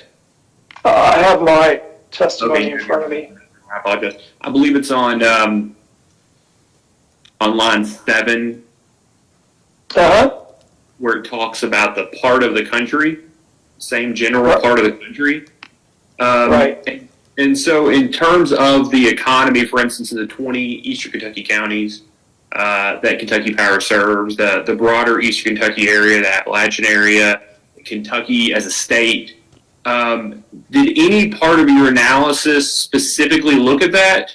Or was your analysis more generalized than looking at specifically the area in which Kentucky Power operates to determine if, I think the quote says that, the rates, the return, being made at the same time and in the same general part of the country on investments and other business undertakings, which are attended by corresponding risks and uncertainties. Yeah, I mean, it's difficult to translate that language into modern capital markets because obviously Kentucky Power and AEP are competing on a global basis for capital. And it's generally accepted that a utility, an investor in AEP, or let's take Kentucky Power, has the opportunity to invest in any number of other equivalent common stocks in the utility space. So it's really pretty impractical to think that we're going to go to Eastern Kentucky and find some kind of a comparable group on which to evaluate a fair ROE. I mean, I think in olden times when the Supreme Court was looking at this, there was the notion that we would look to non-regulated firms and see what they were learning. I don't mean to interrupt you, and I will ask the question and give you the opportunity, but I'm afraid we may have had an issue with our connection to the system, and it may have stopped recording, so I just want to make sure that's not the case. Yes, it's, What happened? I have to go check with Anthony. It's that failure that we experienced yesterday where they can't see the hearing. We can hear you now, Ms. Fensel. As far as we know, it's still working. I don't know. It's working again, Chairman. Ms. Fensel, you can hear us? Yes, we can hear you, Vice Chair. Okay, and can we just confirm that it's still recording and that it recorded throughout that period? It did. Okay, all right. So I apologize, Mr. McKenzie. Yeah, I think I was just wrapping up my answer, but I was just suggesting that it's really impractical to think that we could go to the company's service territory and look for investment businesses of comparable risk and develop a market return based on that kind of a notion, because capital markets are much broader. And I think back when the Supreme Court was looking at this, there was an idea that they would look to non-regulated businesses as the basis of the earned returns that were used in evaluating the fair ROE. But I think that's not really how that type of analysis should be done. Okay, but I just want to make sure that I'm clear. You did not, as part of your analysis, look at the returns or earnings of companies that do operate in Kentucky Power to determine whether the ROE proposed for Kentucky Power was appropriate in light of those circumstances. In light of businesses that are operating within the service territory of the utility? Right, the same general part of the country that Kentucky Power operates. I just want to confirm that was not the case. I did not do that. All right. I very much appreciate Mr. McKenzie sticking with us for 3 days. Thank you very much. Thank you, sir. Dr. Matthews, questions? I have one. Well, I have a question about timing. I know you said earlier, Mr. Chairman, that you would like to break by 6. Yes, but let's see if we can finish this witness and go on and. Well, oh, my concern is not so much myself, but the reams of notes that I see Mr. Garcia taking during everyone else's questioning. Well, Mr. Garcia can ask all the questions that he wants. Personally, I don't think it's necessary to have asked very many questions during the cross, but whatever, go ahead, let's finish it up. Unless, the only thing that would make me take a contrary position, would I'd want to first talk to Ms. Grunman and see how her law partner is doing, because that would be a primary concern. How's your partner, Ms. Grunman? My co-counsel has adopted a far more agreeable demeanor. Is prepared to join us for as long as we need. Okay, well, if that becomes a problem, you just let us know, okay? No, we're good. He had his moment. It corresponded with almost exactly when I was prepared to ask my cross. And then, of course, as soon as I was done, he was perfectly fine with quieting up and taking a nap. So thank you. All right, thank you. Dr. Maskey, do you have a question or two or three or whatever? I think maybe we can do it in one. When you're looking at the because is it not important that we look at relative risk of companies? Yes, it is important that we look at relative risk. And so forth. That's correct. So companies that have trackers, such as the fuel adjustment clause, companies that are granted the opportunity to earn their environmental surcharge mechanisms and so forth, those companies would be lower in risk in your group, correct? Yeah, other things equal. I mean, I addressed this in my testimony, and I presented it in my direct testimony. Exhibit AMM-3 compares the various regulatory mechanisms that are in place for the proxy group companies.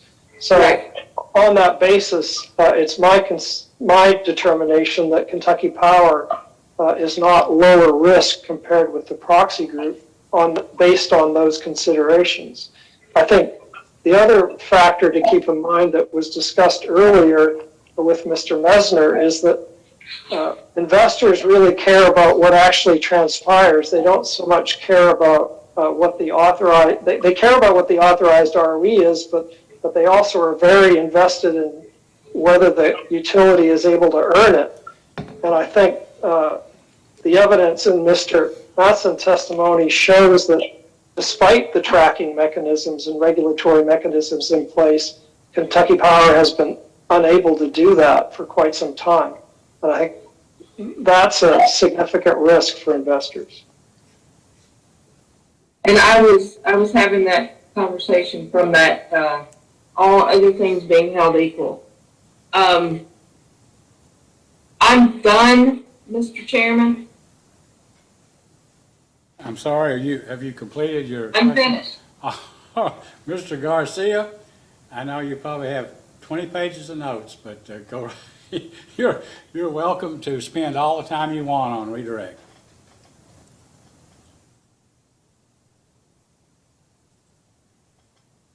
First of all, let me emphasize, I will ask the questions at your pleasure. If you would prefer that we go on, I am ready to proceed now, or let's go ahead and break for finish. the day, and If we finish now, we can start with Mr. Phillips in the morning, and I suspect your last 4 witnesses will probably take some time, so we might as well go ahead and finish this witness now and start fresh in the morning with someone else. I will do my effort to do it quicker, Your Honor, but You take whatever time you need. No, Mr. Garcia, you take whatever time you need. Don't worry about that. We don't want you to have every opportunity to ask every question that you'd like to ask, and that's only fair. I'll try to be efficient. I have been teased before about lawyer minutes, which are like 3 times longer than everybody else's minutes. I'm a lawyer. I'm on it. I know how lawyers are. Thank you, Your Honor. May I proceed? Yes, you may. Thank you. Mr. McKenzie, if I can draw your attention to AMM 21. You were asked questions about that? Yes.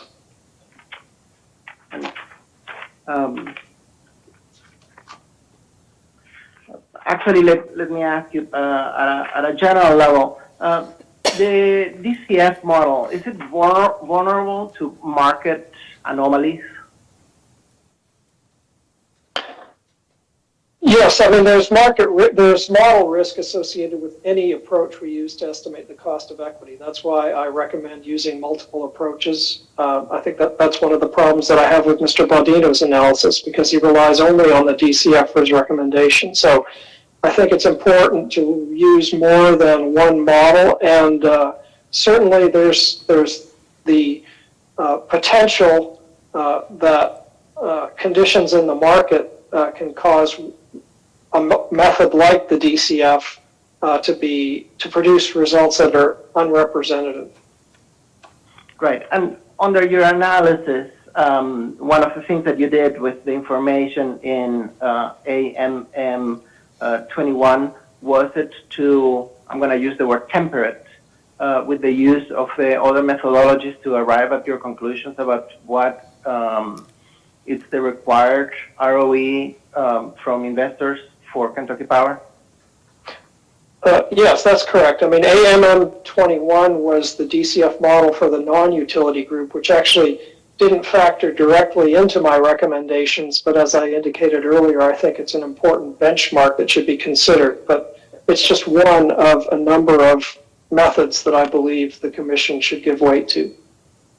And if I can then turn your attention on the same spirit of the question to AMM 14, which I think follows the question, the table that the exhibit that you were asked about AMM 13. So I'm asking you about AMM 14.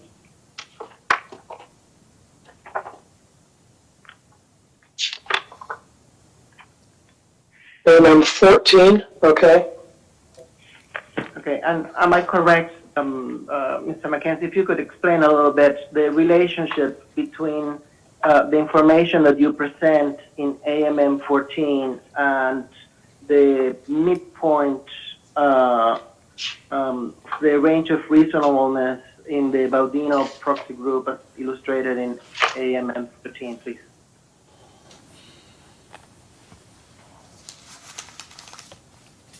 Okay, I'm having a little bit of a problem.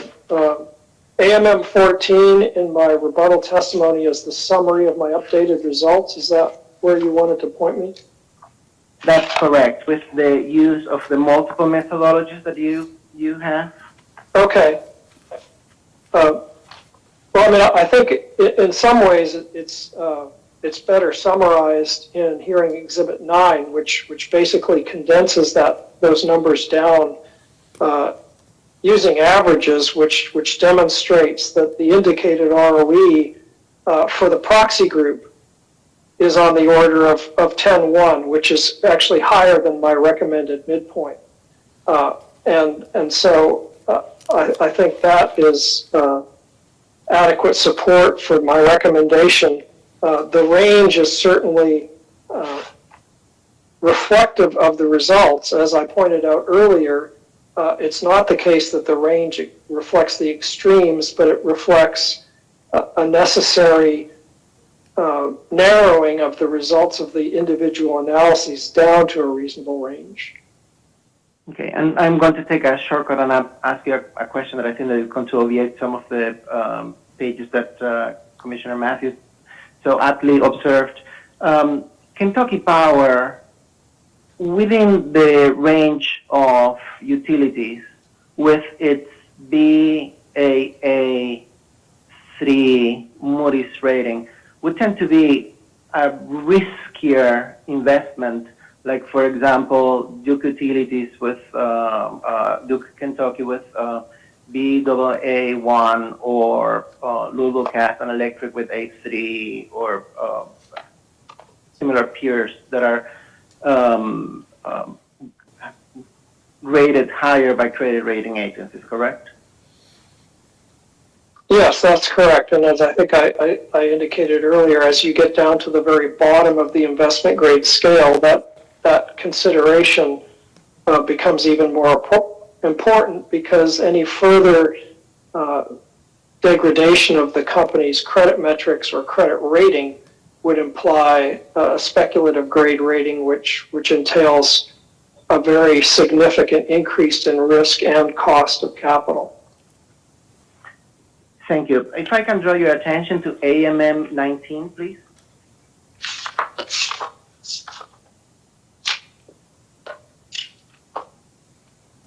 Okay, I'm there.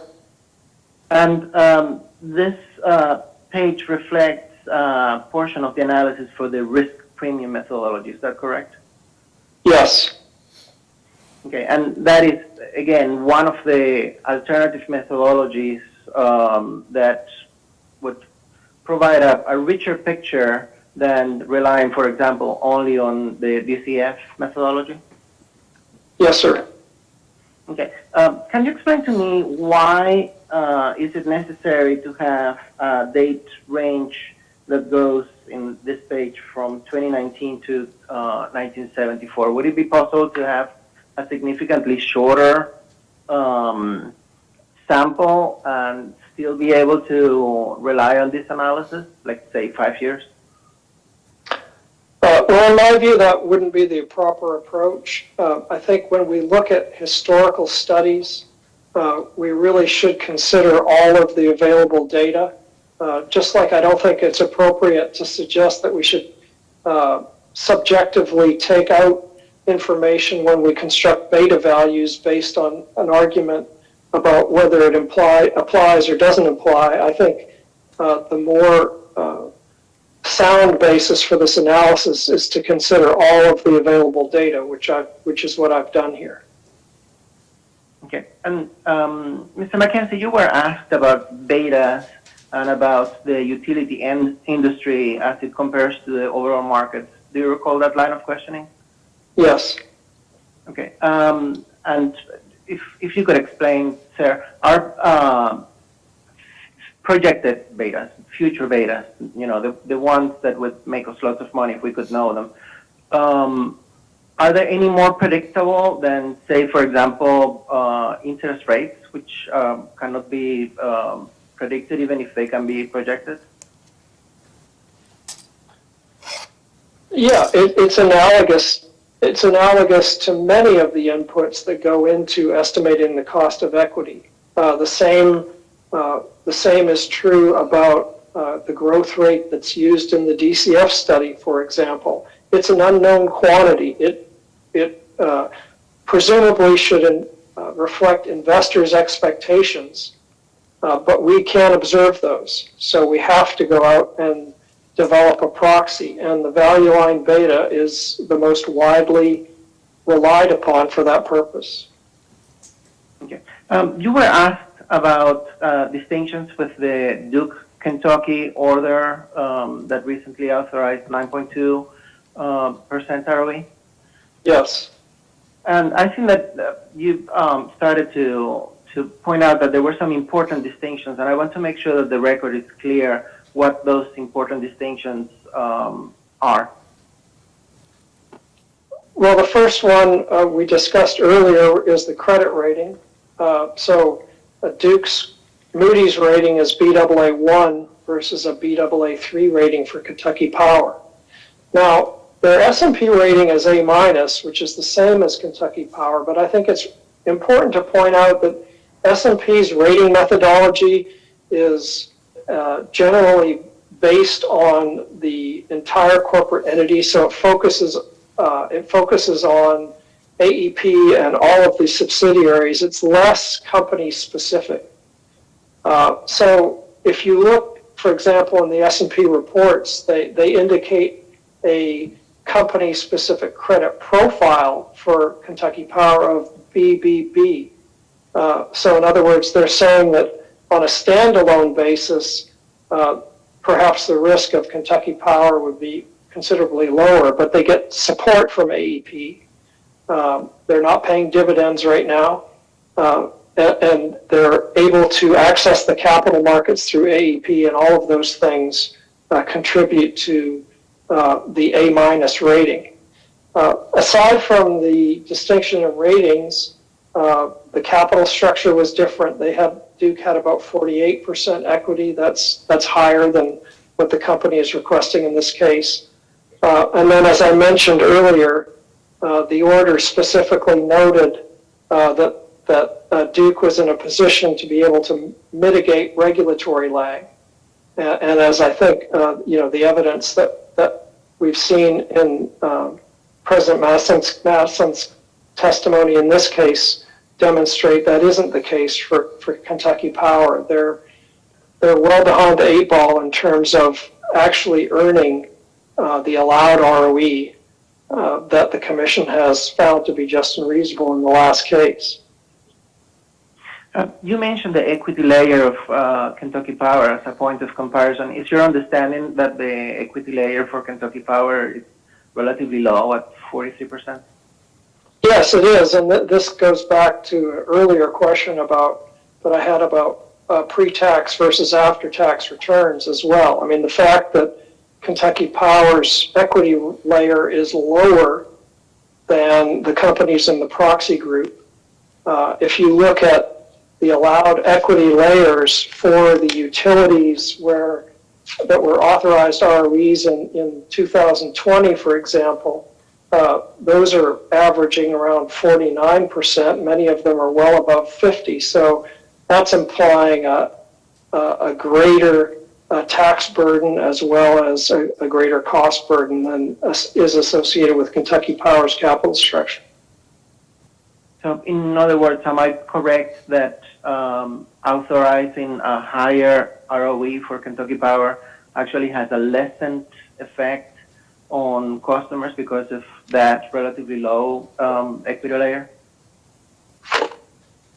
Yes, that's correct. And in fact, there's a chart in my direct testimony that illustrates that impact, that compares Kentucky Power's weighted average cost of equity with comparable statistics for others in the industry that were recently authorized at the time I prepared my direct testimony, and Kentucky Power's is right in the low end. Okay, you were asked some questions about the relationship between the ability of Kentucky Power to attract capital and the economic circumstances in its service territory. From an investor point of view, Mr. McKenzie, the economic condition of Kentucky Power, would that be a risk factor, actually would make an investment riskier and therefore would require a higher return? Yes, that's true. I mean, that is one of the features of the utility that credit rating agencies and other investors would consider, common equity investors would consider, because it directly impacts the utility's ability to earn a fair return and meet its financial obligations. So to the extent that the service territory is weak, that would imply greater risks to investors. And then let me then ask you one last question in connection with this. You were asked about the Bluefield and Hope standards, and it's your understanding, sir, that the interest of the consumers and the utilities are misaligned under the Hope and Bluefield standard, or are they consistent with each other? No, I think under the Hope and Bluefield standards, there's a balancing of those interests. So they would not be misaligned if those standards are applied. So let me ask you then one final question just to clarify that. Would it be bad for the customers of Kentucky Power if the company had an ROE that was insufficient to attract capital and assure financial integrity? Yes, there's definite harms that can come to consumers if the utility is unable to attract capital.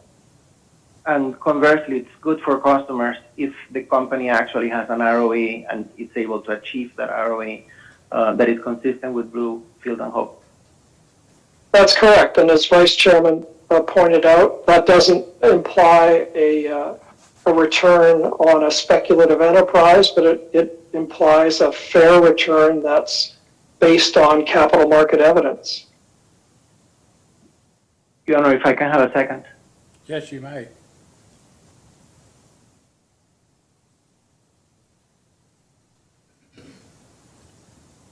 Your Honor, that's it. Okay, thank you. Well, we'll now go into recess until 9 o'clock in the morning, at which time we'll come back and I guess is Mr. Phillips our next witness? That's my understanding, Your Honor, yes. Okay, we'll now be in recess until 9 a.m. in the morning. Thank you all. Thank you, Your Honor. Thank you.